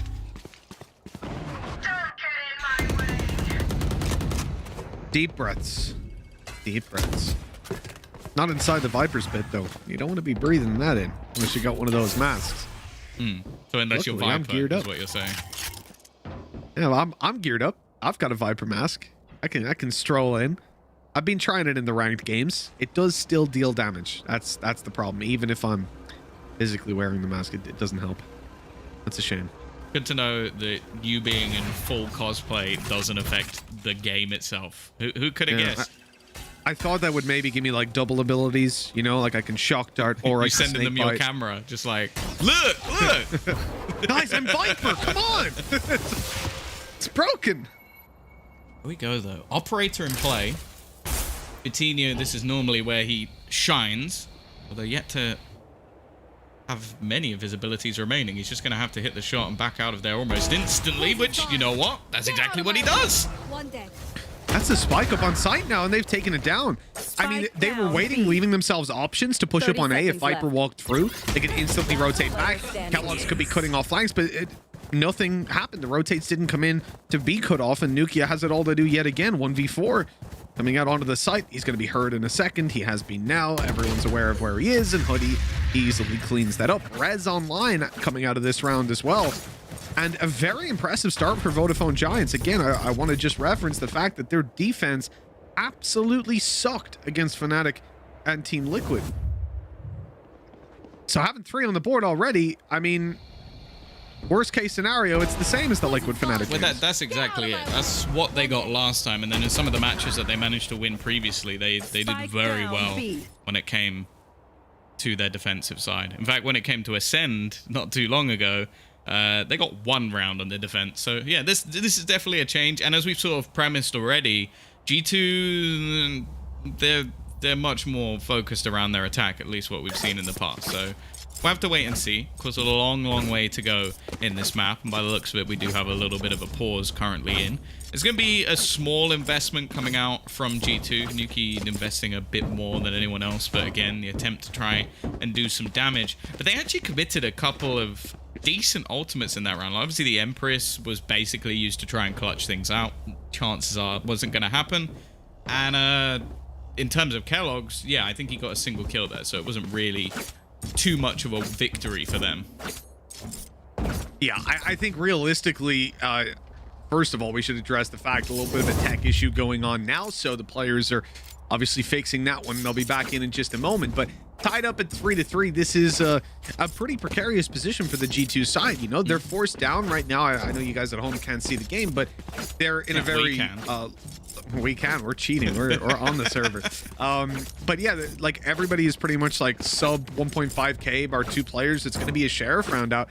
So we're, again, probably looking at Vodafone Giants picking up a 4th. And I guess like a lot of the pressure on G2 right now is, funnily enough, going to be for them to adapt and figure out how they can beat this defensive side of Vodafone Giants. And based on what David P said, they won't be very good at that. Yeah, one of the things I actually enjoyed earlier is I decided to tune in to Ardis's stream for a little bit, and he gave some kind words to David P. He was saying, well, there are a few words I can't say on stream, but he was like, he basically wanted David P to absolutely destroy G2, and then stood up and did some swinging back and forth motion with his hand. You'll have to imagine that for yourselves, but I think it's like splashing water. Yeah, something like that. It's like if you were standing up and there was water around your waist height, and you like put one arm out to keep someone back because you don't want to slap them by accident, and then you're slapping the water, splashing it around, you know? Yeah. Just so people understand what's going on. It's nice And then that you imagine can break artists doing down Artis's plays even when he's not in the server. Poison orb emitted. Well, I have to, so I guess he won't be on the server for a while. At 3-3, yeah, that was a bit mean. I'm sorry, Artist. I love you. We're tied up 3-3, and the weak buy from G2 sees the move. David P. Oh my God! He was full blind. He's spraying through a wall. This guy's killing them without even seeing. Eventually, he sees a victim and almost aces it, as it's left down to Mixwell. In the meantime, those Sheriffs have been tearing the Vodafone Giants team apart. A very weak buy for G2 that still sees 3 kills on the board, and in most players' books, that's going to be a success. Yeah, I just reported David P, for anybody wondering. Of course, being in the server. Actually, I might do the same. This is just Let me do that real quick. I've reviewed the play, and I'm officially popping in a report as well. Good choice. But yeah, as you said, a lot of damage done for a minute investment. Kellogg's even going to pick up his operator now on that attacking side, which, as we've seen previously from a certain team called Ascend, that can completely change things up, although they do have a player that a lot of others don't. Risky from David P, but his Poison Cloud is going to give him that extra ultimate orb, and it does put him 1 away from a Viper's Pit, which we know, especially on this map, can be really awkward to try and play against. Well, you're going to have a... Okay. Nice little shot from Kellogg's. Bit of a wide shoulder peek from David P. You also have a very deep orb that we saw in the picture-in-picture landing. And this is specifically to block out Fatino from being able to up, but it goes up too late. And Fatino's able to swing in and eliminate Kellogg's, and then Coldements is caught completely unaware. This is absolutely huge for Vodafone Giants. Somehow, they have found themselves with a man advantage and a res online. At this point, probable play is to just rotate to the A site, look to res one of these players, and take a 4 versus 2 retake, or a 4 versus 3 retake, as Avova gets Kellogg's back in the action. And that's the operator back here to play with. Thing is, there's not going to be a res for the defensive side because the position of Hoodie is one where he can't actually get to anyone. Luckily, it looks like they won't need it. Already finding another. The trade comes back into the 2v2. We go again. And unless it's a late round res, there's not going to be much impact. The difference, though, is that Hoodie might just be able to win them the round. Because as of right now, Kellogg's has absolutely no idea. Just checking his back every once in a while. Not expecting anybody to be here so soon. But he looks back. Hoodie lands the shot anyway. It's left all onto Nuki. The clutch situation once again, a doable one this time as he finds that first pick and knows exactly where Hoodie's gonna be, but he can't quite land the shot. He might not need to use his res this time as he is gonna find himself the clutch off the back of his flank. Oh no, give the defuse to Meadow. Hey, shut up. Res him and then give him the defuse. Yeah, that would have been the play. Eco res. No, fantastic round, really. Considering how things start and the positions that they're in, I think that taking down Kellogg's the first time, not that one there from Nuki after the res, taking down Kellogg's was a massive play, and it didn't look like it was going to be necessarily possible, again, because of that poison orb that was down on the rafters. But it not being fully up, he's able to peek out, able to take the shot, bail back, then catches Coldements completely unaware, and that was the one that really surprised me, because you've just heard the operator, you know he can't re-peek the angle that he had just peeked out from, and so to be running up on Belt with knife out is a bit crazy. Although there's 4 players lost in the last round for Giants, financially they're in a very, very good position. They've won some decent rounds cleanly.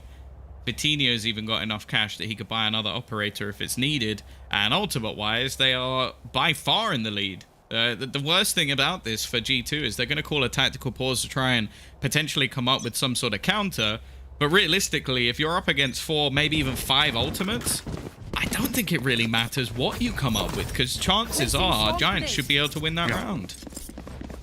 They should be, and I think a lot of this is going to be damage control from G2 in trying to bait out these ultimates in the early stages of the round, and you're probably looking at this as a write-off, on paper at least. Especially with the impact that you can have with some of these, like the Viper's Pit from David P. And I don't think, at least, he's going to be using that early on, because look at his position. In fact, look at the position of Vodafone Giants in general. This is strange. They play around a lot of early peaks going down towards the attacker spawn, and now they're 4-man stacked up on B right at the start. This is going to be a full retake play, I guess, on the back of Meadow just about having his lockdown online. Yeah, they're not really fighting for any sort of orb control either, though, so it's not like he actually can get it online without killing someone in the first place, so he'd almost have to fight back into this, or maybe they're just going to try and fight for Nuki, who's always lurking, but that's a pretty big gamble to take. And speaking of gambles, this isn't a big investment, but as we mentioned in the last matchup, when you have those Spectres, it can be pretty powerful and be straight away. You spoke about ults being baited out, there goes the first. 0 impact other than denying the plant for a moment. Late lurk by Nuke is about to be caught out by the alarm bot as well, so it's pretty much discounted. But the thing for G2, they destroy it. Now Vodafone Giants slow down because they're looking at their back. It takes Meadow out of the equation, who's kind of hunting out to try and find that lockdown. Your feet are visible, David. You play Viper, man. You should know that. Almost gets taken down. He's on 1 HP as they look to take the fight on the site. Meadow quick to find one. Mixwell has dropped still got it, but they're defusing. And he's not being hit by any of that utility. Completely whipped shock dart snake bites, and they just defuse inside the pit. What a disaster. Oh, G2 are going to be kicking themselves after that. They had it on lock. I think they put the wall up, which actually ended up blocking any of the shock darts that were landing. They literally needed to hit him for one. Because he was... I think the shock dart would still land, though. It should still hit with a wall. It would stop the snake bite for sure. But if his shock dart hits off the wall... it lands right here. Yeah, it didn't hit. It's just... I think it's just outside. Is that because it's hitting the wall, or did it land too short? Because the radius is so big and the wall was so close to him that I'm almost certain it would still hit him. I could be wrong, though. I guess it depends how far forward they put the wall. Yeah. If they put it a little bit we don't have further a different forward. angle on that, but that is as unexpected to us as it was to G2. That's for sure. You would think, fair enough, snake bites, they can be blocked and all that sort of stuff, but when it comes to shock darts, they're almost Are you stealing Lotus tweets? Kill. Well, I meant more so by the wall. But yeah. Didn't mean Ronaldinho coming in for a little heady. A minute left. This is the buy round at least. Now, although they invested an ultimate into the last round, in terms of actual finances, it wasn't a great deal for G2. Even still, though, 6 rounds from Giants on this defensive side is impressive. They have been solid with the reads. This is a position you normally take with a Reyna, not so much with a Viper. There's no way out for David Pete, and his life is lost as well as Ambi's. That was a good position when the wall is up, but as soon as it fades, you're in a lot of trouble. The wall up, they know where the plant is, but not going to try and commit towards dropping it just yet. Meadow has that ulti online if they need it. Although in this kind of situation, probably not going to get too much value unless you can get up close to pipes. Oh, what a shot by Fatino. Great opening. He's even going to get another opportunity. Not quite ready for it. Hunter's Fury activated right away. They know that there's no defuse happening. Wall up. Damage done. They need to deal with him halfway. Diffuse, not again. Oh, not again. That shock dart's never going to get there in time. That's twice in a row now that they have just been absolutely robbed of a round. The Vodafone Giants diffusing under their nose, 7-3.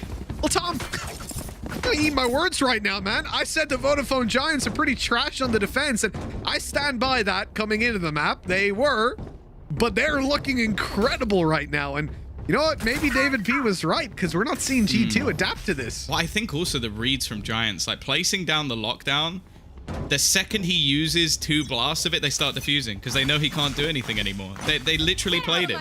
That ultimate shouldn't have made much of a difference because of the positions of the remaining players, but they knew if we get rid of the Hunter's Fury, we can just put down our wall, and there's nothing they can do. It was beautifully played. And now it's just going to be a pace change, trying to quickly move in, or sort of, as Kellogg's has actually run back. The rest of the teammates still going forward. And actually, it's the player with the spike going first. Diving straight in there. Why not? You gotta full confidence sometimes, Tom.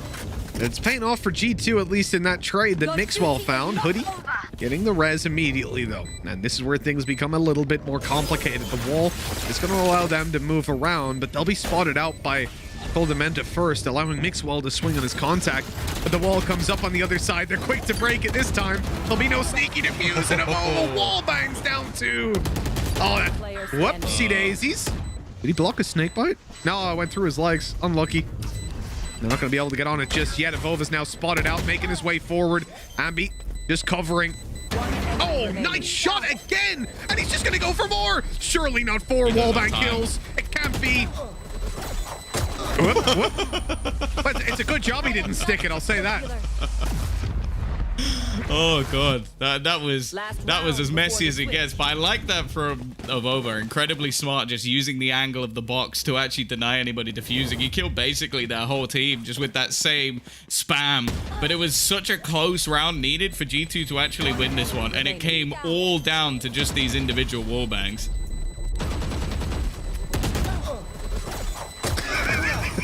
I love it. The classic just spraying away. But yeah, Avova got the round on the board, celebrating, and I think it's justifiable despite a little bit of an awkward final fight. Those wallbangs were absolutely massive, pivotal in securing the round as it was.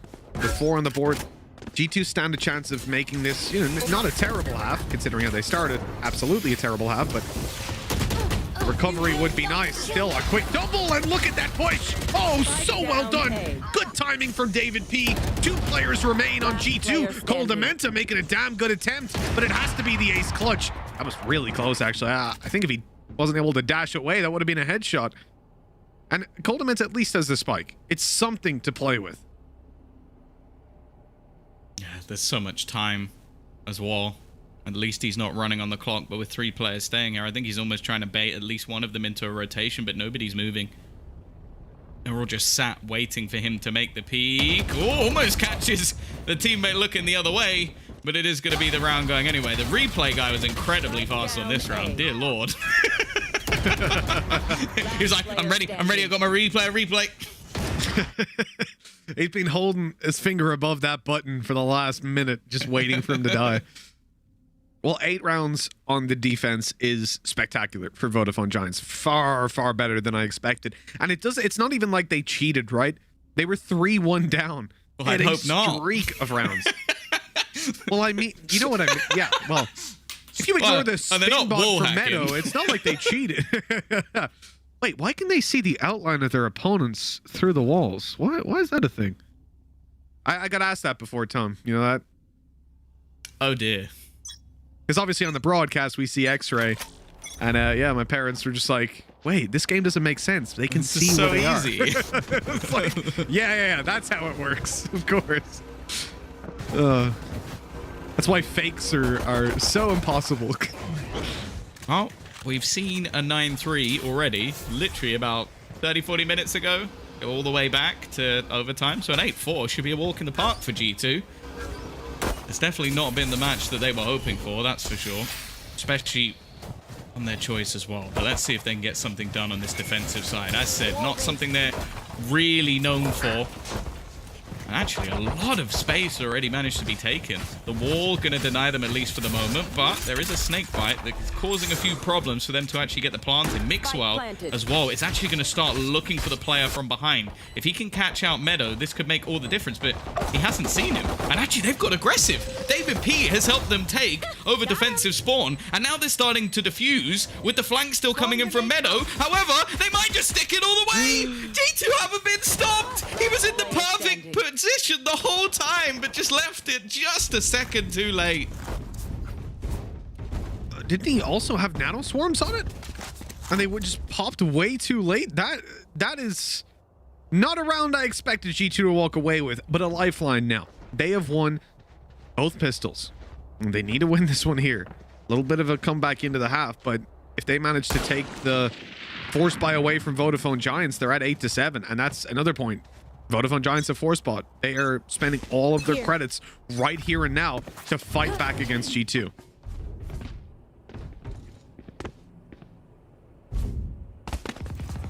Yeah, it's definitely not out of the question in these sort of rounds. It normally means you might have a few vulnerabilities with either the weaponry utility or maybe even your shields in some cases. If they can just overwhelm a couple of players currently on this A side, they have an opportunity. This should get quite a lot of information, but There we go. The peek over the top. That's a lot known. They should see that the majority of the team is here, and actually the rotation's already starting to come in from the remaining players. Nuki has managed to drop the spike, which will help them out even more. However, it is a 4v4, Mitch. Yeah, the numbers are evened up, and for G2, they don't have a lot to really do. You're not going to push in at this stage, right? You're not going to just throw yourself at your opponents. But now they start to wonder, have they rotated? Have they gone all the way back? The one player that could get them that information of Coldament is already dead. Luckily, Evolva's... Oh, no, he's not here anymore. He has been punished. With Ambi on low HP, Nukia is in pretty much the same boat. Oh, look. Kellogg's in the corner. 30 seconds left. Nice little push up. Good for the first headshot. Leaving Meadow on 20 HP. And yet the round still doesn't seem to be assured just yet. What is going on? Desperately wants a kill to get that heal up, but he can't find anyone. There it is. They'll close the round out right afterwards. 3 kills if this was an eco from Vodafone Giants. Spectacular. It's not quite good enough for a force. Yeah, it's one of those spots where it came very, very close for a force buy, but it really doesn't matter too much to G2 now. They're going to have an opportunity to basically just build up extra cash again, and then they can even play the next one as a bonus. But more importantly, it also pushes a lot of their ultimates up further. Like Nuki currently 1 away from the Empress as well. So it's not too bad a spot to be in. The more important thing, though, is it just gives them 3 rounds. So from an 8-4 already back up to 6, not a bad spot for them already. Not bad at all. The early lead that Vodafone Giants managed to gain is now out the window, essentially. Nice and easy for Kellogg's.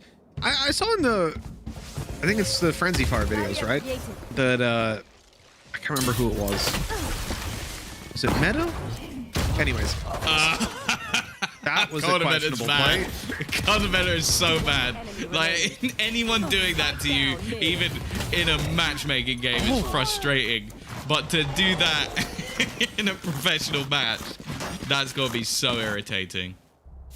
Yeah, I was not ready for that. I'll be honest, Tom. I was ready to make the point about the Marshall not being 100 damage to the body, that it would be nice, you know, that some players are for that. But we'll leave that conversation there because, well, I mean, look at that. What are you even supposed to do in Coldamentus shoes? You just accept death, embrace it. Remaining. Spike down mid. Why me? To be fair, it's probably what I do. What did I do to you? Why have you got to disrespect me like that? Thought we were cool. I think he's killed him multiple times, so, you know. Not like that. He's not an angel. Yeah, not like that indeed, yeah. This style bomb. Very little info for them there off that drone, but the important thing is it allows Kellogg's to set up like this at the bottom of tube. Wait for someone to take a peek, and I see players starting to edge out. He's about to get a challenge. This is his opportunity. He wasn't spotted on that, but he won't get the shot on the wide swing.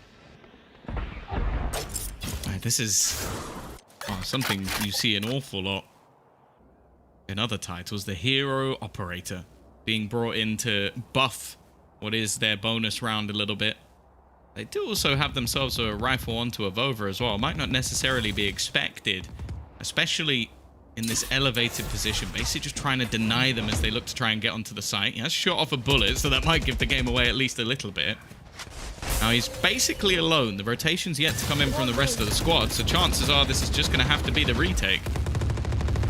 Spike planted. Yeah, big problem as well, because obviously they've gone for all their spams on the boxes, but the Ares not being here in time, the Vandal finding nothing on the spray through. This is a lot of their potential taken out of the game already, and now they're going to be slowed. That Killjoy ultimate forcing them back in. Evolva, oddly enough, decided to put his wall down. I'm not entirely sure why that was done so early, because they're obviously going to just break it now that they know you're pushed back by the ulti. And honestly, I think G2 just saved it. Whoa, they're so lucky to have Kellogg's alive. Yeah, I think he just saved, realistically. Yeah, maybe Nuki's throw in a couple of the Spectres. Oh, never mind, he gets nothing. And now Evolva's actually going to come under pressure here. A good spot to try and make this round a little bit more costly for the Giants. Mixwell actually going to go down to the Spike, but that's fine because he only had a Spectre, so doesn't really lose anything here. And G2 keep all of their rifles and now can upgrade for the remainder. So all in all, for a bonus round, it really isn't too bad. But now they need to make sure that they break back, because otherwise Giants are getting ever closer to taking this map home. Yeah, indeed, a map that on paper definitely does not favor them. I mean, when they look at this series, they're definitely looking more towards Bind to get their rounds on the board and to bring it over to the third map of Ascent. I think they... well, I'm sure they won't have expected a loss here, but they will certainly be prepared to take one. If it comes their way, there'll be no surprise. Here. Lots of movement outside of A that's being heard as well. I mean, they know there's at least 2 players there. The head spotted. No more peekaboo. It's too risky. No more peekaboo. Don't you dare. It still gives a fair amount of information to Nuki. Again, look how aggressive Avova is. Now, it's common to see a deep wall here just to try and cut players off. If he could get a kill and do that, it might give him the ability to escape. With no steps being made, they haven't actually gained much information off this at all. Now, they might hear any utilization of utility, but realistically, there's not going to be a whole lot, and they are waiting on this peak, but actually Fatinho doesn't hit the shot. But having seen the player is incredibly valuable to G2, actually. The fact that they have allowed a player to be spotted. The chances of someone trying to lurk through mid now are pretty high when they know 30 seconds left. The guy that was seen was so far back. But they don't. Instead, they commit fully towards the A site, leaving one in spawn who's caught immediately. Nukia will dismiss out of there. He's able to safely get this site and pick up another. Ulti online to use, but in a 5v2, there's just no need. 10 seconds remaining. Patino watching this with an op, though. And I think Nuki is acutely aware that that's a possibility. He doesn't want to peek out until the wall is up. Good communication by G2. Well-rounded approach. Now they can just get this defuse in, because Fatino, what's he going to do here? Playing with the operator. He's going to save. That's what he's going to do. A huge bounce back from G2, keeping 4 players alive as well, and actually the defensive side looking a lot better than maybe expected. As said, it's always been their weakness when it came to this map, but it seems like both teams at the moment struggling to put those rounds on the board when it comes to the attacking side, and the information play thus far from G2 has allowed them to set themselves up quite nicely, have those mid spots, and well, if Nuki's able to do that, things become a little bit more difficult for anybody else, right? Most definitely, yeah. And the repeatability of it on a player like Nukia, and now that he has his ultimate as well, it's pretty damn high. I wouldn't be counting him out by any stretch of the imagination. Especially, one of the other things, Tom, is after having such a strong round like that individually, he might decide that he can just full a solo that. And even get aggressive on the back of it. I mean, if you're Vodafone Giants, probably discussing... Well, hold on. I'm seeing a stinger. I actually, and I mean this, I don't think I've ever seen a stinger on this map. Maybe it's another person who's been having a look at Lothar's tweets, because I know that this is his new movement, is basically his calling in life is to try and get you to bind a few different, like your right click, left click, whatever it is, to shoot an alt fire at the same time. So maybe that's why the pause was in. That's what Meadow's about to do. Or he's going to buy a different gun and not do that instead. Oh, he's playing with our emotions here. How can I cope? Oh, there we go. Let's see. If he does it, Lothar will legitimately be the happiest man in the universe. We'll never hear the end of it. If he doesn't do it, I will be the happiest. Well, stinger or not, the rest of the team has got some strong weapons to play with, and they're moving towards the A site quite quickly. Nukia pops that ulti in the back lines. He has support as well. This is a very passive A hold, and as that wall falls, Tombizz is going to have to hold on strong. A great flash, a great push, and it's Meadow hip firing him away. Hunter's Fury eliminates Nukia, and this is about as good of a start as Vodafone Giants could have possibly wished for. They were playing so aggressive, Tom, because they have a res. They didn't even need to use it. As the single tear rolls down Lothar's face, he at least has to now hope that G2 are going to be able to try and pull this retake off, as Tombizz is It's brought back, but it's at the trade. Oh, they're going to try and go for the same wall and defuse, but Giants have other ideas. They have their utility ready and set to deny. And now there's a lot for the remaining players to do. Every time they touch that spike, another player of G2 falls, and I don't think Mixor's going to be given the chance. Ambi with a triple. Giants have their 10th. I don't know why, but when you said, and every time they touch, I had an immediate flashback to that song. I get this feeling. Yeah, exactly. I don't know what it was, but it played in my head at full volume, and I enjoyed it a lot. That was fun. Thank you, Tom. Brought back a piece of my childhood. Fair enough. Every time they touch, they just start dying. Oh, that's a bit more of a bleak song. And at the end of the round, done as well. Vodafone Giants can fly because they're in the lead. They're feeling good. They're flying ahead. Putting 10 to 8 on the board. Berlin. Well, let's not get ahead of ourselves, Tom. There's a best of 3 to play out. That's true. The next one's blind, you know? Easy. No, I'm kidding. Here we go. Aggressive play from Fatinho again. This time he has a slight upgrade to his classic. However, Avova is doing a fantastic job. Takes down the first, still surviving in the corner. He's going to start dying to the snake bite, and David P will peek at the last second to clear him out. Actually gets rid of Nuki as well. Didn't look like he was even aware of the second player, but somehow finds the shots. Now, this should be a free kill for Kellogg's and maybe give him an opportunity in this clutch. He has to win the 1 versus 2. The spike has only just gone down, but they're playing together up close. He tries to go over the top. He sees both. He needs a ridiculous shot, and he's not far away. A nice attempt by Kellogg's, but Meadow is there to bring more reason than rhyme in this round. That was pretty incredible, I have to say. And the updraft dash, it had me. It really sold me on that. Are we getting a replay of it? Oh, yes, we are. Right afterwards. I mean, it was a ballsy play. Oh, no, we're not. Oh. Yeah, updraft, dash, and then the spray. What meta was 78 HP, 77 plus 1 armor or something like that. So we're close. Definitely could have went his way. The spray was a little bit different, and we would be seeing it in frag movies for the next couple of weeks, guaranteed. But now, 11 to 8. Vodafone Giants edging ever closer to that map point, as elusive as it may have seemed when we started this one out. They are evidently improving, adapting.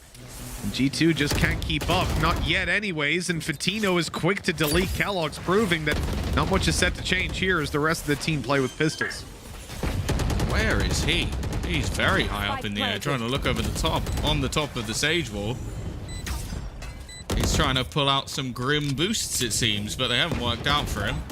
Nice little bit of movement. Unfortunately, I don't know if Avova's actually going to get anything from it. He's got to walk into the firing squad. Nice shot, at least. We'll get rid of David P. He's actually going to take a hell of a lot of damage off the Nano Swarm. The afterplants so far from Giants have been utterly superb, and they don't look like they're going to falter in this round. Nope, they certainly don't. As Fatino cleans up the rest and puts 12 to 8 on the board, Tom, we are at map point here on map number 1 of Icebox, and G2, well, they're going to have a pretty tough time getting back into this one. Yeah, a lot of the rounds have been found in that early stage, picking up pistols, looking pretty good in the start of each half. And yet, when it comes towards the end, those buy rounds, they have not been able to chain even one together, and that is a concerning fact, considering they'll chain 4. And that's more than 1.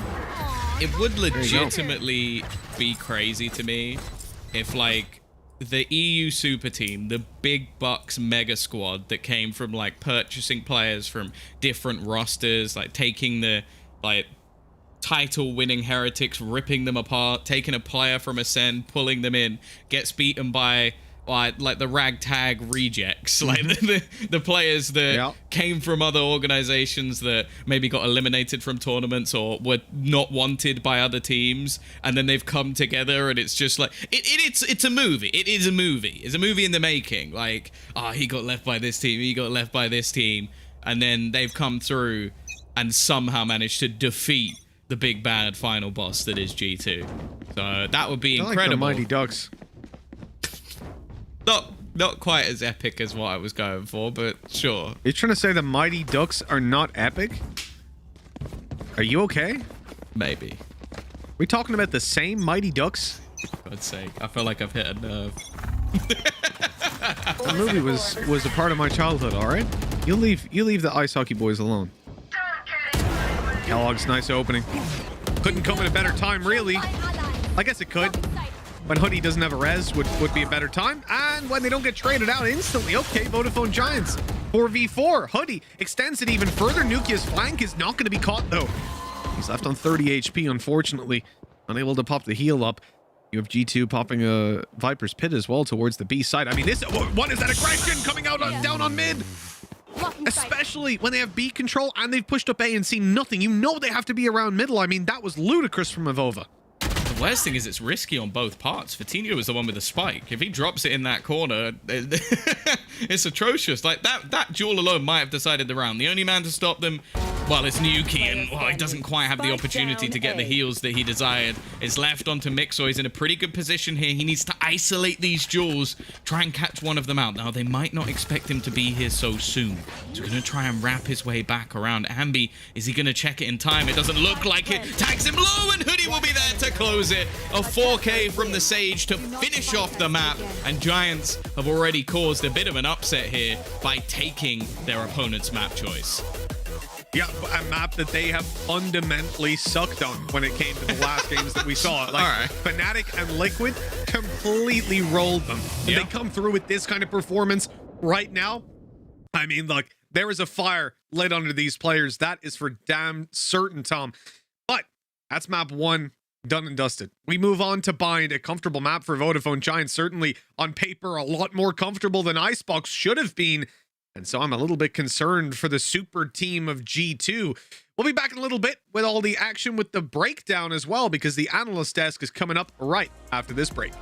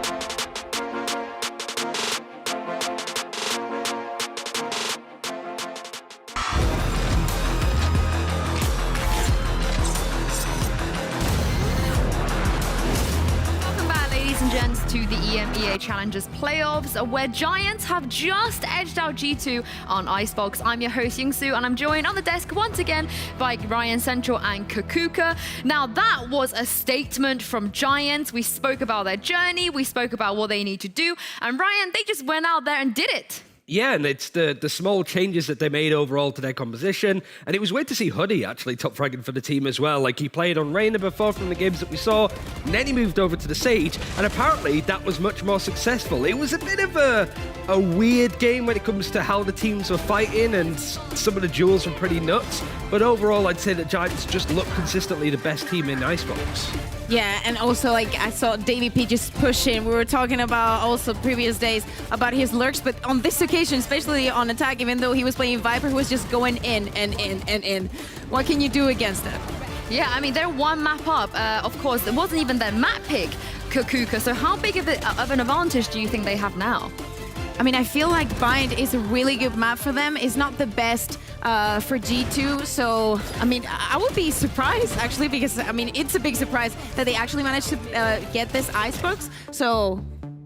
The problem, I think, overall is just that this looks a bit more like they did against Supermassive Blaze, which is like, all right, if you lose 2-0 against Supermassive Blaze in the series 13-5, 13-4, something's wrong that you couldn't fix in that time. Xilv can't just get the players overall and kind of go, hey guys, like, we need to work on this. But they've had a day. They've had time to watch over what went wrong. And it seems that Giants were able to keep pressing that same button that Supermassive Blaze were able to push on a map where you don't really have that creative freedom. So it was really nicely played from Giants. And G2 looking very lost right now. Yeah, and I also feel like they had it really prepared for the defense, but I felt like G2's attack was just the same over and over, just trying to get onto A side. They did manage to get 4 rounds, but obviously it wasn't enough, and you know, Giants was adapting to it all the time. Are we seeing a little bit of that, what David P said, like they don't have the resources for solutions and they're not as flexible as Giants, sort of showing through? I think it's maybe the fact that maybe G2 did not expect this composition and this preparation from Giants in this specific map, and they thought that maybe this was going to be, you know, like the easy one. Like, we're going to get an easy one, maybe they will get an easy one for them, and everything is going to go for the decider. I think the positive, I suppose, considering how poorly it went against SMD, keloqz didn't look as bad. Like, he found openings. I think one of the biggest issues in that series was he was a little bit ahead than everybody else. He was trying to hit onto a site whereas Coldamenta and over like, hold on, like, wait a second. The keloqz is like, I need to go, I need to create space. He did that more. He was positive on first kills and first deaths. But still, again, we're not seeing, like, Coldamenta's been a little bit quiet. He's usually so good when it comes to setup play. He's got one of the best, like, assists per round up until that Supermassive Blaze. And then since then, it's just been a bit of a dip. And I feel like Giants had like a lot of combos prepared, like in every single round that we actually saw them, like how they used the lockdown and the Hunter's Fury, and everything was just so in sync. Like, the preparation is there. Obviously, I saw it also in G2, but especially in the defense, I was just lacking that on the attack. Yeah, I think the confidence too, right, Kaquka? Because, you know, when G2 first came on the scene with this roster, they were so confident. They were winning rounds that they shouldn't be winning. And it does feel like the honeymoon phase, people speak about Giants, maybe it's not a honeymoon phase. Yeah, exactly. And right, the opposite for G2. Maybe it was Supermassive Blaze who just ended it all for them. We'll see now. The score was like 9-8 at a point as well. So it wasn't like G2 was like completely out of it. Considering they lost the first half like 8-4 and then brought it to 9-8, it was pretty good going. It was just, again, Giants sort of switched it on towards the end. They brought out some good timing, some good strategies. I love the Evolver like wall where he's like 20 feet in the air. Like, we start to see that more because it's either Berlin or nothing. So now we have to see some of the ideas, some of the creative stuff that maybe Xilv, Pipson didn't want to sort of use right now. Now it's a case of, like, we might have to use it, and going to Bind, there's a bit more open freedom to try out some zany stuff. Well, let's talk about Bind here, Ryan, because, again, don't want to read too much into that Supermassive Blaze series, but there were some big, big issues here for G2. Definitely, and I think Bind it was weird to watch the bind game and then watch the Ascent one afterwards and see the similar sort of problems happen. We saw a couple of changes when it came to how G2 wanted to play this, but they played up against a Supermassive Blaze that hadn't really played bind all that much, that came out with a plan, with an idea, and with a set tempo in mind. I think G2, they could revert to some stuff. I think Coldamenta has the freedom to be Sky Silver, whatever he feels comfortable on. Nothing else matters, like, oh, we have strategies. Like Coldamenta, just play what you feel best on, because now it's do or die at this point. And I think David P, well, he's going to want to walk about. And I feel like last time that we saw G2 on this map was against Supermassive Blaze. They picked this map, and I feel like it wasn't the right choice. Giants did also playing with this advantage, but as you were saying, Ryan, we saw Coldamenta on maybe a role that just doesn't suit him that much. Or we know that he's a 6 silver player, so maybe that is literally what they need to keep for this one in order to keep up in the competition. But also Giants, so we've also seen them play this map, and Kaquka, the overtime with Guild, it was pretty exciting. It was a little bit messy, but it wasn't sort of the domination they got in comparison to G2 versus Supermassive Blaze. I feel like against Guild, they took a lot to adapt to them. They started an 5-1, and then they did that pause, and everything just flipped. And it was a 5-7 by the end of the first half. This is probably what I see. It's going to be happening against G2 as well. Maybe in another overtime. I don't know how G2 is feeling right now. Could be a time for Fatinho to show up. This is where he brings out the Rays, and he's had some pretty spectacular rounds, but both these teams have lost bind 3 times in stage 3. Both have lost to Guild, but of course with G2, Supermassive Blaze, they lost 13-4, so Ascent, they lost 13-2. This is a great chance to turn it around, and I'm pretty sure that all of those are in a row as well. Giants, they don't have the best results on here when it comes to some of the losses to Guild, but they've also won it 11 times in comparison to G2, who have just won it 5. So Giants are going to feel prepped here, but we've already seen a series where the teams won on the enemy team's map pick, so I don't think it's just cut and dry for Giants to take this 2-0. But also, we're in a situation, Ryan, where both teams have seen each other lose on bind. So a little bit of mind games to come into this, right? Because, Giants, they could watch the Supermassive Blaze series and go, okay, if that's how we beat G2, maybe we just replicate that. Similarly, G2 can take a lot away from what happened with Guild yesterday. I think it benefits Giants to just keep everything as chaotic as possible. They're attacking first as well, so I think the plan for G2 is just going to be like, let's keep an eye on where that David P is for now. Let's just make sure that he's not going to go too crazy. I think if you're Giants, it's just, let's have just a straightforward, slow, default-y start. Let's not try and out-frag some of these players on the side of G2 because they can be insane, but it's also just keep the op out of Kellogg's hands as much as they possibly can. I feel like the SMB game against G2, it wouldn't be a good example. They were still trying things. I mean, G2 has been giving us a lot of that lately, and I feel like they're going to go back to basis in some way because I feel like they have to go for the safe here. I'm not sure. Maybe it's the time to risk it all. Everything's on the table, so I really don't know what they're going to do. I mean, we saw Liquid, right, back in the Challengers phase before the playoffs where things were working out and they just went, okay, let's just put Dom back on the Rays. Everyone just chill out, no more KO, all of that. So is that what you like to see, Kaquka? Because that team comp, like you said, didn't really feel like G2. It's not like it didn't feel like G2. Obviously, yes, in a sense, but I feel like they can do much more if they keep. I mean, it's obviously just keeping the same for all the teams to read, but I think that they're smart enough and they've worked enough to pull that one. And I mean, when you have a player like Nuki that can play the Rays when needed, it's nice to almost rely on that, especially on the maps where you do see that Rays more. Like Kellogg's, he can play the Rays, he did for Megastitute when he was on that team, but like Nuki was the best Rays. He was the best entry when he was on Heretics. It would be great for him and Evolver to show up at this time. But I think it's... I don't want to put too much pressure on Coldamenta because he's not the kind of player that just comes in to frag out and be the top MVP, but like he has a lot of tough calling to make against one of the most chaotic IGLs we've ever seen in Valorant, I think. Yeah, well, like Ryan mentioned, some of these players on the G2 side do need to show up if they want to stay in this series and have a chance for Berlin Masters. But we are going to take a quick break here, but do not go anywhere because Agent Select is on the way.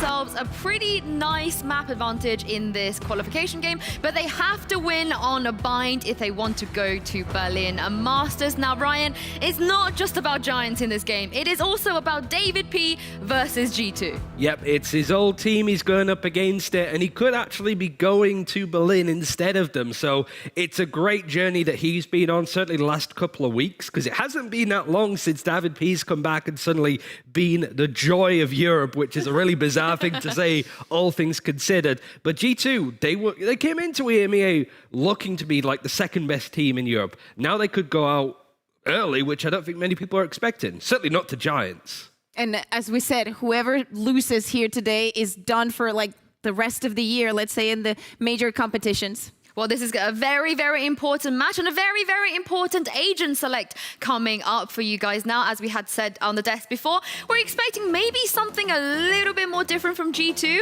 I don't know how you can get more different than what they did before, but Ryan, this is different. Yeah, they've got Mixwell on the sky instead of the Viper. It makes sense because Giants are not a team that play Viper on this map, so maybe G2 make the decision of if they don't play Viper, we don't need to either. And so far, it's looking that they're going to not use the Viper at all, and in fact going for something different.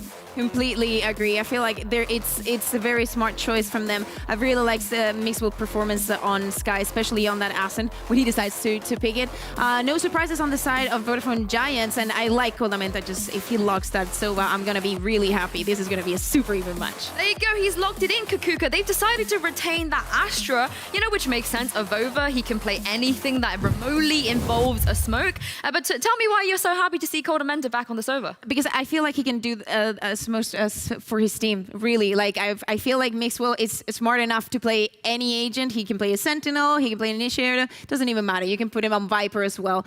But I feel like Koldamenta needs to be leading the team in order for this all to work. So I think it's the right call, especially if you're going for a double duelist. Yep, Silver Sky as well on the side of G2. More information, less duelists. They want to play the information game. They're on defense first. It's basically trying to catch up what Giants are trying to do. Well, this is a very, very, very big map here. G2, they're pulling out all the stops, and they have to win here if they want to stay in this series. Tom and Mitch, over to you. Well, Tom, you can buy a roster, but you can't buy wins. And I know Carlos ain't going to be all too happy about what's going on right now. I think that there's a couple of things that need to be addressed when it comes down to the agent select as well, though, because we got a lot going on here. Astra pulled out, but you were a little bit surprised by Kellogg's, weren't you? Yeah, I think Kellogg's was on Sage, and unless I've completely missed that one and somehow seen it wrong, I don't think he's ever played a Sage on G2. I think he's played it once before in his entire career, but for this roster, that's something that they basically just switch up because they did previously have it within the team. So it's going to be interesting to see how that one actually works out for them, but realistically, when you're sort of that aggressive player, he can make it work on a Sage. Yep, you most definitely can. And let's see if he can. We're going on to bind. Map number 2, map advantage for Vodafone Giants after they picked up Icebox. If they win this one here, they will stop G2 from competing. Full stop. VCT will be over for them for the year, Tom. And that is a disturbing thought, considering this G2 roster is so promising and features so many players from tier 1 organizations having been poached up. We're starting out the pistol, and Vodafone Giants are on the attack, and they are certainly looking to up the pace, going straight into the A site. Ooh, nice start from Mixer, good flash, but it's only going to be the trade, and already things getting a little bit dicey, a back and forth battle with both teams finding a couple of kills, but ultimately this allows for the afterplant to come through for Giants. The 3 versus 3 post plan seared Giants tucked in, trying to avoid all this utility. The flash doesn't buy them much space. Never mind. They follow up over towards the spawn, and Koldamenta has it all to do. 1-0 as Vodafone Giants pick up that first round. And wow, I mean, after watching the last bind we saw was Gambit, it feels so strange to see someone just rush a site like that.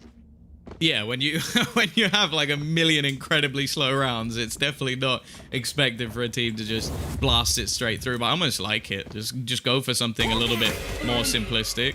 Hoodie looking a little bit different. I do think that we're having a few issues with the cams, so I wouldn't worry too much about that. I'm pretty sure those are very backwards at the moment, so I'm sure that'll be something that is fixed within the moment.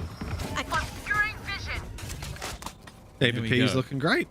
Mm. I like his Yeah, glasses. Nice glasses. Maybe that was always the problem. He wasn't playing with them. Needs to fix that up. What? Oh my god, this is classics! Revealing area. They've ran through a smoke versus classics, and I mean, they got what they deserved.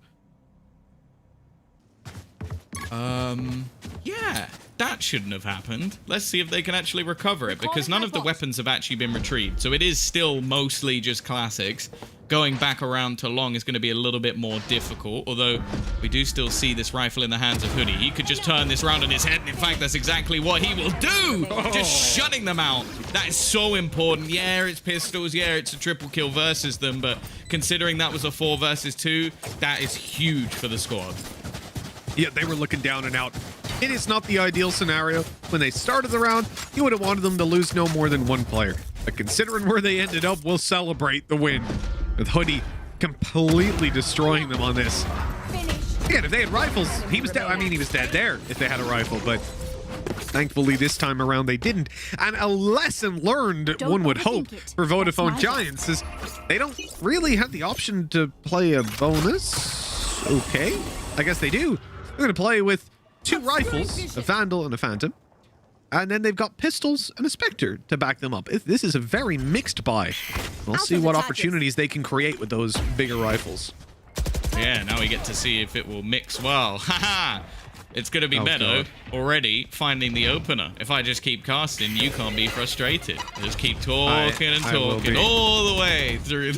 You could talk for this whole map and I would still be pissed off at what you just said, Tom. That has annoyed me. I'm glad. That was the goal. Shock dart, not actually going to really achieve anything here. So again, it's going to be an afterplant scenario. A man down and a good spray coming out from Avova. A couple of kills back, turning this into a 2v2. But considering this is somewhat of a bonus round, to have it on an even front really isn't bad. That plant isn't great either. These guys are going to have to just wide swing out. Okay. There we go. Orbital strike's going to be activated. Okay.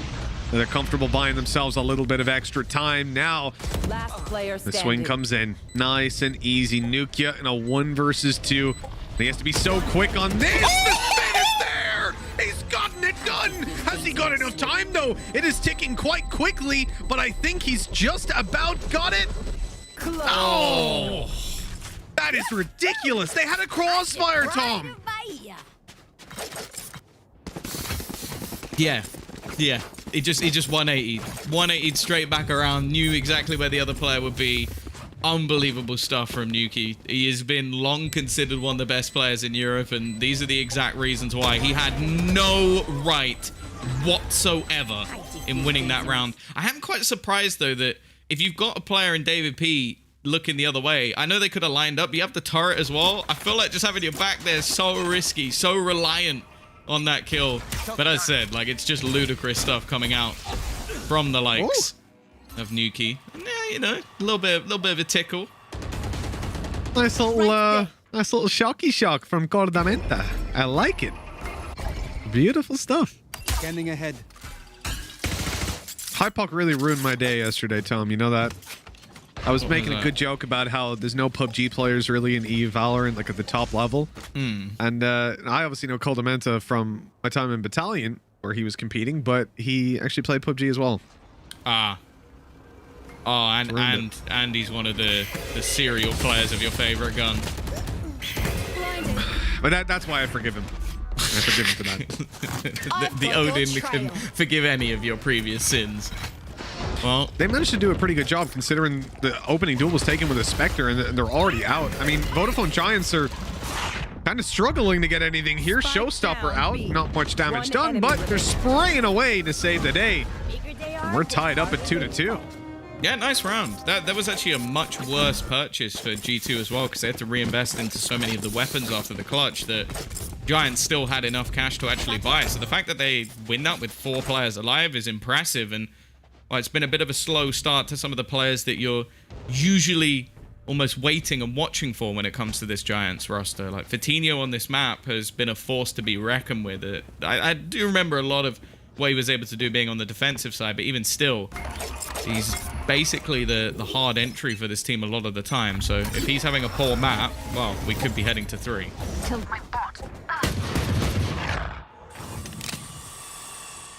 The next map would be where David P would shine, right?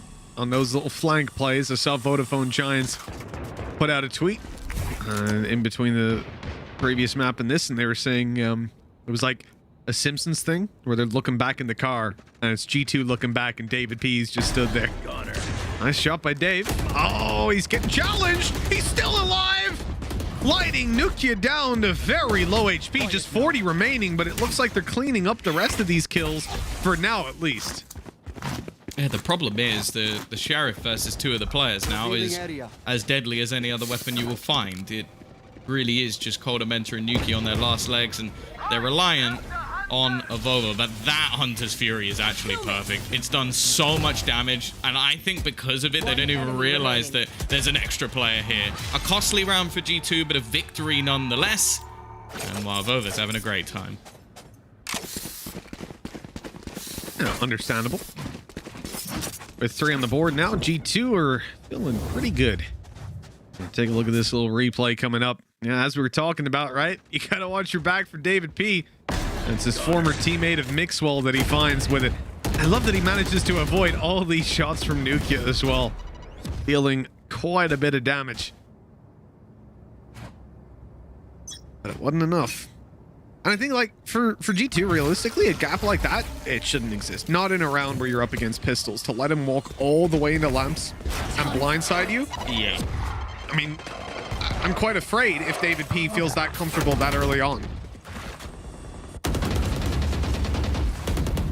Gone for a few wallbangs, expecting this aggressive position to be in play. Of course, a new role being picked up for Kellogg's, one that we'll see if it's something that works out. I will say that a lot of very competent duelists manage to make Sage work like it's like, well, almost one of the agents they've been playing for years, so I'm not too worried for him just yet. Might mean that he has to be slightly more passive, and on the attacking sides, maybe a little bit more reliant on Nuki to be that hard entry, which is something he hasn't had to do too much within this roster. Like, a lot of the time he is the second, third player in to almost clean up and clutch the round, so we'll see how that dynamic works. But now, though, David P dead, and the rest of the team looking to pressure Hookah. Oh, Kellogg's has even lit up the second player coming out, so it's so much easier to take down Fatino. Vodafone Giants left with no hope, really. It's a spike down inside of Hookah and a 2v5. So saving, definitely the correct call. G2 set to take a 4th round on the board. I mean, they use Cosmic Divide. It's not that big of a deal. But what I'm looking at here is Vodafone Giants and how close they are to having every single ultimate online. And with the composition that they're running, and we had this conversation last time we covered Vodafone Giants, their ultis are incredibly valuable. Yeah, I think you'd be hard stuck to find a combination of ultimates that are more valuable than the ones they currently have. Maybe you could throw a Blade Storm in there every once in a while, but other than that, especially on a map like this, I can't think of a composition that would benefit in that regard, at least. Then again, you could say similar for the other side, excluding maybe that Cosmic Divide, because it's definitely not as impactful as the rest within the server, so we'll see. There's also a res online for Kellogg's as well. That's always the other added benefit of when you're running that Sage on your duelist, is chances are they're going to get quite a lot of kills. That means you get more ability to actually come in with reses and retakes. So especially on the defense, it's going to be quite valuable for them. But I think Giants realizing, okay, let's not let this one get out of control. I think G2 are one of the best teams right now at just absolutely steamrolling people when they get in the lead, especially with the caliber of players they have. So Giants want to stop this as early as possible because this is their map choice. If they win it, they're on their way to Berlin. One point as well about Kellogg's, just as you said, the Sage on your duelist on a Sage, it's that I don't feel like a lot of the time in the previous map, I don't feel like Jet really benefited him that much. As in, like, I think he's bringing a lot more value on the Sage and not really losing that much individually. Like, sure, a little bit of mobility, but how often did that mobility actually come into the equation when it came down to Icebox? Back in we go. Looks like G2 are going for a hell of a lot of early information. Deep stars placed with the nebula, or a smoke as most people would call it. And already going through the teleporter and taking over bathrooms control. In other words, Giants have no map control, so they're going to have to earn it back. One of the ways they're going to do that is forcing Mixwell out of the corner. Now, they have the gravity well to try and at least slow them down a little bit, but other than that, there's not a lot defending this site. So you said nebula and people normally call it a smoke. What do people call the gravity well? I can't say that. Only Hypox allowed to say that. That's more of a command when he says it more than an ability. All right. 4-2.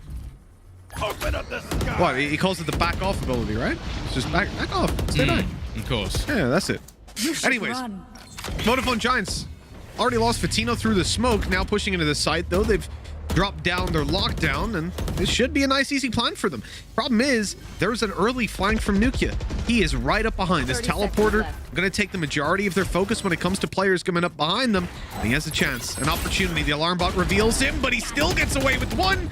Sadly, uses the blast pack right after, but it might not matter. The rest of the team flooding in to help and overrun these final remaining attackers. That shock dart, painful to watch as it lands clean on Meadow. David P smoked out, and as they spray, now they know both players are on long. Look at this, it's a firing squad. The Nebula about to go down, and this is where David P is going to be in trouble. It's already halfway diffused. How is he still alive? He's shot up by so many players. He's gotten out of there as well. What? I don't really understand how he managed to basically just duck and weave, but I guess that is the most David P thing ever. It's just like surviving in positions that he never ever should. But they don't manage to win the round. I think just the movement of where the position was actually being diffused from basically made it impossible, even with the pings currently being down on the map. But yeah, considering I sort of mentioned it, they have a lot of powerful ultimates, and they used 2 of them in this round to just get site control. That's how difficult it's been for Giants so far. They not only used an orbital strike, they also used a lockdown just to get the plant. Yeah. And lose immediately after. You know, I noticed that G2 always like to keep an eye during the games. They've popped out a tweet leading on a map for once and then a thumbs up. So congratulations to the G2 esports team for probably cursing their team once more. It's almost as bad as Jonas. And look at this, as we're talking about it, G2 were under a lot of pressure. The nade and Molly taking Coldamenta down. And he did find 2 before he fell, putting this into a winnable position for G2. But it's getting a little bit more difficult now that the info is being given away. Yeah, the Seekers has given absolutely everything, and they're probably one of the most valuable positions because both were on the flank. It means that they can actually play into the defender's spawn. And Nuki trying to fake them out with the sounds, but it hasn't worked at all. And as they try and bait with the rares, Kellogg's has to get a kill instead. He's left completely blind.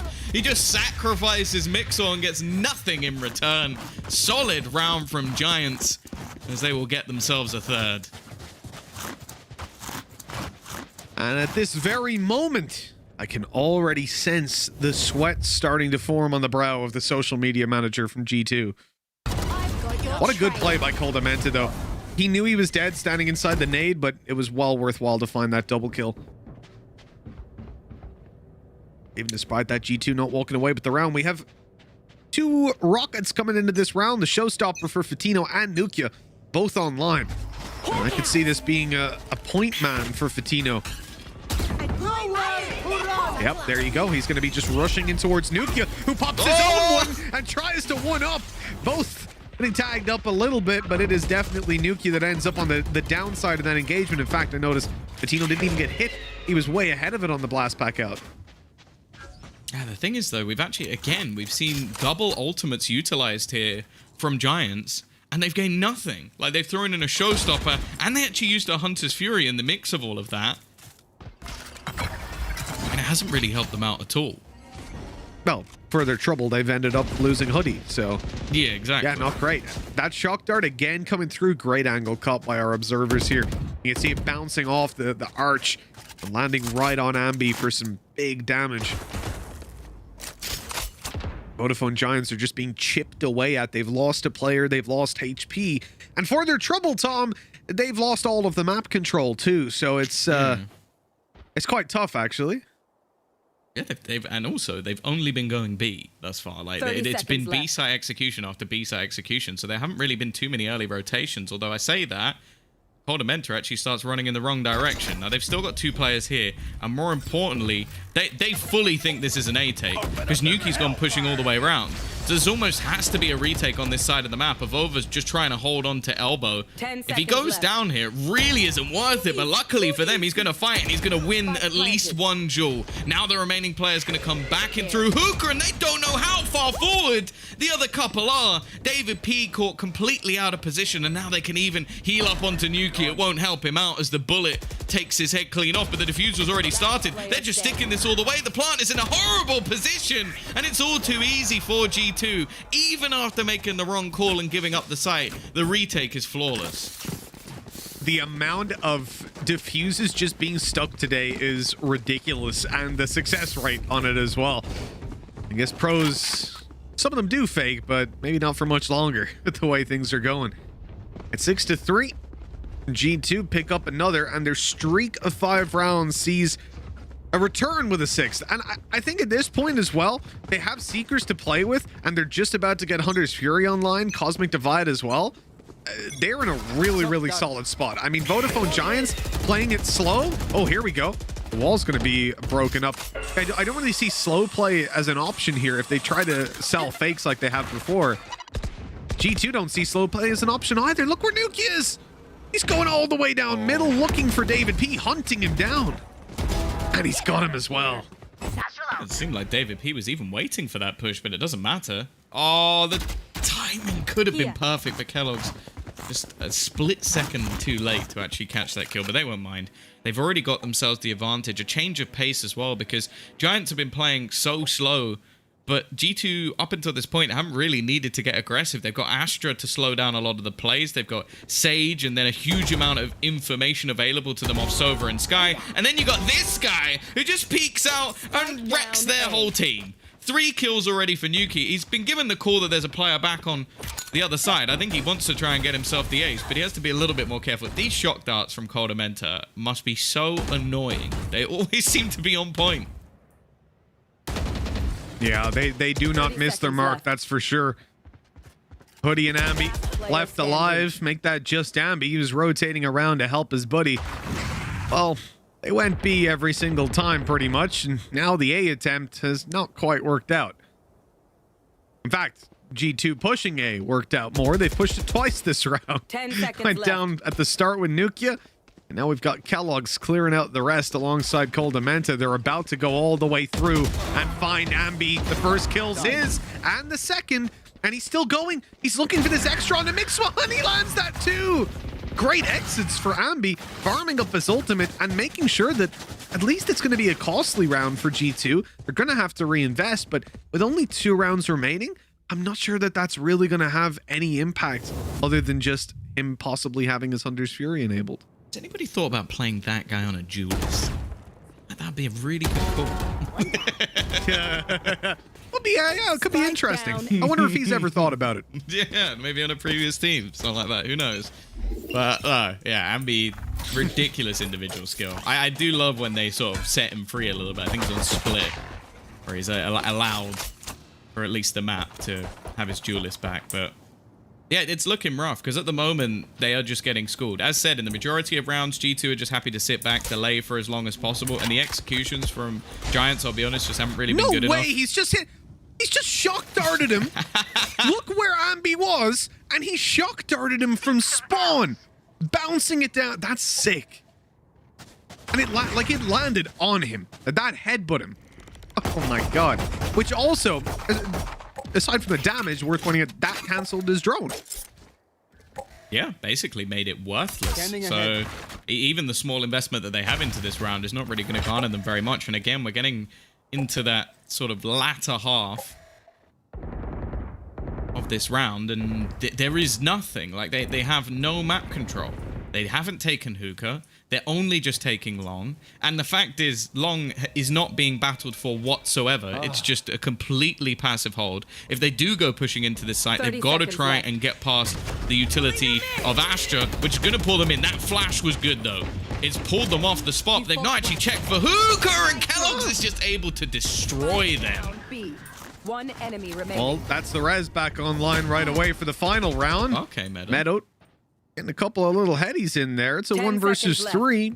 10 seconds, though. That's the ultimate constraint. And the bullet to the head closes it out. So let's take inventory as we come into the final round of the half. We've got a res online for G2. Cosmic Divide as well. Over on the Vodafone Giant side, though, they do have lockdown. Last time we saw that successfully get them a site. And that was it. They got them a site. And then they lost the round immediately. I think that's the thing that's been most disappointing so far for Giants is that they've had these, as I said, really high impact ultimates, and none of them have achieved anything. The Hunter's Fury used to try and open up, like they were expecting more aggressive positions, didn't do anything. Lockdown got them a plant, but they lost the retake.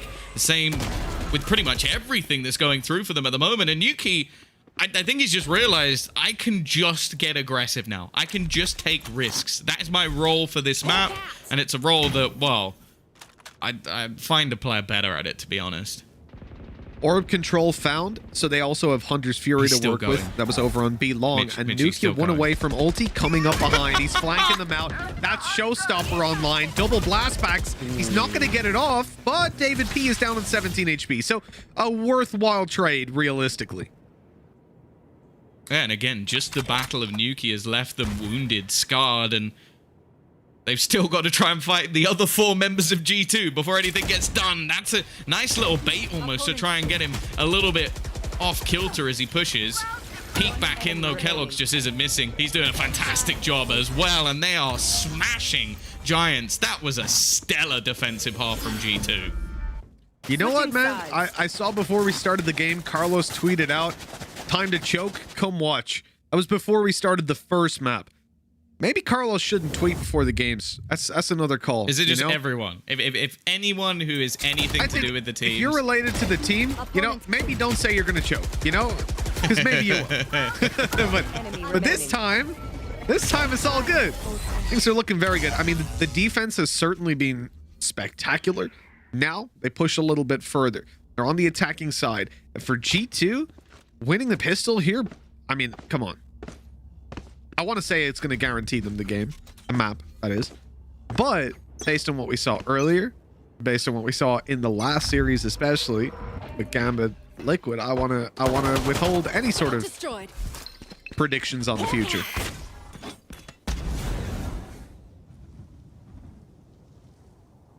Oh, here we go. Interestingly, it actually is still looking like it's going to be Kellogg's taking the first fight, which, considering he's the one with the Sage Wall, it might be a little bit surprising.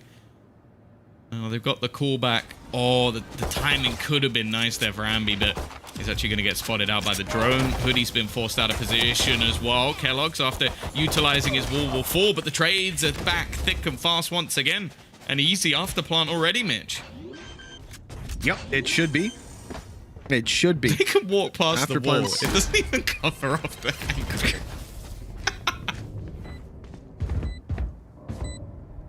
You're hearing players close. Nukia ready, but not finding it. Flashes deep, but no follow-up. There we go, though. As they push on out of the choke point, just mowed down, leaving Meadow to do it. A lot of these guys are low, but now Meadow joins the club.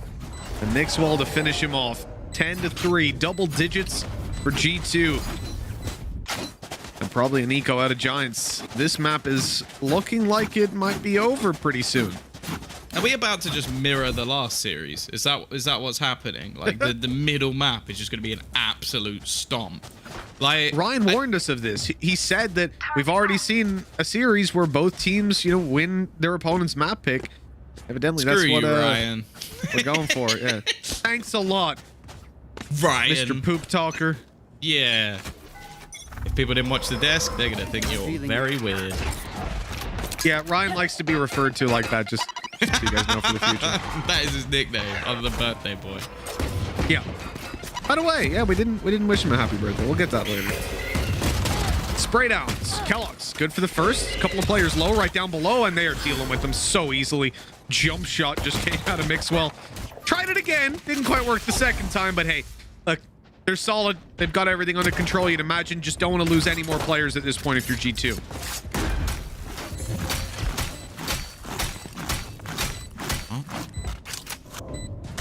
Break their way through. Any extra damage would be nice, but in fact, it's actually going to be Kellogg's cleaning up the final kills. He's had a really good map.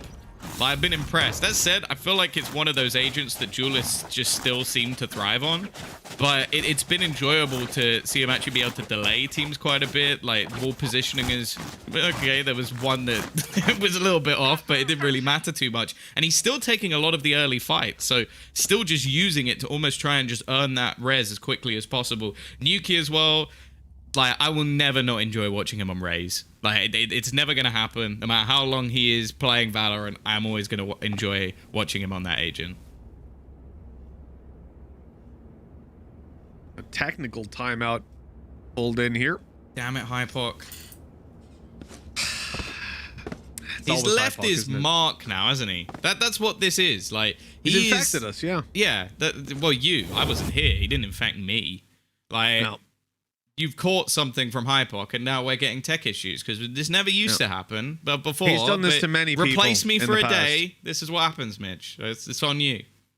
This is your revenge. I can hear you're happy. Yeah, you'll never get him again, will you? I've been unplugging stuff. Then again, Tom, I mean, we had the longest game in VCT history, so I'm gonna put that one on you. Maybe it's both of you. Maybe I'm just cursed by being with both of you, so that either way we're tech issues or whatever. No, look. It's 11-3, and it's a shame because, you know, when there's a tech issue, it's normally where we talk about the situation that's going on in the game, all that sort of stuff. But it's 11-3, Tom. I mean, like, at this point, it's going to need nothing short of a miracle for Vodafone Giants to actually get back into it. Yeah, and thankfully, production have heard our call. They have fixed things as quickly as humanly possible, and now we get to go right back into the game without having to talk about potentially what Giants could do to bring this back. I think they're going to need a few players to come online because, well, I did actually see, I saw Lauren tweet that she was really excited to see Fatinho on this map, and now, well, you know, he's not had the best of games, so maybe it was Lauren all along. Oh, it could be. It could be. Nukia sending it onto David P.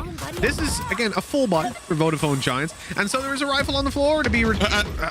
Hello. There's actually two parts of this site. You might not know this. There's the main part, which where you plant, like here normally, where the attackers are. And then there's the part where the defenders are at. Mixwell forgot about that bit, but it looks like he finally found it. Going back in for a 3K. And, well, yeah, on paper, G2 probably get, what, 2 kills, 3 kills, and that's a good round. Instead, they completely roll over Vodafone Giants, taking the site and doing it easily. They made that look like Vodafone Giants were eco. So Ascent is a map that actually G2 it is have a had map. some pretty decent results on. Didn't do too well against like I feel like I might as well just start doing the analyst desk. We'll give them a head start.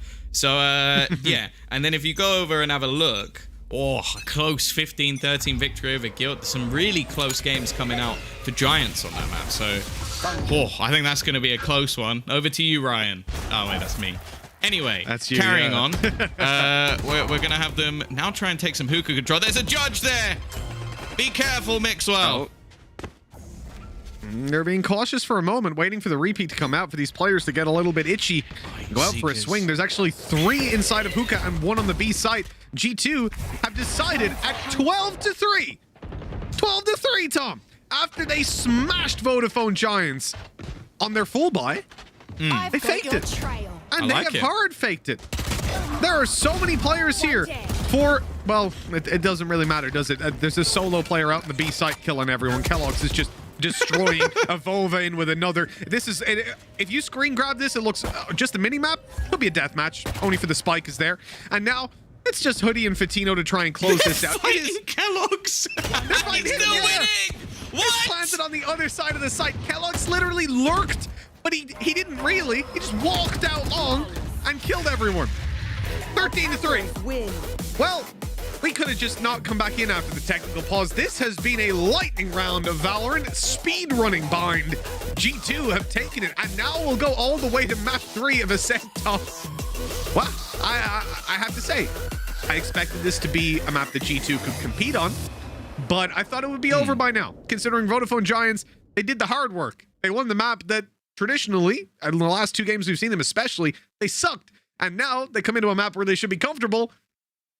They kind of sucked. Yeah. Like, production has been absolutely fantastic. All the tech stuff that... Is there any world where you guys got the veto backwards? Because, like, this to me doesn't make any sense. And the team names and all the cams and the player names. Maybe that's it. Maybe the cams were actually correct at the beginning, and all of the names and everything else was wrong. There you go. Players might have logged in on the wrong accounts. G2 logged into the Vodafone Giants account. Now everything is adding up. All right. Well, look, while we figure out all this technical stuff in the background, we're going to throw things over to a break. We'll be back in a little bit with the analyst desk and with map 3. So don't go anywhere.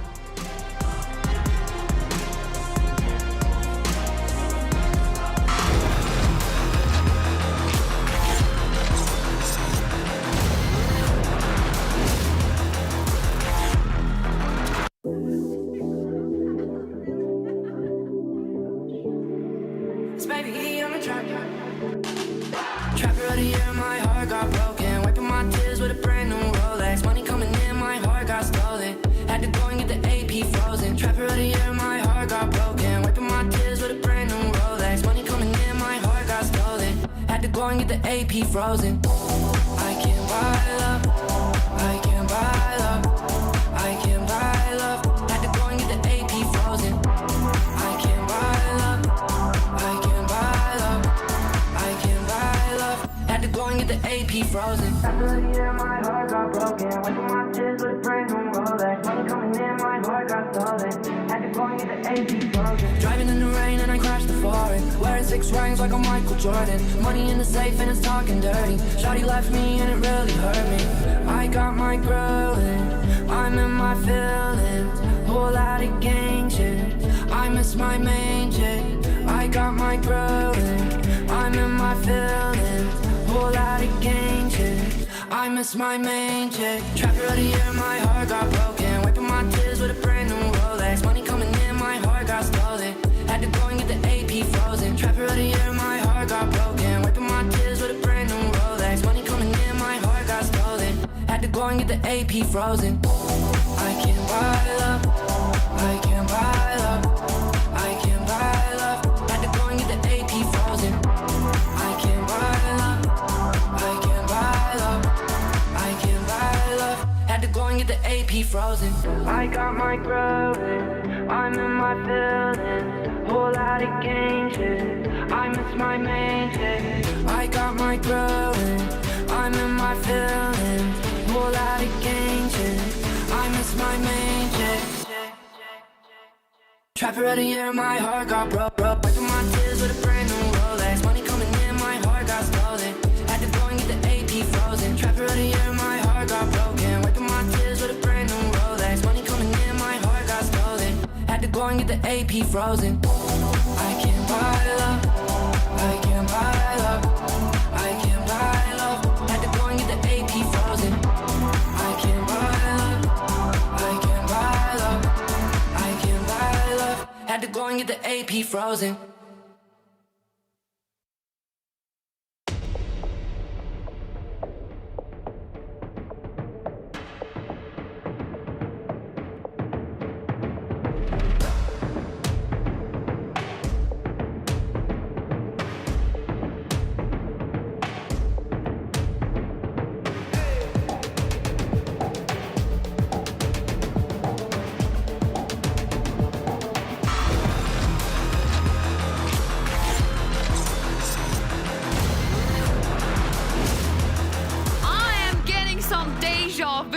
guys, from the first best of 3, because this one is also going the distance. At G2, they leveled things up on Bind, which means we are going into map 3. I am your host, Yinsu, and I have Ryan and Kaquka with me once again on the desk.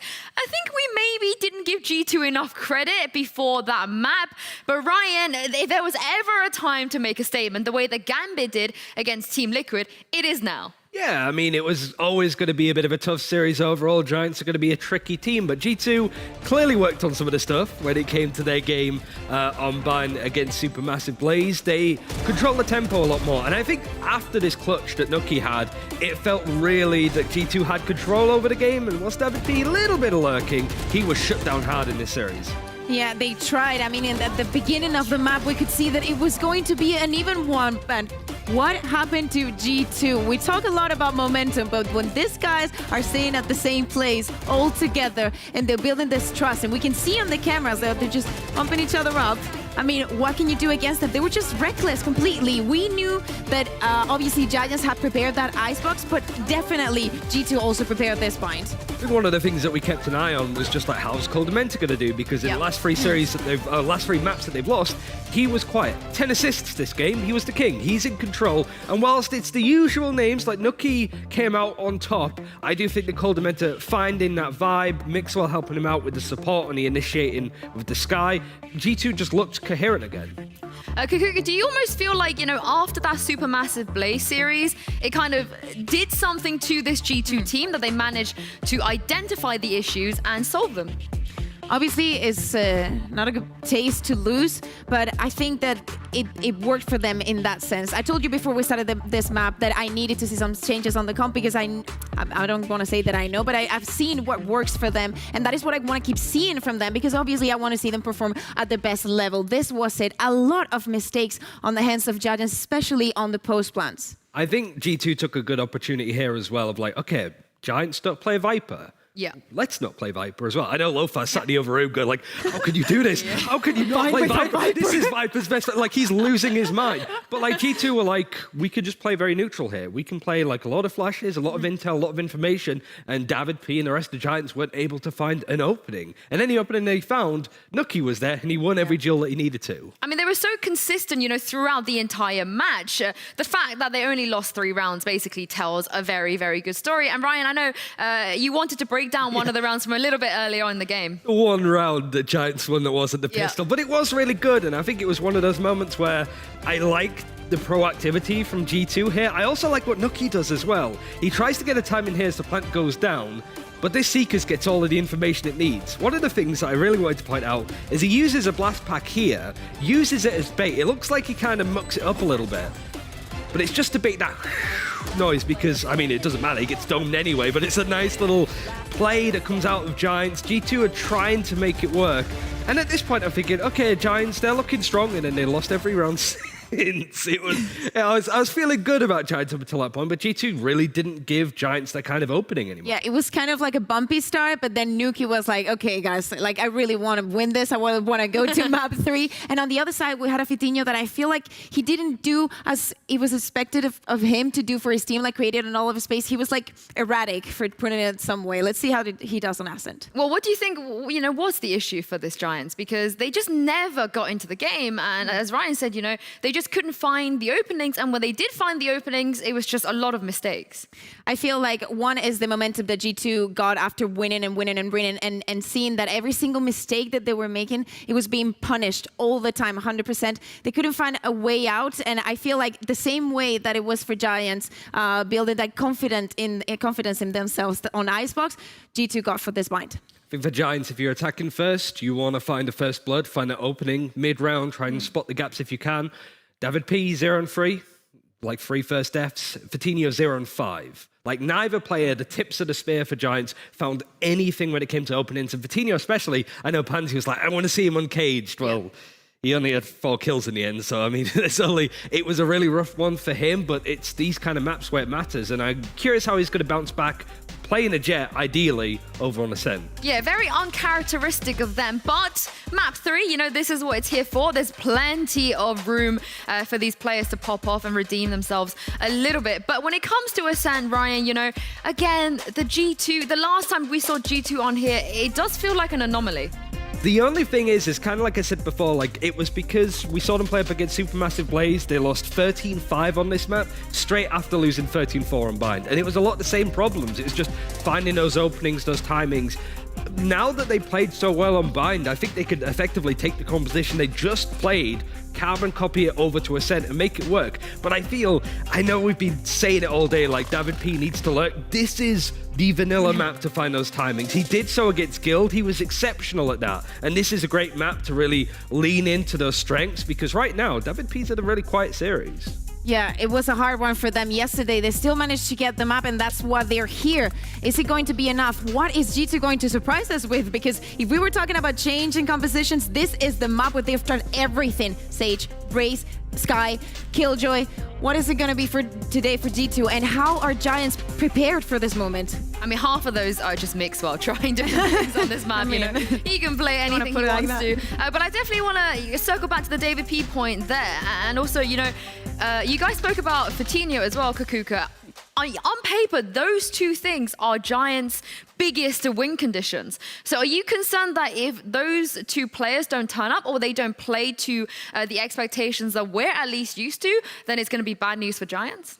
It is going to be. I feel like Hoodie is having a great day. Still, it's not being enough, but we need Fatinho to pop off on the Jet, because he's going to be against Kellogg's. That is not an easy duel, but a one that he has to win. And Kellogg's was looking really good on Bind. He was very animated as well. He'd get a triple kill and he's like bouncing around in his chair.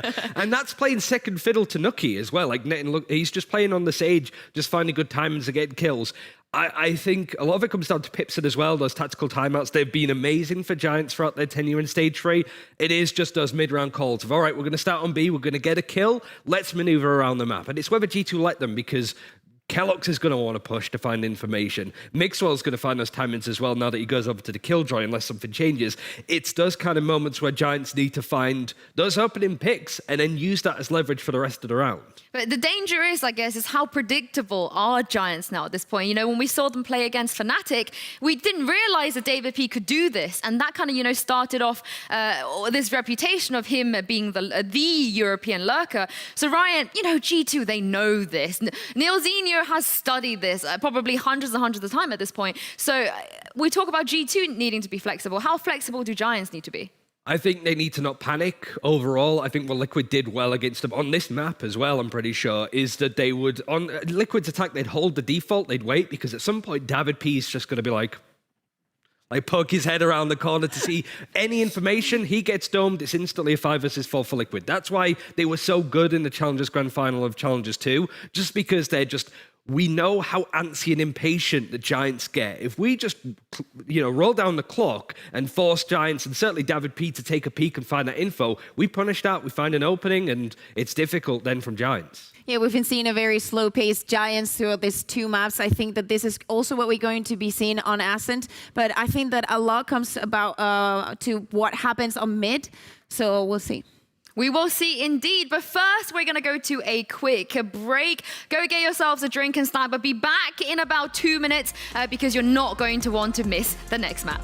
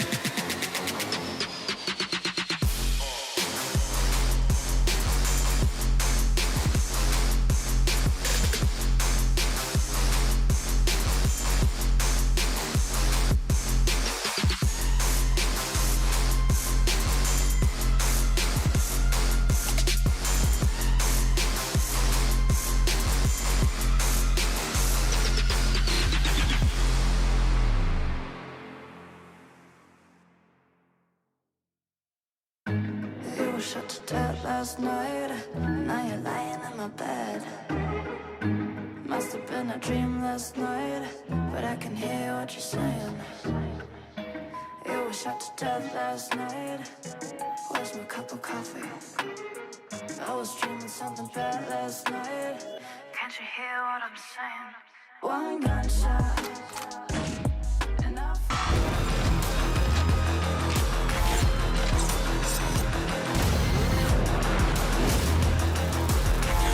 The series is level between G2 and Giants, and it's all going to come down to Ascent. Now, Ryan, remind us one more time the stakes, because like we said all day, there's only one spot left. Yeah, no pressure. The winner goes to Berlin and also gets booked in for last chance qualifiers for EMEA. The loser is done for the year in VCT at the very least. So it's not only getting the pressure to go to Berlin for the International Tournament Masters 3, it's who's going to live on in VALORANT Champions Tour. And it could be either of these teams. We saw the first one going for actually Giants, even though it was G2 Speaks, and vice versa. So all comes down to this Ascent. I just can't wait to get started. I cannot wait too. And Agent Select is ready, so let's have a look at the picks here from both teams for the last map of this series for that one last spot. And yeah, right off the bat, we have some pretty straightforward things on the side of Vodafone Giants, at least, Ryan. Yeah, it's meta that you're expected to lock into the Killjoy to sort of make that roster shine at this point. David P, he's played all of the different controllers, but he finishes on the one that he's certainly the most comfortable on. And G2, there is a question mark if they change anything at all. Mixwell actually not playing the Killjoy, moving over to the side. Back. Yeah, makes sense. I mean, if it worked on Bind, it might work on Ascent. Yeah, they have tried this as well. And Meadow is going to go for the Cypher complete classic comp for Vodafone Giants. Nuki on the race, something that we like to see. They go again with the double duelist, and Kodamenta, of course, with the Soba. We're going to see some Colden as well, something that you love to see on Ascent. Yeah, the Colden, Ryan. They've done this before. I feel like a little bit of deja vu. Yeah, I mean, it's a crazy aggressive composition, what they ran against Supermassive Blaze. They had the Killjoy, they had the Sage, the double duelist, the double initiator. They just want to go in hard against Giants, certainly on their attack, and maybe we see them be a bit more aggressive. We sort of expected them to be a bit more passive, wait for David P to try and push and lurk and catch the timings on him, but this composition for G2 is all-out war. Well, this is it, ladies and gentlemen, boys and girls. There is only one spot left, and one team can represent EMEA at Masters Berlin. Will it be G2 Esports or will it be Giants? Mitch and Tom, the pressure is on. Thanks very much, Sue. Yes, indeed, the pressure is on. Not only are they fighting for their spot in Berlin, but for their spot in the VCT circuit for the upcoming year. This is incredible. They could be looking at 5 months of no VCT for whichever team loses this out, Tom. High stakes for sure.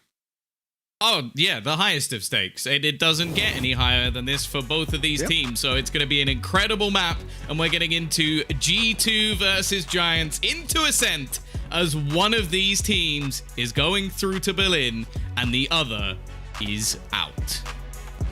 The other's going to be scrambling for cash cups for the rest of the year, picking up the breadcrumbs left behind by the rest of the scene. It is not a pretty fate, but unfortunately one of them must suffer. It's been a long and hard fought battle so far with G2. All right. Well, that's quite a bit of damage taken right off the bat. Oh, that's going to be infuriating. You're like rallying the guys like, right, guys, we got this. Let's go. Insta shock dart, get wrecked within the first few seconds. That's not the start that G2 were looking for, but they're almost playing this as like a 5-man unit. Just as I say that, Kodamenta is going to leave the pack. He's going to try and roam free, almost hold on to some of the ground that's already been taken. Now, again, this is the composition that I believe they used when they beat Ascend on this map. So we saw them in that series. This was the map where, if anything, they really showed exactly what G2 can do. It was an incredible map from Kellogg's as well, and I think this is his comfort choice. So if they're going to win this matchup, I want to see him having a solid game. Yep, after the previous map as well, everything is shaping up for this to be a G2 victory. The conditions are definitely ideal. Hoodie, ooh. A little bit of a tussle here. The spray through the smoke. That's not Hoodie. The spray through the smoke does a little bit of damage, or almost does, rather. but he sticks around. He stays inside of it. 30 seconds There's going to be information for them, but maybe a little bit too late. keloqz is already ready to burst out on the B side as his teammates rush to join him. And he's starting to sneak out. One player over towards the stairs. This is going to be a tough fight for Meadow, who goes down immediately. David P spotted on the backside, is under pressure. All these players starting to flood in around him. He manages to grab one before going down to the shock dart. The time is low. The plant must come in, but it will, leaving Hoodie to do it all by himself. Yeah, they are pretty low. At least the first. That should be easy. He's looking to clutch this out like, well, I don't know, maybe like Mixwell occasionally does. Looking a little bit different to how he normally would be, but in the 1 versus 2, he's going to have to try and find Coldamenta. He's in a bit of a seeky spot, and he will close it out with the 4K. Big round from him. A good start for G2 as well. And but the thing is, Mitch, like, I'll be honest, I've been looking at like some of the matches. We seem to get a fair few overtimes, right? That's a thing that happens to us quite a lot. I'm just going to read you, I know, the last, let's say 6 results of Giants. So we've got a 15-13 win versus Guild, a 14-12 win versus Na'Vi, a 13-11 loss to Oxygen, a 13-10 win versus Liquid, an 18-16 win versus Fnatic, which I think we casted, and a 17-15 win versus Vitality. I think we might be in for a long one. We'll see. We might be. We might be, but G2 have looked dominant here. Hold on. We caught him mid-dash. Put a pin in that one. The opening pick has come in, and that's completely stopped G2's advance towards the A site. Just pistols that they're up against. The Sheriff's able to do damage. Now, as they rotate to B, they should find this pretty much free. It's only David P holding down with a classic. The support is on the way, but he's just coming in through spawn, and that connected Avova. 5 health. This is so easy for David P now. If he can take the fight with Avova, this could swing in their favor so quickly. Oh, he's actually going to find a completely unaware Coldamenta. That was just seconds away from disaster on the G2 side. But the disaster is averted. The 1 versus 3 remains. But what I was going to say quickly, Tom, is that G2 seemed to either win this map incredibly convincingly or get absolutely wrecked. There is no in between for these guys. Yeah, you're not wrong. Yeah, it was April when they a game where both teams hit double digits. That's not the greatest of signs. Maybe we'll see that broken. I hope we do, because otherwise, well, this is going to be a quick one. Meadow trying to give this a damn good go. I think we've also just seen something that we've never seen before, which was David P behind people and not getting the kill. Don't think I've ever seen that before. True. Yeah, I think you're spot on there. Somehow I feel like that's not going to continue. No. This is his map after all, and especially on the defensive side, the amount of space and information that David P has been able to take, especially down middle. Like, if you give this guy the slightest bit of space there, if he's able to sense it, it's like a shark. See, I want to know if sensing blood in the water. If Xilv is listening, can he show us David P on the map? Like, not the player, the position. Revealing area. At some point, I'd like him to show us David P, or at least what I think is called David P. We'll see if he agrees. Oh, updraft dash into sight.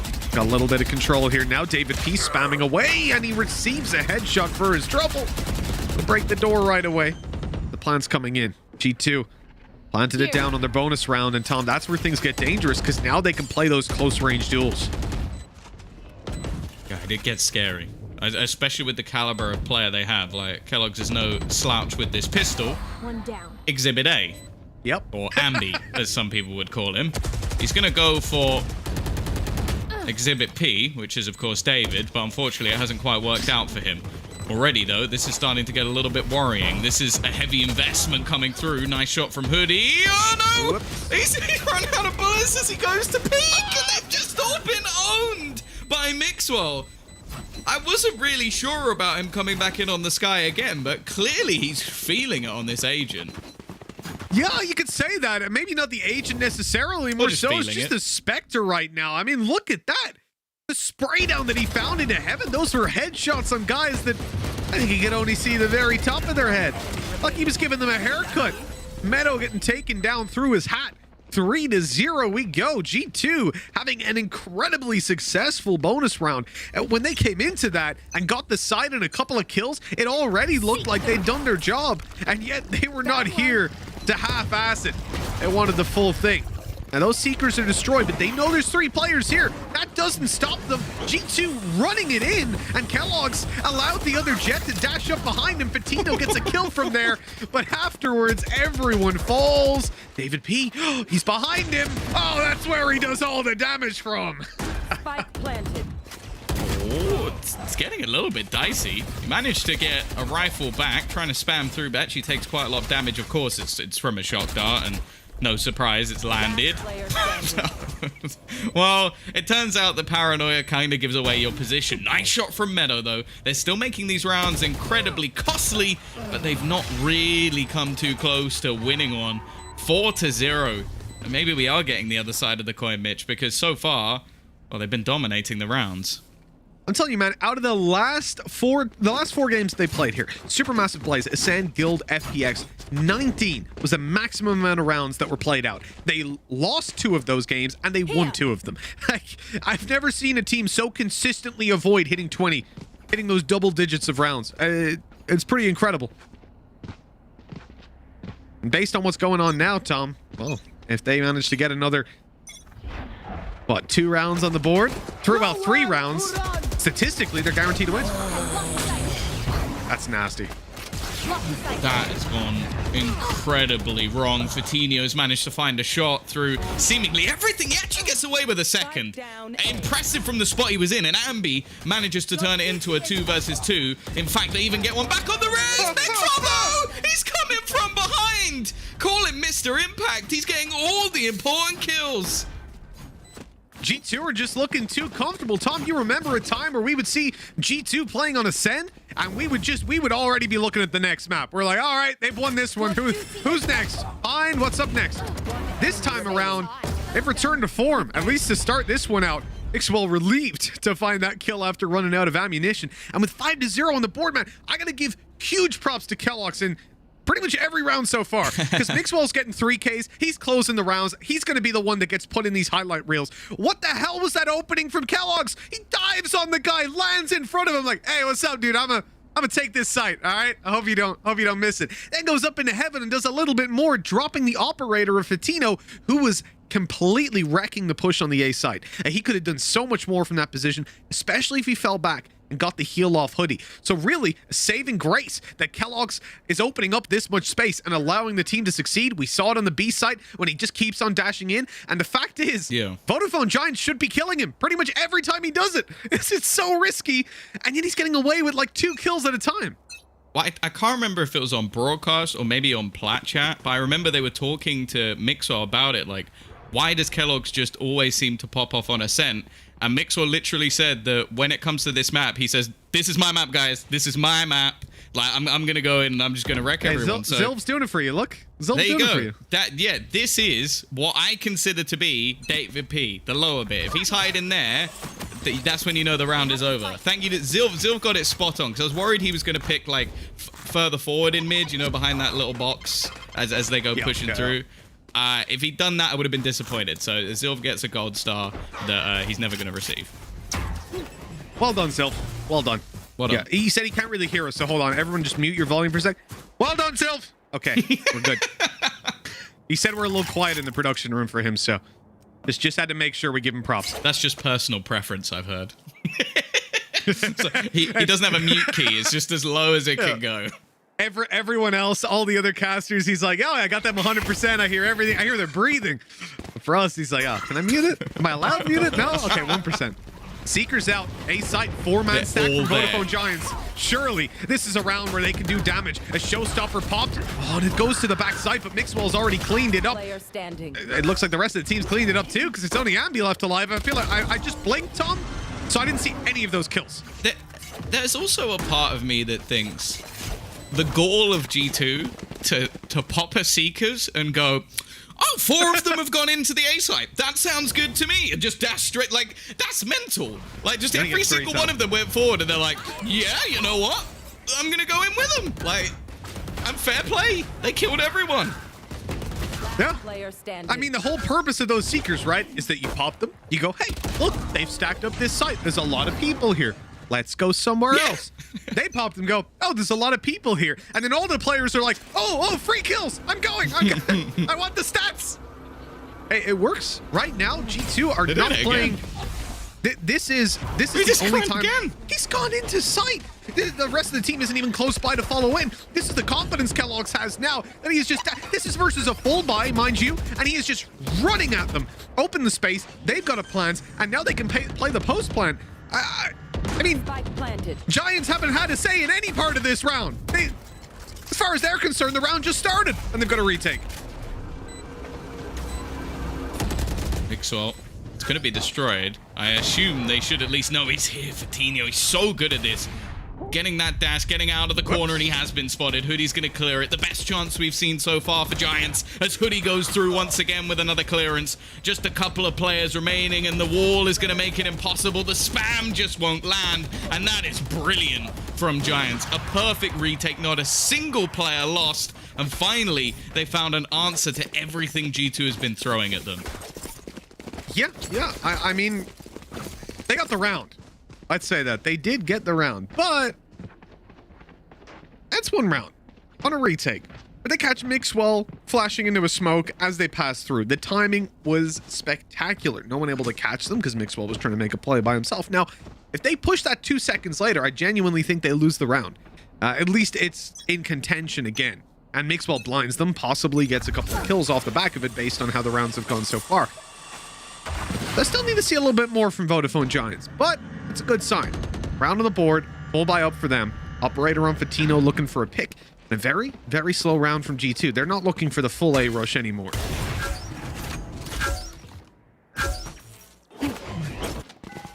Oh, they know Fatino's going to be a mid. Bladestorm gives the opportunity for Kellogg's to potentially just try and take an elevated peek, and they're expecting it. Ambi's also going to clear out the lurk of Mixwell. After playing with David P, I'm sure they've learnt to check for that. They've actually got a pretty decent stack. I like the wall. It's given them a way to actually get back into the site. Kellogg's, however, even on 30 HP, it doesn't even matter to him. He's still going to go up drafting. But are they expecting this, Mitch? David P, flank. Yeah, David P's brought a buddy with him. He's like, come here, Ambi, let me teach you how to make a flank play. And there it is. You drop the spike, you spray through like Kellogg's to 1 HP. And then that's the round for you. At least it should be. I mean, apparently 10 players are still alive, Tom, so I'm not sure how that one works. But I can guarantee you Vodafone Giants have got a second on the board. Yeah, I think there might be something wrong with the HUD. But luckily, we're going to watch a replay instead. And so you don't have to look at it anymore. There you go. Beautiful. Meadow did fantastically well here as well. Because even though this flank ended up closing out the round, if he doesn't at least get a couple of kills, they take the site, and then the flank basically just turns into the retake, which will already be expected. So he has to get a couple of kills. I think that's something that he's excellent at doing. So solid hold coming out from Giants. The money's still actually not pressed for G2. They can buy into this round comfortably again. Okay, there's a piece or two of utility missing. Kellogg's not going to have any updrafts, although if they're going for an A site take, that just means that he can smoke and dash into it, and the updrafts really don't matter too much. Other than that, well, we'll see if they can get themselves a little bit more, because although 6 rounds is pretty decent, I don't think G2 will be too happy if this ends up 6-6. Mixwell has Seekers online already. I mean, it feels like it was... I mean, perhaps it's due to the pace of the round. They've been getting onto the site within the first 15 seconds a lot of the time. But it feels like it was only a few moments ago that he popped those Seekers and they rushed into a full stacked site. But time flies when you're having fun, doesn't it, Tom? Right here. Yeah, you know what? It does. And also, six ultimate orbs definitely... It's not the most difficult thing in the world, especially when you're getting 3 kills every single round. In fact, 2 rounds. Simple. For now, though, Kellogg's is actually going to win the battle versus Fatinho. He's been shut down in middle, and guess where they're going, Mitch? Is it A? I think it's A. Yeah, it might be A, actually, to be honest. They're already out in the site. The Seekers following up here to reveal Meadow's got an A landing at his feet. A wallbang from Mixwell to take down Ambi, and, well, Vodafone Giants, they don't really hold on to anything there. That was... Oh, what, they've taken less than 100 damage between them, I'm pretty sure. Like, G2 are looking pretty happy, and Vodafone Giants saving these weapons immediately. I like it from G2, right? They go A pretty much every single round. Go back. It doesn't work once. They go B. That doesn't really work either. Let's just go back to A, boys. Reckon it's nice and free, and this time it was. Yeah, I think the other thing as well that just makes it that little bit better is their utilization of Seekers just seems to be spot on. Like every single time it's put into play, they're just so good at clearing out the players that are actually on the site and just making it really difficult for them in any of these corners. So they're playing fantastically well on this attacking side and this entry into A. And while the Giants, their best case now is 5 rounds, and I'm not really believing that they're going to be getting that many. Yeah, it'll be tough for sure. And I think G2, you know, I simplify it as, oh, let's just go back A. But obviously this time they split in through short. They get a lot more control and really limit the angles that Vodafone can play from in 2 ways. 1, by controlling them and contesting them, and 2, by just killing everyone, which means, you know, you typically can't hold angles when you're dead. And I think G2 have realized that, Tom. So they're just shooting people. At 7-2, making it look damn easy. I need to see something from Vodafone Giants, and this is their economy dumped into the round. They've got an operator, they've got those Vandals to play with, and you know what? All they're missing is an Odin. That's it, but it seems like it might not matter too much for them. Fatinho straight back in onto his operator, and this time it's his counter jet to fall. As you've mentioned, Kellogg's has had a lot of impact so far. They're still going to try and fall back into an A take. They're looking for David P. I don't think he expected anyone to actually just swing on that. Only seeing the player a little bit further around the corner. Well, now things become a little bit awkward. Mixwell again! He's so impactful in this map so far. Sure, he had a little bit of help, Mitch, but he's turned this round on its head. Spike planted. Yeah, I could swear these guys are playing with a Yoru over on G2 because they're just gate crashing that A site every single time, and Vodafone Giants need to find a solution to this about 3 rounds ago. Going back in for this retake's going to be tough. Patino, oh, I like the attempt. Up goes Evolva, and he's good for both. Oh, such a good attempt by Fatino and punished immediately afterwards. Hearing that op shot, look at Evova. The man looks like he's in a trance. he is out for blood. He's in beast mode. Absolute beast mode.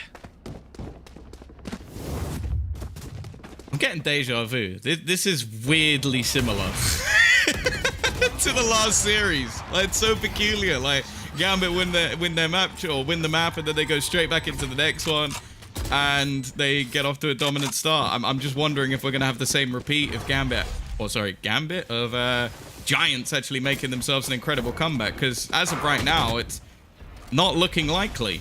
They've had a few blips, it seems, on the G2 side. Now the smoke giving a little gap for Fatinho to play around. They got a piece or two missing themselves, a couple of Spectres involved in this, and a real opportunity for G2 to just hammer the nail into the coffin. Enemy tag. Already finding some early information, but again, I just wonder if this is going to end in an A take.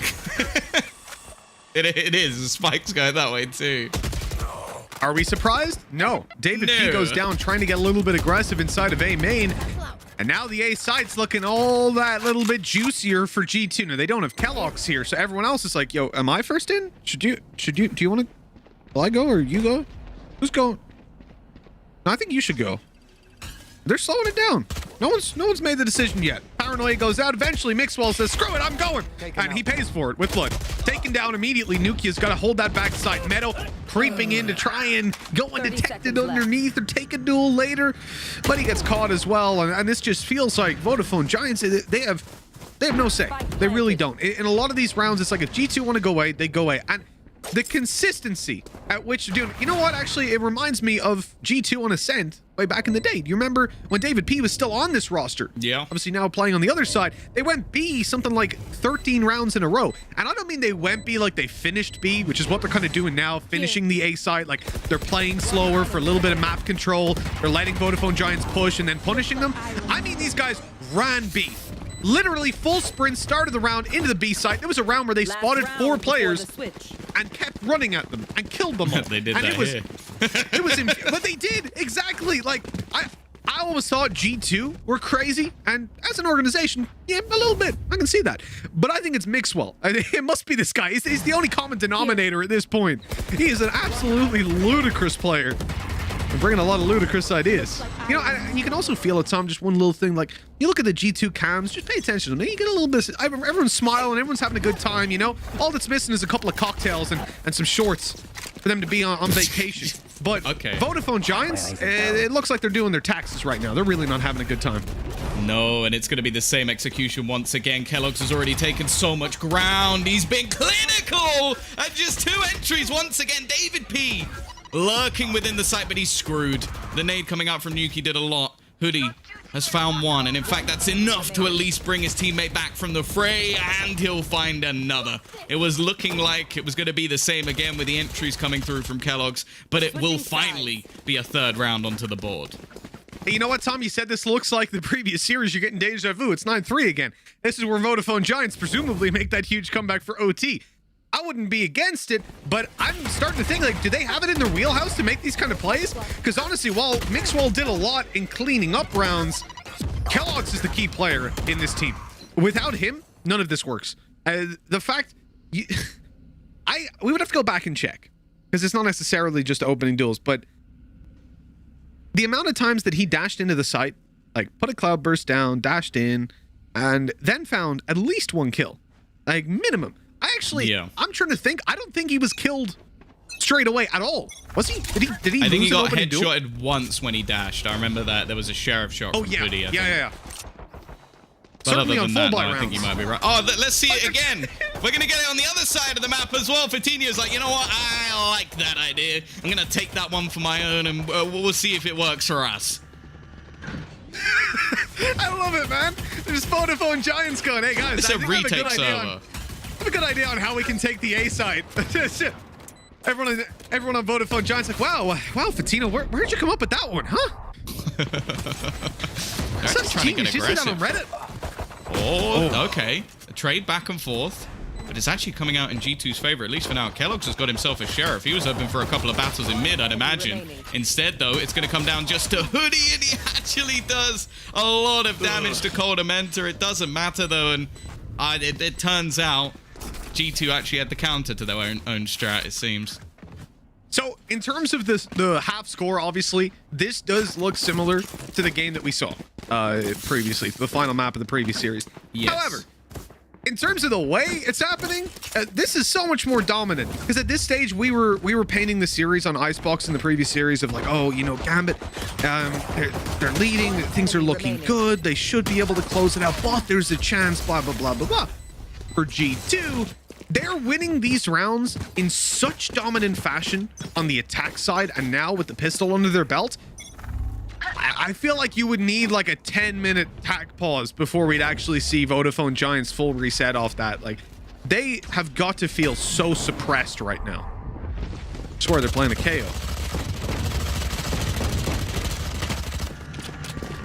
Oh, it is going to be an investment back in. Giants realizing they need a round and they need it quick. And they're going to go for the same play once again. We really are just in an A-site retake as of right now. Both teams just testing different things out, seeing how it will work, and, well, see if they can manage to pull themselves off a retake. A lot of damage done onto David P, and you have to remember, in terms of utility, that is where G2 have the majority of the advantage. There is an owl drone left and a single smoke for David P, which he's placed just now. Oh, nice stuff by Nuke. God damn!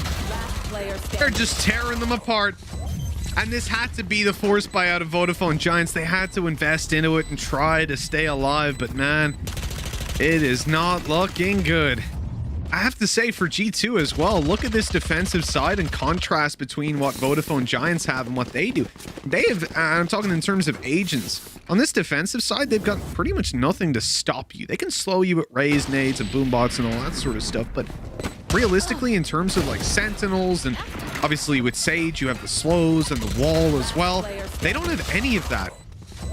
That said, it didn't really benefit Vodafone Giants on the defensive side, but that's another thing.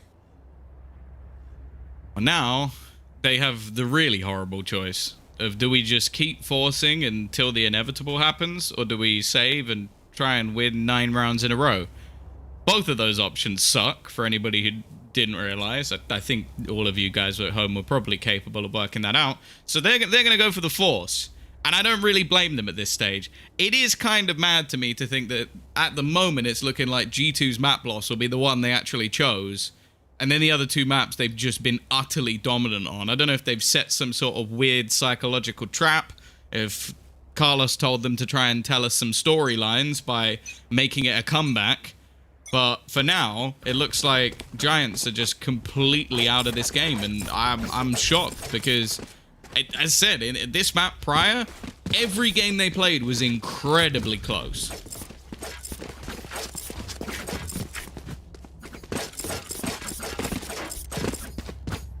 I mean, it's kind of funny what we were saying earlier about the consistency of G2 when it comes to keeping it below 20 rounds on this map, win or lose. They're committed to the cause.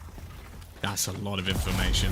Yep, a lot of players spotted. Look, already the flank coming out of Kellogg's. He's on his way behind, but I mean, the whole team might be dead by the time he gets here. Blast packs destroying up the wall or damaging it for now. They're going to get the plant in, but Kellogg's can't really updraft at this point. He's seen it. Yeah, no way underneath. And he's just going to be rushing forward, spotted by the camp. Couple of kills going Vodafone Giants' way. Okay, this is the best round that they've had so far. Man advantage before Avova chimes in with 2, and Nukia goes out for more. They know exactly where David P is. I thought they did. Now they do. As he hides behind the Gen, Avova rushes him down, and Tom... it just feels like they can't do anything. You know, like, G2 are all over these guys. Even a round that looks advantageous, they just breeze back in and take those retakes, no problemos. As of right now, they're just having to counter their own strat. The only difference is there's normally a wall over the door. Like, that's all that's happened. 3 rounds in a row, they've just been pre-firing wherever the dash is, because it's exactly the same thing that Kellogg's does. So they know exactly what he's going to do. And it hasn't been working for Vitinho. Sure, it still makes them a little bit of space. Sure, it gets them a plant, but G2 are just ready for this retake every single time. And Mitch, for potentially the final round, you probably have the fattest grin on your face right now. Gordamenta, you know I love you, brother. He's got that Odin out looking for some spams, looking for some big kills. Vodafone Giants have found a big kill of their own. Now, they've lost Hoodie, which is a big loss. The res out of here immediately. He was the only player really with Ultimate online. Oh, but David P is his. Yeah, oh, what's he going to do at the front of the shadows? Come on. Oh, well, he's got a kill at least without the ulti being used, but now he comes into the big boy. The Odin in Coldamenta's hands, and they're... Oh, they might not have seen what weapon he had, because they're still coming towards B. Well, come on in, says Coldamenta. He's good for a second as they've overrun the site. It's a 2v2 retake. The Odin's done its job. Now it's up to the other weapons, one of which is a Spectre. Yeah, that was almost like a hero Odin, which I don't think I've ever seen before. Coming in alongside the bonus. The flash is good from Mixel. No. Again, it's left on Tomato 1v1. What? He doesn't turn around. What? You got headphones, bro? What? These guys got mics? What was that? It was almost like Mixer just going, no, don't do it. Just like, don't do it. Please, I have my back turned. Oh, are they going to give this from his POV? Oh, I really want to see his cam reaction. Because see, Nukia dies, and Mixel starts like clearing the site.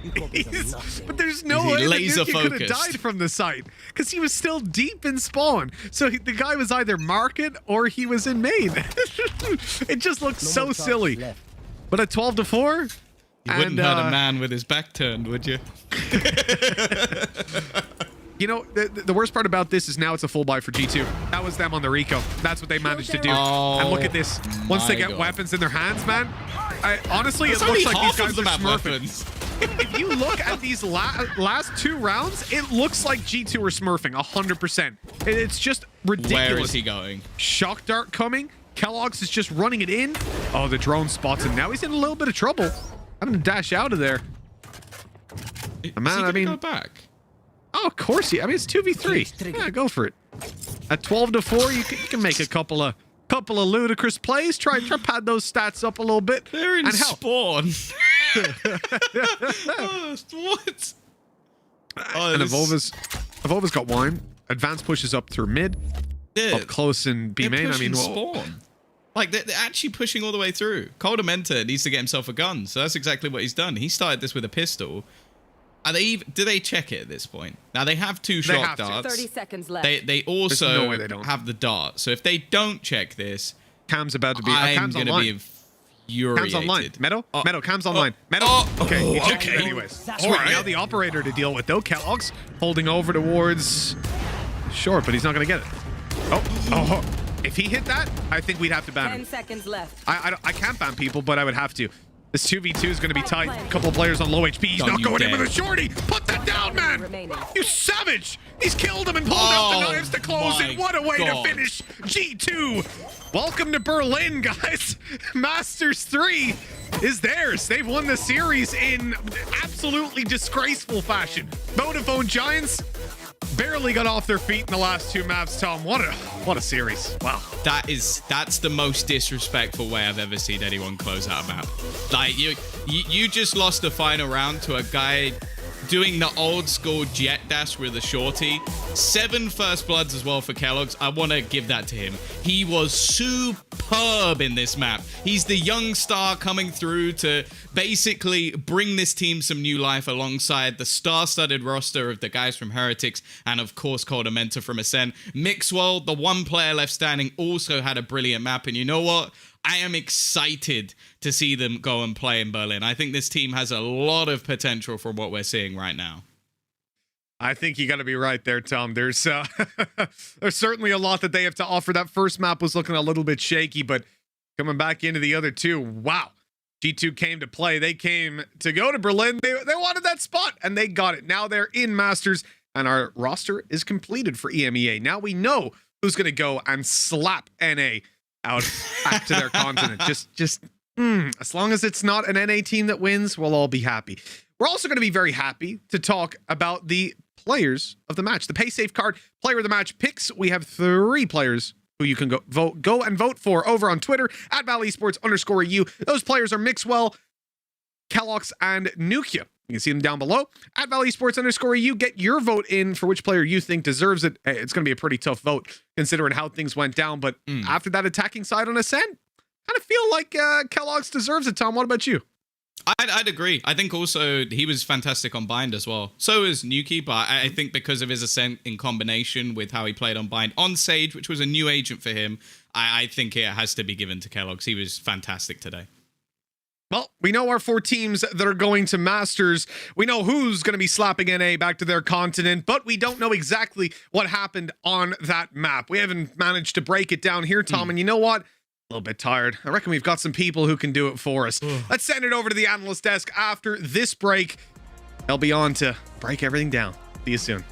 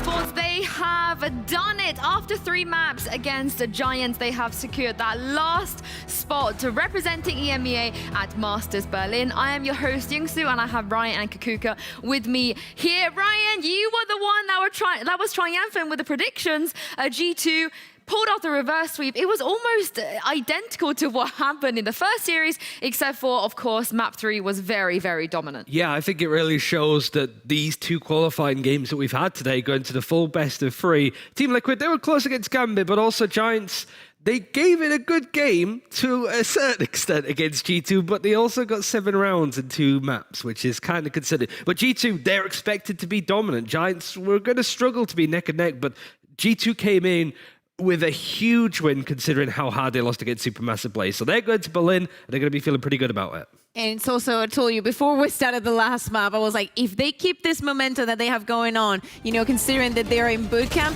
this is going to be sick from them. And that's exactly what happened every single round. So convinced, so aggressive, so G2. Yeah, I can't believe we're hearing that. So G2, Kaquka, it feels like it's been so long since this team has been on top, but they've earned it. Obviously, and I feel like they know what they've earned today, and they know what's coming from them in Berlin. I feel like they're going to step up even more their game. This is the roster that everybody wanted to see, and this is how they show off. But there's 2 players as well I wanted to highlight. Mixwell, he showed up when he needed to. He is G2, it feels like. But also, he wasn't in the player of the match vote, so I don't mind sort of shilling out for him. Coldament wasn't great. Like, what a bounce back from that Supermassive Blaze where, like, he wasn't top fragging. He got 25 assists across the whole series. You could tell how much it meant to him when he actually qualified. That is the captain you want. We saw Redguard do it earlier with Gambit, so seeing Calder being able to do it for G2 is really nice, and he gets to go to Berlin alongside some of his old teammates with Ascend, so that should be interesting. I love that. Like, you can take the player out of Ascend, but you can't take Ascend out of the player. The whole crew, they're coming to Berlin. It's a really good look, and also Zeke as well, like, gets to go in with G2 as well for the most part. Those poor, like, Heretics guys, like artists and stuff, sort of sat there going like, but, like, I think it's fair and it's nice to see G2, the team that was insanely dominant in 2020, actually going to an international tournament. Well, thank you very much, Ryan. Kaquka, I'm going to let you rest for a second because we have a post-match interview with Kellogg's from G2. Hi, Kellogg's. Welcome to the show. Hello. First of all, congratulations. You guys have done it. What does this mean to you? You know, for you, you were one of the new additions to this team, and a lot of people didn't know what you could do, and now you've just qualified for the biggest tournament of the year. I don't know. We just played and we just wrecked everyone, and we're the best team, I think, to be honest.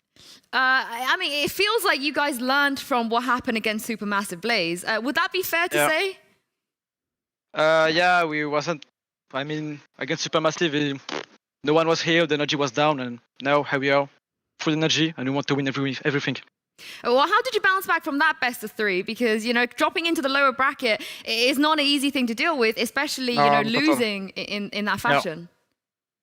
It was really hard. But thanks, we have a teammate who has a lot of experience in the team, like Mixwell. It helps a lot, so with him, we can go really far, and I think we can win Berlin. Oh, that is so G2. I love how you've kind of become integrated with this team, you know, the confidence. You got to believe in yourself. But, you know, in terms of you, it's only as of late that you've really been able to make a name for yourself, and you had an amazing series today. So what's that been like to sort of get recognized, get some recognition from the fans of Europe? I don't know. Thank you all, and thanks for the support that everyone is giving, and that's it. Thank you very much. I don't know how to thank you. I mean, I've asked every single team that's qualified for this, so I got to ask you as well. Now you've made it to Berlin. Which team do you want to face the most, and why? To be honest, every team. I want to play everyone. Everyone is good. I like playing against good teams, so let's go. Let's go Berlin. Oh, let's go. Well, Kellogg's, you already said it. You guys want to come here and win it. And after the performance you had today, you know, teams should be a bit scared of you. But thank you so much for joining me. Thank you. Congratulations once again, and go celebrate. Thank you very much. Well, that was Kellogg's. I think he was just super excited for winning that. I do want to hear what you guys want to say, but we are going to throw to a break first. But don't go anywhere, because we're going to break down everything that happened in the last map and also announce player of the match.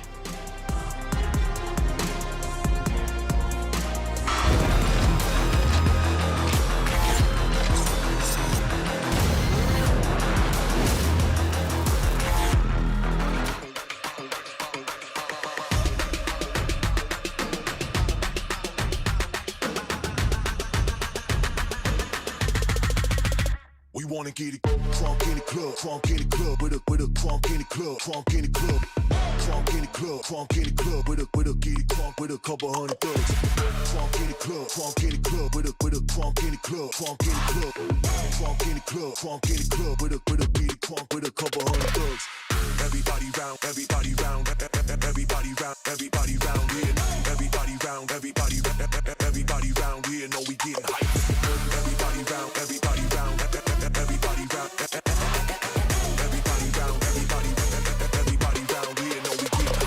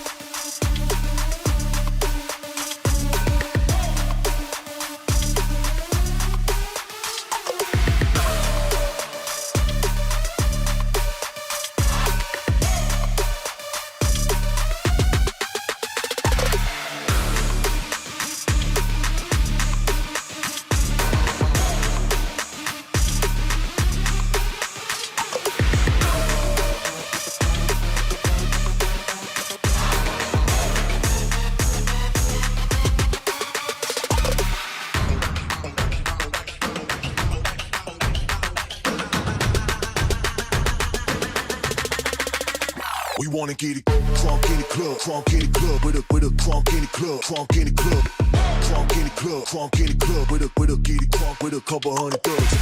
Crunk in the club, crunk in the club, with a crunk in the club, crunk in the club, crunk in the club, crunk in the club, with a get it crunk with a couple hundred thugs.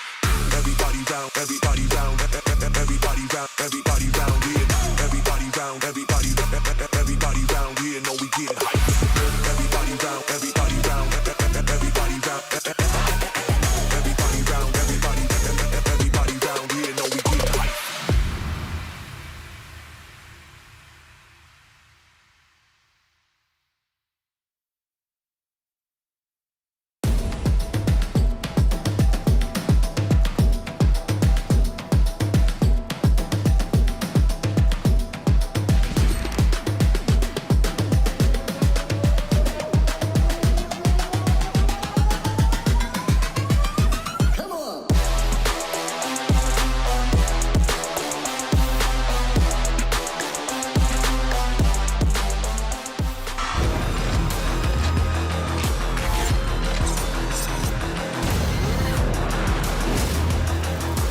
Welcome back, ladies and gentlemen. We have had a hell of a day, and after those two best of threes, we have all four teams finally confirmed to represent EMEA at Berlin Masters. I'm Yinsu, and I'm back on the desk for the last time today with Ryan and Kaquka. This is beautiful.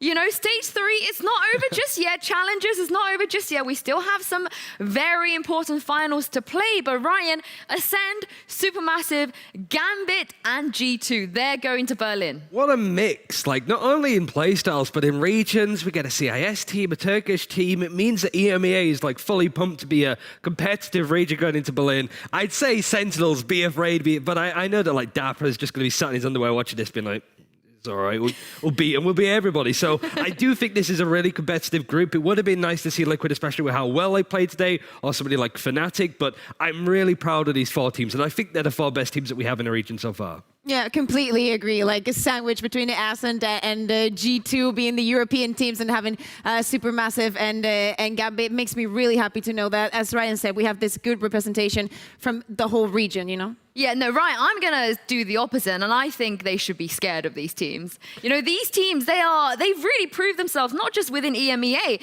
but there are players in here that I truly, truly believe if they play the way they have here, Ryan, in Berlin, it's going to be insane. It's been a really competitive bunch, and I like as well, it's a bit of a mix of old and new, like Ascend, Gambit, they've been around the longest time. It's about being able to be at an international event. Supermassive Blaze, how many people realistically predicted them to be the ones to come through? And G2, whilst we knew and expected something from this new iteration, was it going to be a top 4 team to qualify for EMEA? So a mix of like old provisional teams that we've had for a while and these new looks of SMB and G2. It's a really exciting bunch.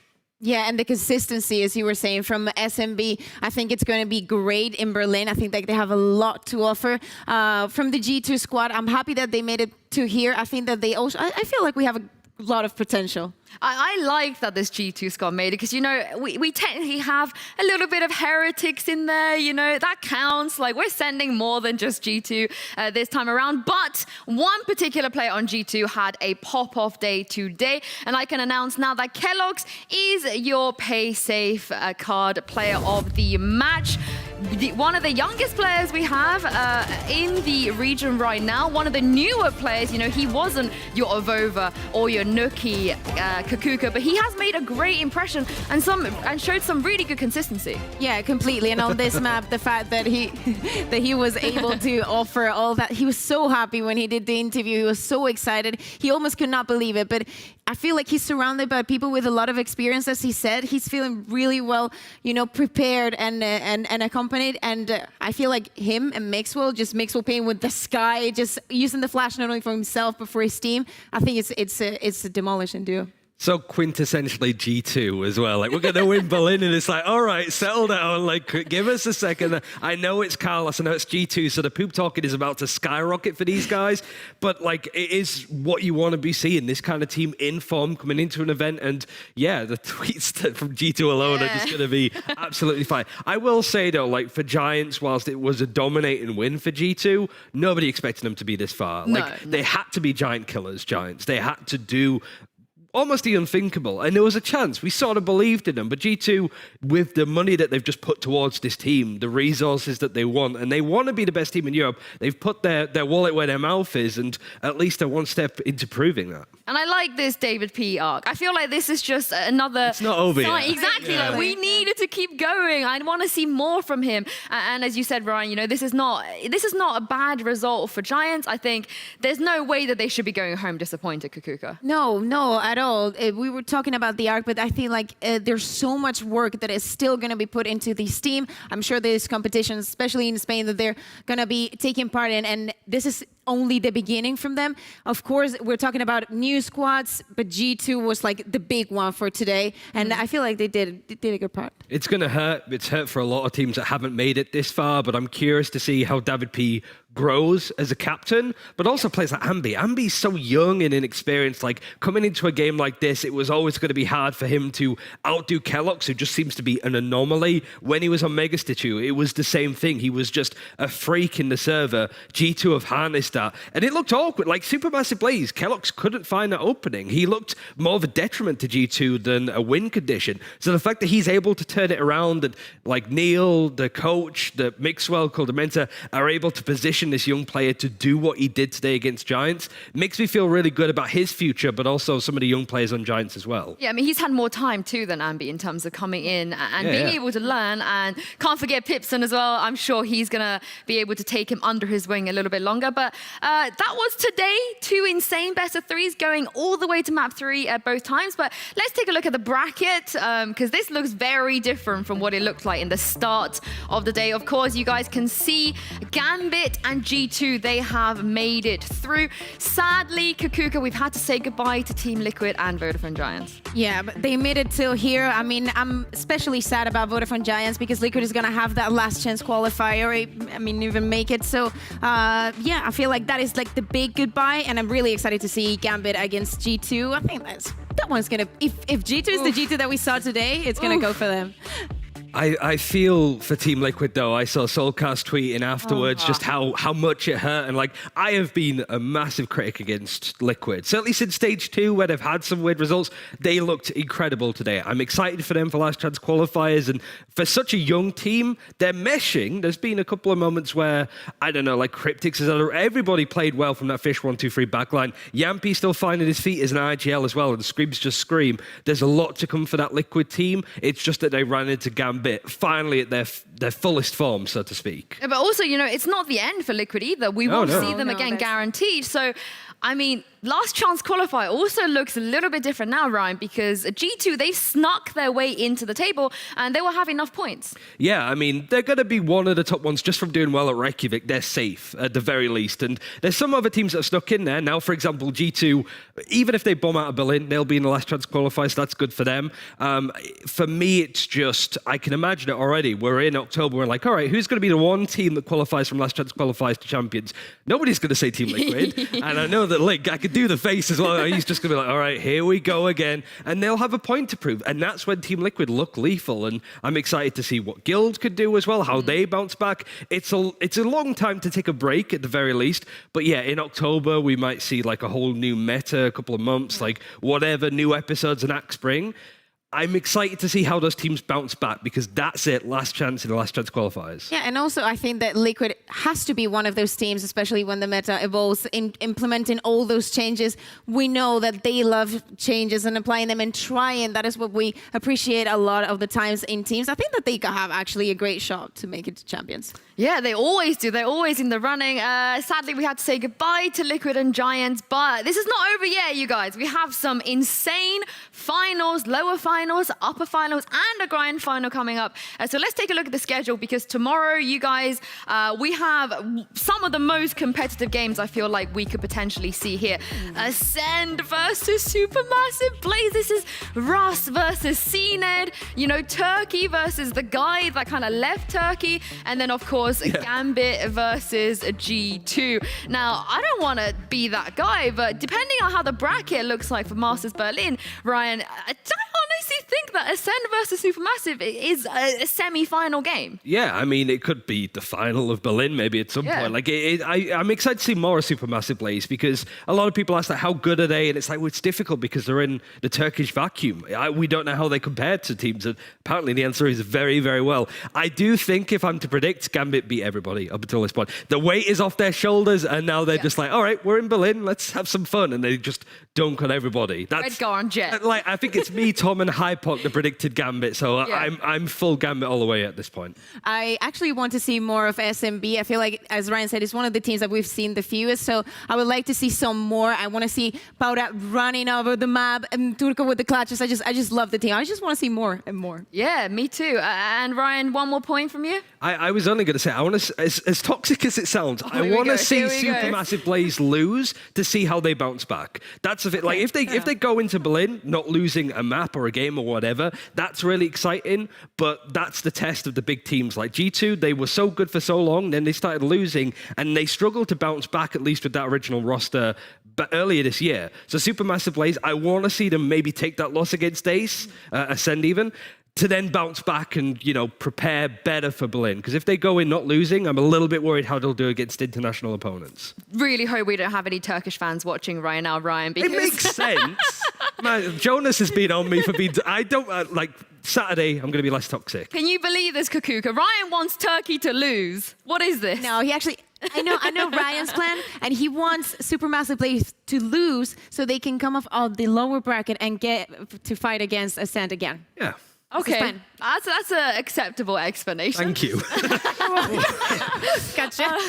But the 4 teams have been locked in here at EMEA, but we're not the only region right now looking for the representations for Berlin Masters. Brazil, they have their own finals. Right now, I believe, if you want to head over to twitch.tv/Valorant_BR. And Ryan, this final, there's no Vikings and there's no Sharks, which means they're not going to be attending Berlin Masters. Yeah, they're still in the tournament, which, like, they're still going through the lower bracket, but whoever wins this game in the upper bracket would go to Berlin. Okay. And these are, like, so we've got Furia and, like, Havan, who have been on a tear recently. Havan were the team that knocked out Gamelanders, I think, in stage 2. So they've gone from just being an upset team to now looking one of the strongest in this region. So we might see Sharks. We're going to see one of them at this point because they're going to run into each other at the lower bracket. But yeah, I mean, Brazil is looking the most different from stage 2 to stage 3. I cannot wait to see how these teams teams match up. But that is all the time we have for today. Thank you so much, Ryan and Kaquka. Thank you, of course, to Mitch and Tom for bringing us 2 incredible series. Congratulations to all of the teams that qualified, and of course, G2 and Gambit for going through today. Thank you for you guys for watching at home. We will be back with another exciting day tomorrow, starting at 4:30 CEST PM. We'll see you then.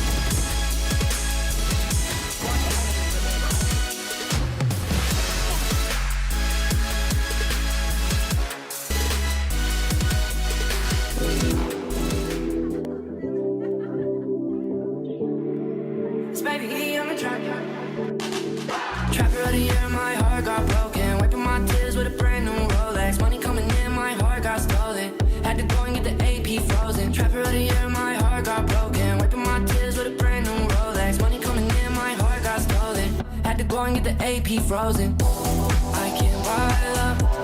I can't buy love. I can't buy love. Had to go and get the AP frozen. I can't buy love. I can't buy love.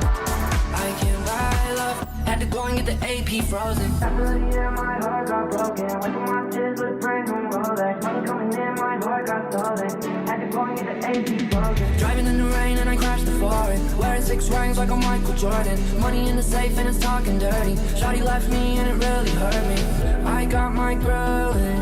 I'm in my feelings. Whole lot of gang shit. I miss my main chick. I got my growing. I'm in my feelings. Whole lot of gang shit. I miss my main chick. Trapper of the year, my heart got broken. Wiping my tears with a brand new Rolex. Money coming in, my heart got stolen. Had to go and get the AP frozen. Trapper of the year, my heart got broken. Wiping my tears with a brand new Rolex. Money coming in, my heart got stolen. Had to go and get the AP frozen. I can't buy love. I can't buy love. I can't buy love. Had to go and get the AP frozen. I can't buy love. I can't buy love. I can't buy love. Had to go and get the AP frozen. I got my growing. I'm in my feelings. Whole lot of gang shit. I miss my main chick. I got my growing. I'm in my feelings. Whole lot of gang shit. I miss my main chick. Trapper of the year, my heart got broke. Wiping my tears with a brand new Rolex. Money coming in, my heart got stolen. Had to go and get the AP frozen. Trapper of the year, my heart got broken. Wiping my tears with a brand new Rolex. Money coming in, my heart got stolen. Had to go and get the AP frozen. I can't buy love. I can't buy love. I can't buy love. Had to go and get the AP frozen. I can't buy love. I can't buy love. I can't buy love. Had to go and get the AP frozen.